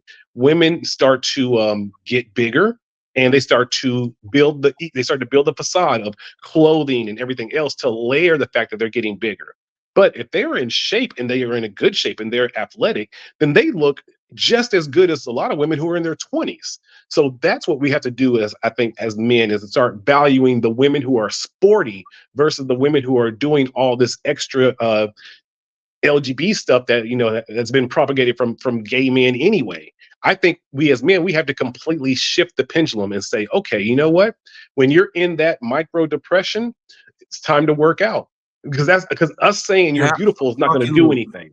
The only thing that's actually going to maintain anything is the fact the woman's body is on point. And I promise you that will keep men from wanting to deal with those that'll keep men from cheating, because that's why a lot of men cheat, is because deep down, they're not sexually desiring their women anymore. They're maybe the women can cake themselves up and maybe they look good enough for society. But when we as the men, we have to see when that makeup comes off. We got to see what you really look like when that waist trainer comes off. And if your body's not on point, then I'm sorry, you're not beautiful. And that's what I think we have to be honest about as men, to say what we really truly find beautiful. And women have to also be willing to take that criticism from us, because Absolutely. that's where I think the relationships are falling apart. I see men in their 50s. If they're looking at a younger woman, it's probably because her body's on point. If your body's on point, It ain't I because of her promise you, makeup. your husband cannot deny you. It's because her fit over fashion. Okay, so you just said a lot, but sorry. For one, you said that you're going to tell your daughter that beauty comes from being fit, right? Yes. And I'm here to tell you that your daughter is going to define her beauty. You're not going to define it. You're No, going to try. society is going to try to define her beauty. No, but at the end of the day, she got to look in the mirror. At the end of the day, high school pageant, right? before she go to bed and when she wake up, she looks in the mirror. Okay, she does. That's beyond daddy. That's beyond mommy. That's beyond my brother. Right? I have to see my beauty for what it is and how I feel about it and how I embrace it and how I celebrate it and how I flaunt it and how people see it on me. She is going to define that. Now you could try and package it around, fitness. I like I said, beauty wasn't a priority in my home. Being stimulated with sports and extracurricular activities and my direction being diverted in those areas took it off of just beauty, right? So your daughter's going to define that for herself. Even if she becomes a track star or whatever, she's still going to have to define that for herself. As far as women and being in the gym and things of that nature, I think that women should do things where they are being active, whether it's in the gym, whether they are walking, jogging, lifting weights, whatever it is. But at the end of the day, if they are 170 pounds and they're trying to get down to 145, right? And you're like, okay, you're not beautiful. Yet she feels beautiful at 175. She knows she has a goal weight, but for you to tell her that she's not beautiful because she's bigger, that's not holding space and understanding for your significant other. That's constructive criticism, which is needed. However, there still needs to be a balance of you are beautiful, but there's a goal weight that we're trying to get to. So, babe, what can I do to help? But what are the other things that are making her feel beautiful? Okay, so we're not speaking about weight in the body. Okay, fine. You said she still feels beautiful. Does she feel beautiful when she's dolled up? Like, is that when she says that she feels beautiful? Because again, if that's the case, then that's the facade.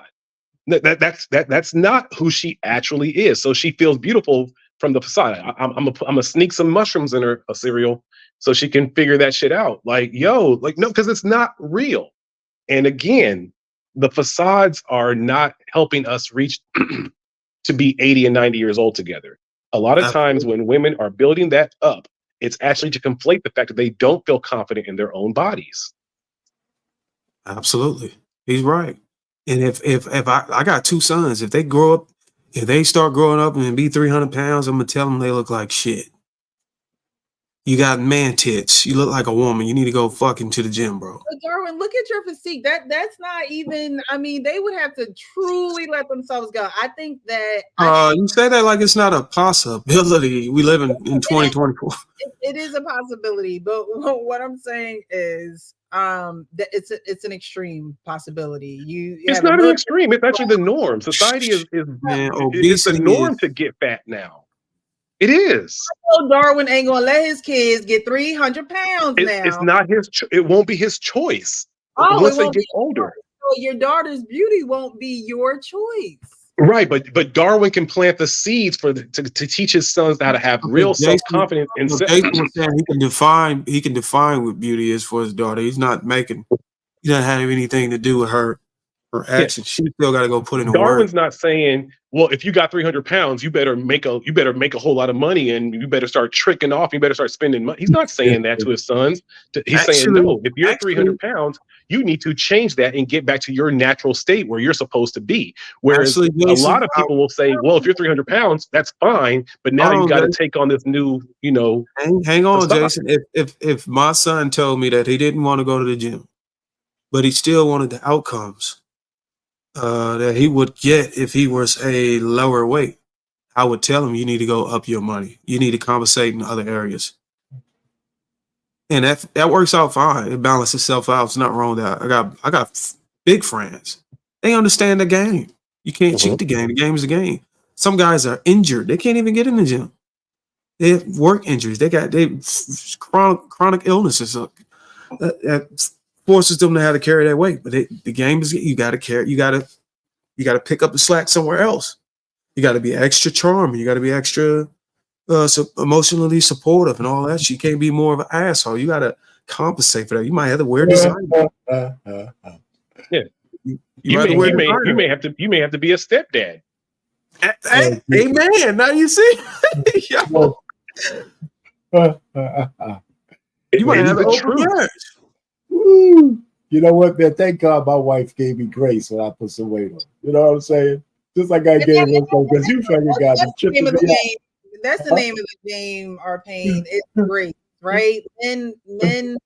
Men. So, like you're talking about your son, right? Like you're not gonna have any grace with your sons, but I mean, you're gonna have some grace with your sons and say, "Hey, this is what you need to do," and things of that nature. But let your woman, you know, God forbid she got a thyroid problem or What is a thyroid? I'm sorry. What are all these excuses that people keep coming up with? It is not. I have thyroids, but I think that is a female issue. Y'all need to educate But it's yourself. not the majority. It is not so difficult. How do you know? Because I'm looking over here where I'm at. Okay, there's women who are over 40 who are in decent shape because over here the food is completely different. You guys really in America, you have the cancer is in the food. All the horrible things that happened, especially to black men and black women with heart problems, it's in your food. So if you understand that at a base nature, you'll understand that it's very easy to keep your body on point once you start to alleviate your taste buds and stop using so much damn butter. Start cutting out all the sugars. And over here in the black culture here in Germany, the women, they understand this at a fundamental nature. So at 40, 50, they still look good. You don't see them overweight like that. Whereas in America, it's not the same thing. So it's not about, well, this thyroid thing. You can be in shape. You can easily maintain a weight of 150 to 170 and be fine. African women over here do it all the time. But when they get married, then all of a sudden they blow up because they stop trying. That's the difference. And you definitely have a point there. The food is trash here. So we know that. So, you know, again, men holding space and understanding for their women. If that is the case, are you going to cook some meals? Are we going to, again, we need to work as a team. It's not you need or you it's what are we going to do together to take care of this? I figured that out. And the way I figured that out is I told men to be traditional. If you want a woman to have a traditional appetite, traditional body, traditional figure, then you need to be a traditional man. Give her the time to be able to go to the gym. She's got to take care of the kids, clean the house, make your meals, all that shit. Level yourself up so these things don't affect you. And then they get mad at me because I say, oh, if you ladies, if you want to be fat and let it go get a 50-50 guy. Because then now you got all the excuses in the world. You have to go to work and bring in half of the resources to survive. That means it's going to cut into your gym time. So you ain't gonna be able to look as good. But if you give your woman if you give your woman the time and the space to completely express her femininity and live through it, you don't have any excuses to be picking up all these fucking pounds and shit. She should be in there killing it. That's a husband who is working as a teammate with his wife. Right. And we gotta understand it. It makes sense to me because it's like, okay, well, you're going to alleviate this responsibility off of me so I can take care of this responsibility, because obviously my weight is my responsibility, but with your help, I can do a better job at taking care of my responsibility because we are a team, we are married. Just like if you wanted to work on your physique, then I would take the kids while you go to the gym, or I would, whatever it is you want to do. That it's a team effort. If you're in a marriage and you're not working as a team, you're not in a marriage. Most people aren't in a marriage then because most people who are married now are in these relationships. We're the first generation that we're in open marriages, because when we come home, we have another entity, the matrix. We're the first generation who are actually having these relationships and trying to reach to the end of time. When I come home from work and you come from work, hey, Precious, you okay? Yeah, I'm good. Okay, now you go do your thing on your phone or your computer, and I go do my thing on my phone. Because unfortunately, our priorities are now, and our entertainment and everything is through our screens and through our phones versus each other. We're not entertained by each other anymore like it maybe was in the past. You don't look to me as the person to have conversations with and grow your psyche. No, you can get that from YouTube and from or from books or anything else. We have these relationships where in actuality, we're not connected the way that we're supposed to be.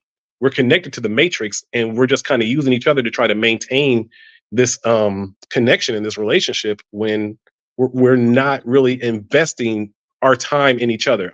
If we're trying to get old, to be 90 years old, then I need you to be in shape so you don't have heart disease and all these problems. And you need to also make sure the same thing. So that means you got to start changing the way you cook. Yeah, I understand that you grew up in a foundation where you're supposed to be putting bacon and all these things in the greens. But again, our goal is to reach to be healthy at 80, not fat and in pain and having to trauma bond to each other because now we're both depressed and sad, but we don't have anyone else. No, let's stay healthy to the end and try to make it in a healthy mentality. That should be the goal.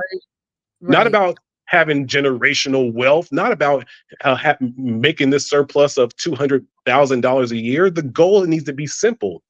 Let's get to the end of our days healthy and happy. My final thoughts is, whatever outcomes you want, if you can find someone who wants the same outcomes, can't nobody tell y'all shit. Go ahead and do it. If y'all want to go die by 60, go and do it. As long as that's the outcomes that you won't be sitting here at 90 years old living with regret. You might want to go bust your back out, and it's going to cost you a little bit of your lifetime to be able to get there. But you want that Corvette by 70 before you pass away. Go ahead and do it. I ain't mad at you. That's the outcome you want. Go ahead. Life, if you take anything from me from this conversation, life is about the outcomes. Whatever outcomes you want in life, make sure that you're doing whatever you can. All your decisions align with the best interest of the outcome. You cannot go wrong. There you go. Thank you, Darwin. I appreciate you for being here. I didn't have to, but you did. So I appreciate you. JT, welcome. You done came in around final thoughts. What's going on? He came like a blister, right? Came right after all the hard work's done. Here he show up. Man, want to give his final thoughts, yo. I just came. I came. I was enjoying the conversation, so it was. It was. What's up, cool. JT? What's happening? What's going on, man? What's popping with you, bro? All right, man. All right.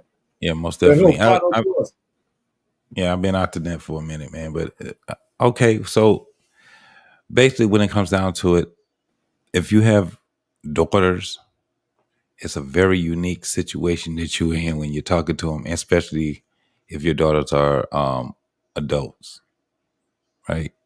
So one of the things that I like, just listening to what you guys were saying tonight, these are the things that I have to bring to the forefront to my daughters, right? I don't know if you guys ever experienced your daughters bringing some dude over to you, and yeah, it's a weird feeling, right? And I'm a 70s baby. So one of the things that we were really big on was, our fear was our daughters being on a pole. That was our biggest fear. We used to talk about that all the time, our daughters being on a pole or, certain things. But we never looked at it as if our daughters were going to be at a point where they actually knew their space into how they pick a man or how a man picked them, right? Because the biggest thing is what we talk about. Do men pick women for marriage or do women pick men for marriage? It's a big conversation that a lot of men hasn't had intently with each other when it comes down to their daughters. We all, like I said, the biggest thing that we used to say is that I'm just trying to keep my daughter off the pole. That was what we were. That was what we were talking about. Now look where we at. We're at a space right now where we're talking about marriage. I'm one of those guys that'll sit back and tell you right now that I don't want to push marriage. I want to push how to get to marriage, because when we push marriage and we don't give them the in depth or the intel on it, because of how everything has changed from one generation to the next. Like, so with my daughters, what do I tell them? 28, 22. What do I tell them? You go out here and pick a man? When we already understand that men are the gatekeepers of marriage, right? Do we tell them that? Do we show them how to be women? This is I'm just, and this is rhetorical. I'm just asking questions. This is the things that goes on in our heads as fathers of daughters. It's a little more difficult for daughters than it is for sons. It's difficult for both of them, but it's more difficult for daughters than it is for sons. Do we tell them to pick men, or do we tell them to be in a space where men can pick them? This is where they're confused at. They're confused. Do you tell them to bring them around me, or do you tell them how to, you got to know how to pick them? Or do you tell them, say, listen, this is what courting is. I've talked to so many young women, they have no idea of what courting actually is. They know everything about dating, but they have no idea about courting.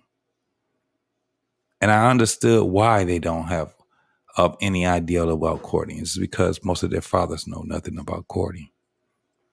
Yeah, fathers got to stop acting like these men out here are cooties. Y'all need to know who are talking to your daughters.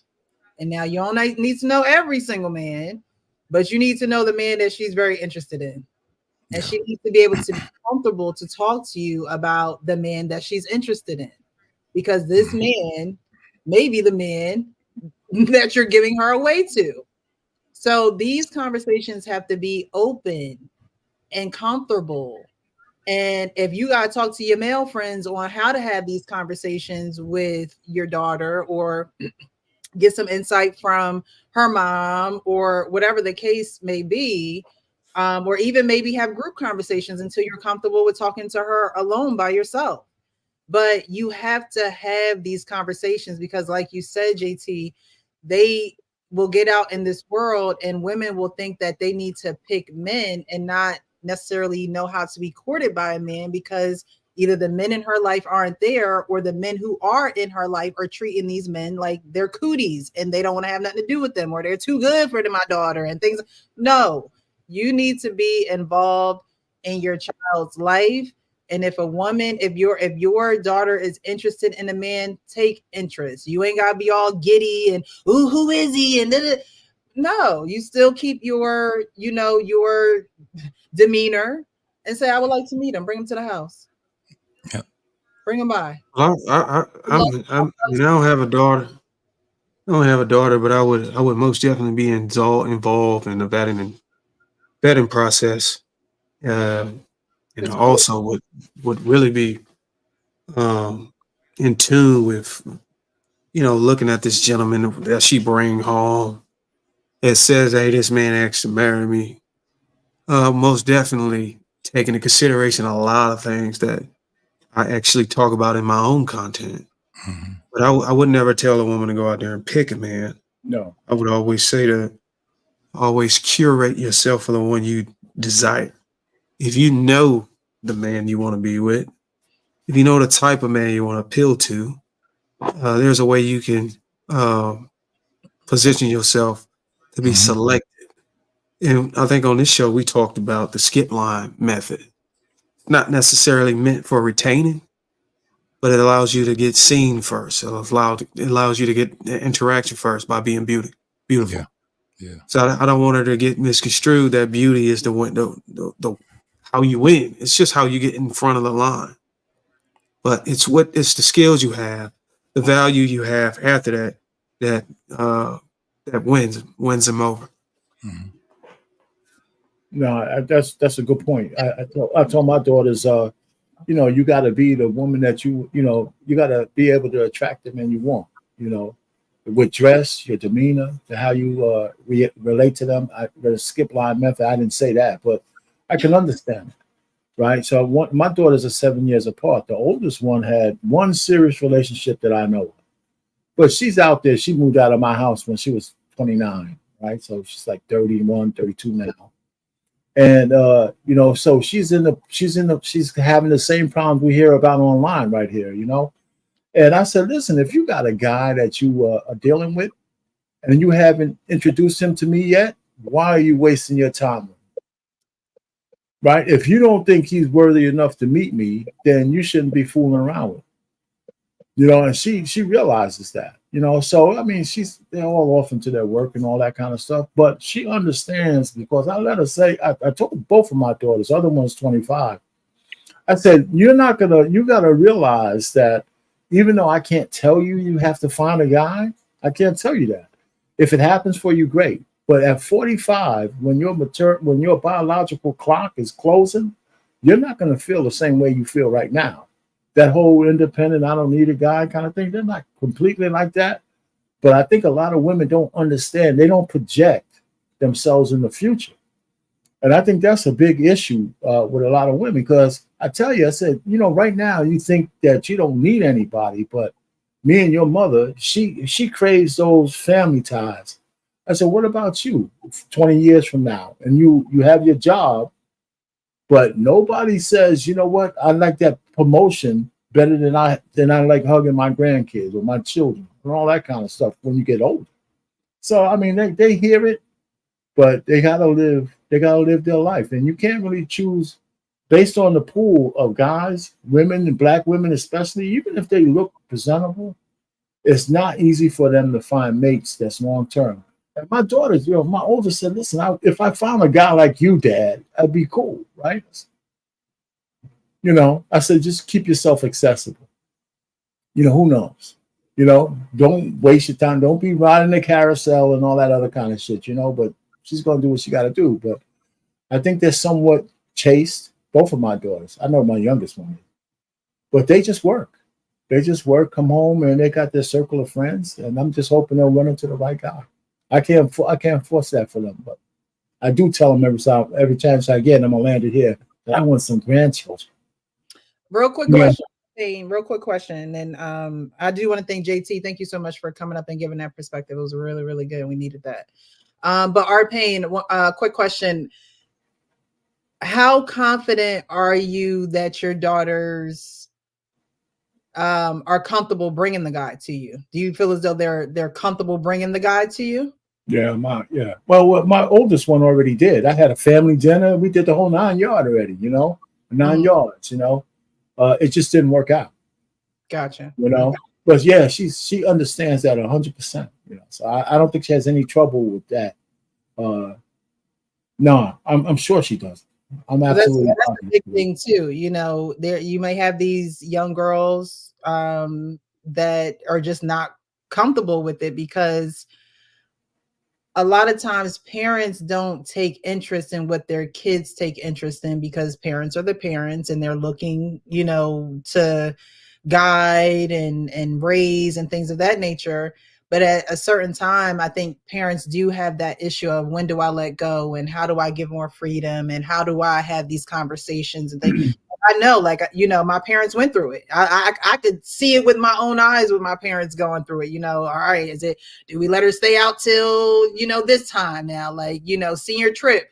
My athletic director came to me about 20 times. Your parents said you could go. No, you can't go. Your parents said you can go. No, you can't go. You can literally feel the transition of your parents and when they're trying to, move into a different dimension of you as you're growing. Mm-hmm.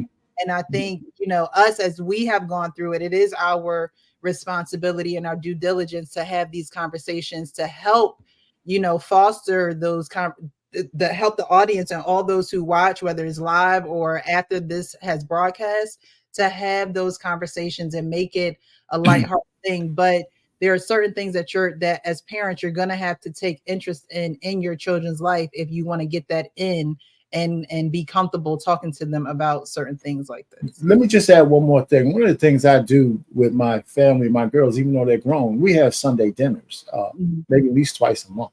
And I usually cook, right? So I always make the shit up as I go, but I'm batting 1,000. So when we sit around the table, that's when we could have a lot of in-depth conversations about everything, right? So, and so that's just a tradition in our house that, breaking bread together is something that we do. And we, so we stay, it's just me, my wife, and my kids, and they're not kids anymore, but it's really good because you can hear the transition and how they speak because they're out in the real world now as grown adults.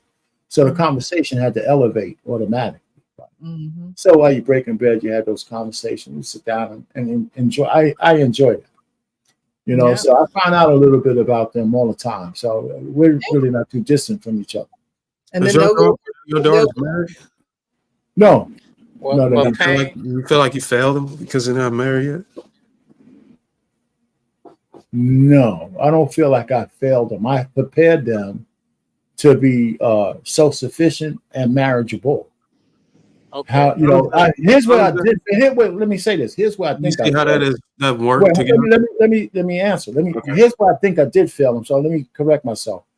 I should have had a cadre of my contemporaries in my age who had sons that I could have paired them up with. That's what I didn't, because that's not what we do in America. If I would have been able to have at least an environment or a network of men and families that were vetted by me and my wife who have kids their age, then they would have had, I could have made some arrangements to get them into the same network with those boards. I didn't do that because that's not what we do here in America. I didn't think about that until late. Matter of fact, I didn't start thinking about that until I started dicking around here on YouTube. I'm serious. So I mean, so from that standpoint, I think I should have had some network of guys for them. Whether it would have worked out arranged or not, it would have been something I really did. So what? So do you think you failed them? From that standpoint, I think I failed that part of it. Yeah, I do. But I hold out hope for them, but you know what? They're still living. So, they're social and they're around a lot of people. So maybe it'll happen for them. But from that aspect, most men don't think this way. But go ahead.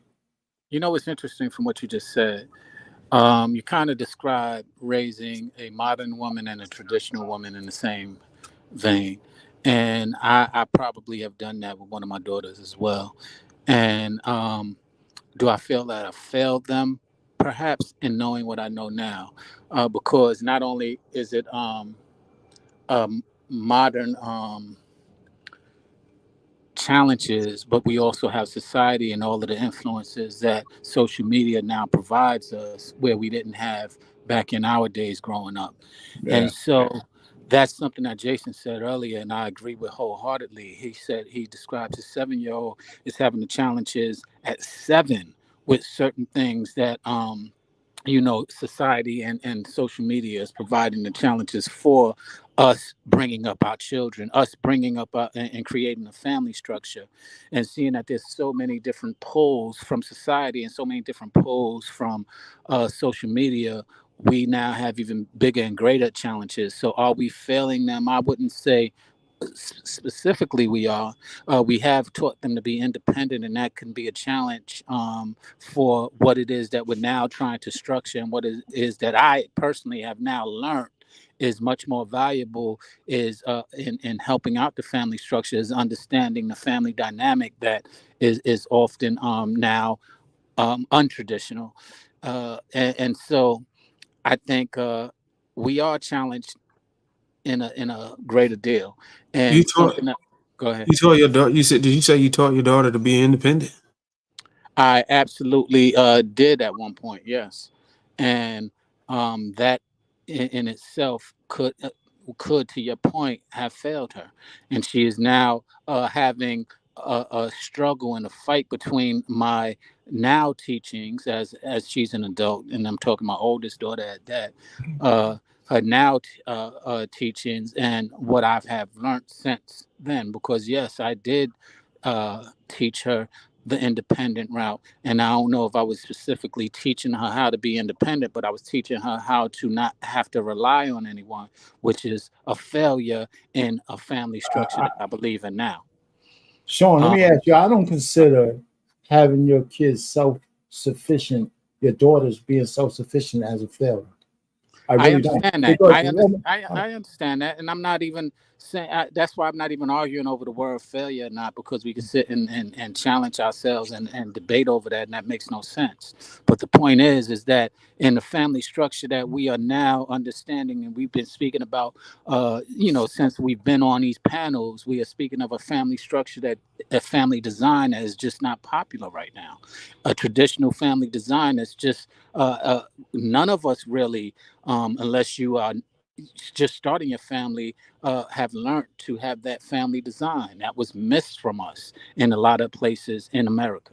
So I they wouldn't. say that 5,000 marriages happen every day still, 2,000 Okay, divorces, but that 5,000. doesn't. So what does that matter?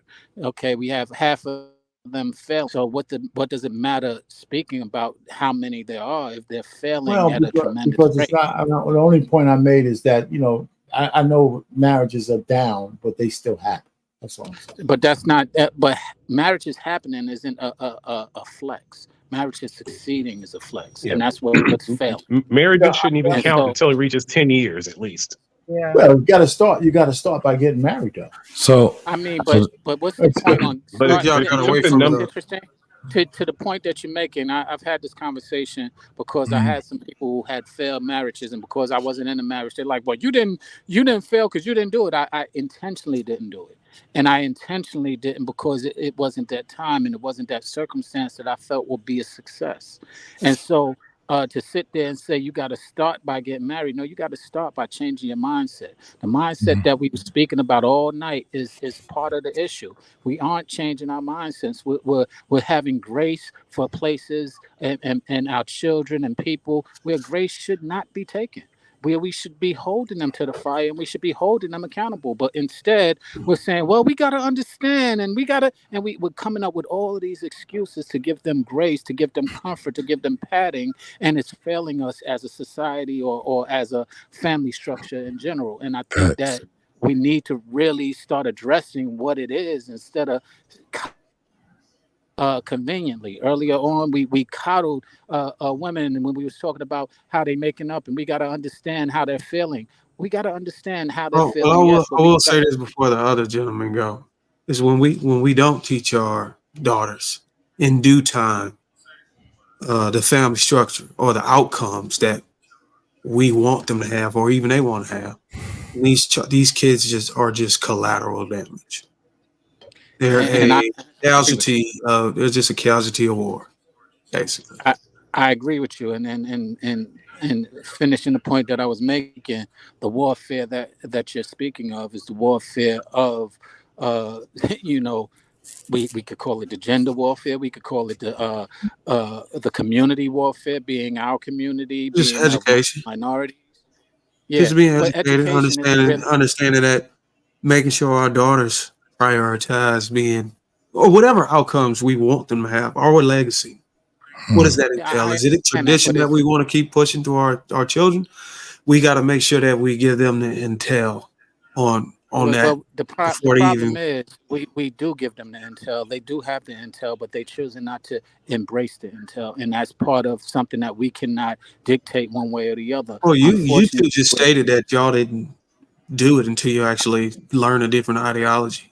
and I'm stating to you that I've done it with my other daughter at a very early age, and it's a big difference. But you cannot change the person is not going to always look at you and what you're saying as the most popular thing. Unfortunately, that's why we have choice in individuals, Well, when and I asked you, we did you fail? If when I asked you, did you fail your daughters? If you had said, "Hey, no, I gave them the ideology. I gave them the proper Okay, family you structure you idea. never asked me that. And You asked No, me he that. asked, you know, but I you said that I mischaracterized my said that. answer though. no, I just asked you. I asked you, were they married?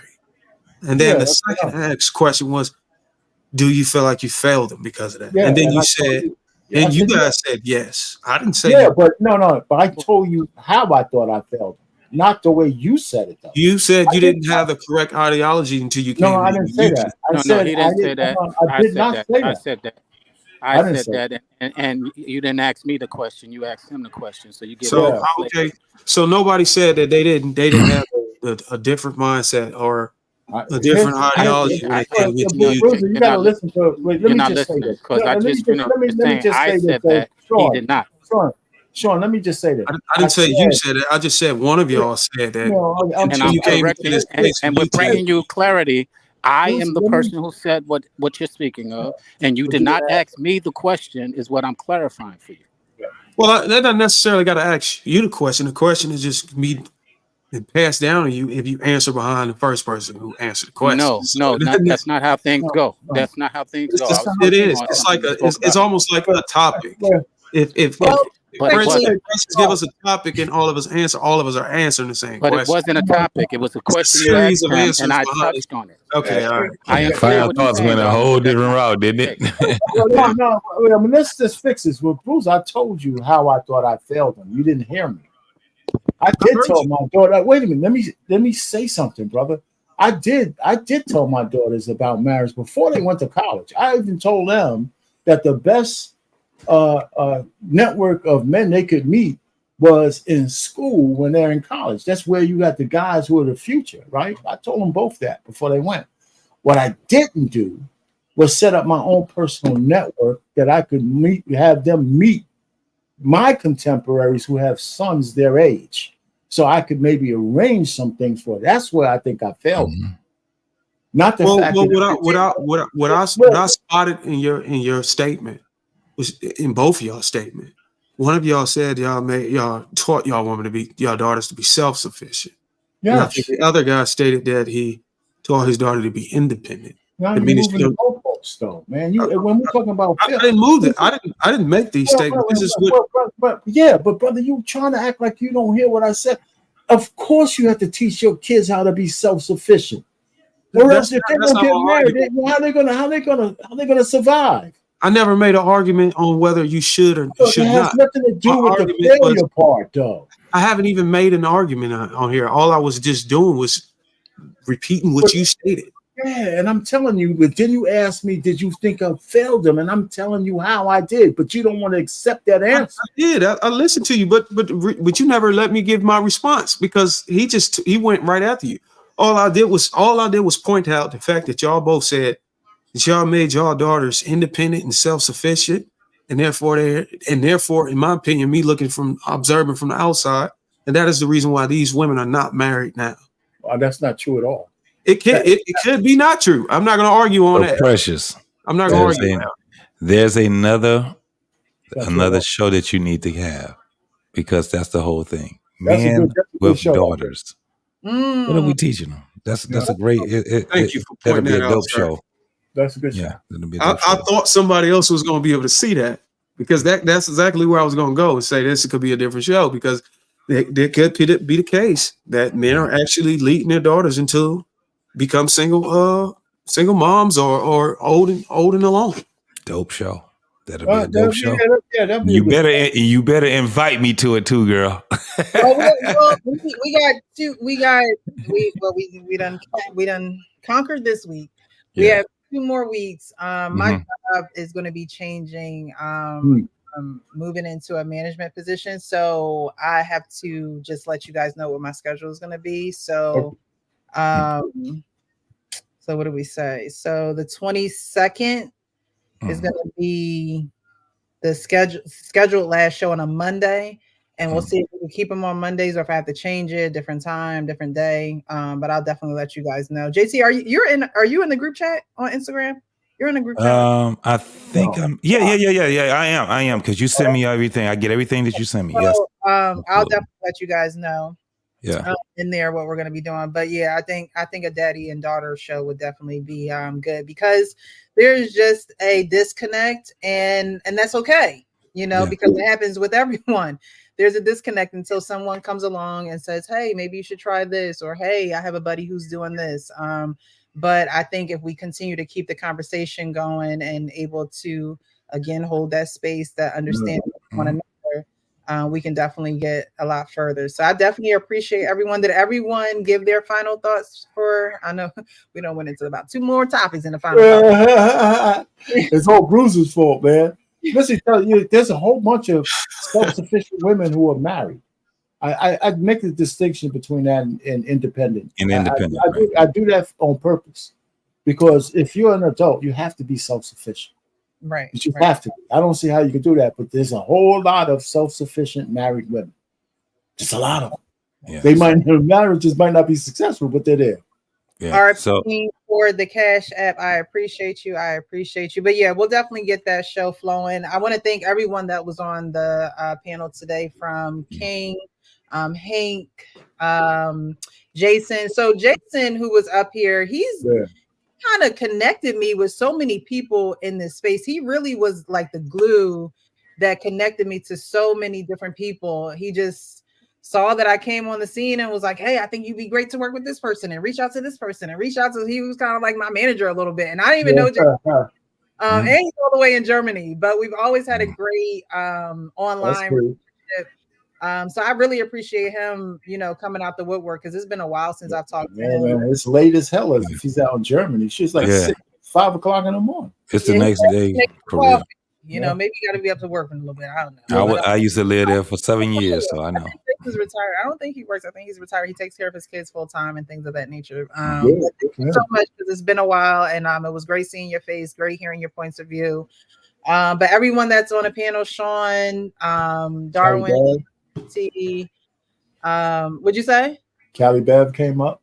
Callie Bev, yes. First time on my show, she came up. So I definitely appreciate you. If I've ever forgotten your name in the past and you've been on the panel, charge it to my head and my heart. I love all you guys. Thank you so much. Because you don't have to, but you do. So I'm appreciative. But on to there was a final thought. You know, and speaking of what Don was speaking about, what Bruce was speaking about, one of the reasons why I did not teach marriage is because I didn't believe in the institution of marriage up until recently. The failed marriages and that I've seen coming up were really why I didn't believe. I believed in having strong relationship, monogamous relationships, and all that marriage is supposed to define itself and supposed to look like. I believed in that, but so many people did not live up to their word or their vows that I had seen, and still to this day still do not see that the institution is what I felt was a failure. And so I didn't promote that within to my family, etc. Now, what I've matured into and learned is the value of that structure and that institution, which that institution helps to structure the family unit, which is what I promote and advocate at this point. So it's not specifically marriage that I promote honesty. I promote living up to what you stand by and what you speak on. And that's what a few of us do, some of us who are married and some of us who aren't, that I respect and can understand. And that's what I have always taught my children. And society teaches otherwise, unfortunately. And that's our unfortunate reality. So with that being said, we're up against really societal and some of these beliefs, and marriage is the reason why I never advocated it, because they fail because people are full of it. People don't live up to what they speak. And I'm talking people, men, women, etc. And I'm not talking in any specific place, because on these panels, there are people who don't live up to what it is that they speak. For those who do, is what I promote and what I advocate. And that's why I have a lot of respect for all of you who are on this panel specifically, because that's what you come across. You come across very hot, as Precious will say, which is honest, open, and transparent. And that is more valuable to me than the word marriage, but that those core and that foundation is what we build some of this family structure that I also am advocating for as well. I got one more thing to say, and I'm done. I apologize to anybody I may have mischaracterized. But for me specifically, if I can't replicate what was passed down to me traditionally through legacy, I always lean on the Bible because I know society is forever changing. So anything that I teach my children is going to come from the scriptures that I believe. And God told me that man and a woman is supposed to be married, and that's what's supposed to happen. So society, whatever happens, it doesn't deter what I'm supposed to push out to my kids. And I'm glad that I've been able to be anchored down to that. And I just hope that many men watching this would also do so. We've seen how if you do allow societal changes affect your teachings to your children, you can lead your children astray, or your children can end up in situations where they become a part of the statistic that you've feared. So apologize to anybody. Just stay grounded in your principles and ideology, and you don't ever have to worry about these things. Got it. Thank you, thank you, thank you. Well, this has been a great show this evening. I've enjoyed it. I think we've gotten somewhere. We've unlocked some disconnects, and so when we connect the next time, we'll try to just be better. I think that's just. I think a lot of people are looking for perfection, and we're just looking just to be better. Perfection doesn't exist. And so we have to work together as a team. Wife School, I believe she had said it in the comments. It's great to be self-sufficient, but we definitely need more team building skills. And this is how we do it. Maybe next week, what's next week's date? The 15th? Invite a friend. We always tell people to share the live or whatever, but invite somebody to actually watch the show. And get their suggestions and I'm not above suggestions. Someone talked about open up the panel for more people to be on it. I'm not opposed to that. I dropped the link, I pin it. Whoever wants to join the conversation can definitely do so. And I appreciate all point of views. Now, if you're out of line, you're gonna have to leave. But as long as we can be civil and cordial, we can definitely have the conversation. So I enjoy these conversations, and I thank everyone who was here. I think anyone who sent a super chat, anyone who sent a cash app, a like. You don't have to, but you do. So I appreciate you. Thank you, thank you, thank you. And as I say in closing, in all my shows, be real with yourself so you can be real with others. You guys have a great Tuesday. Thank you. Bye-bye.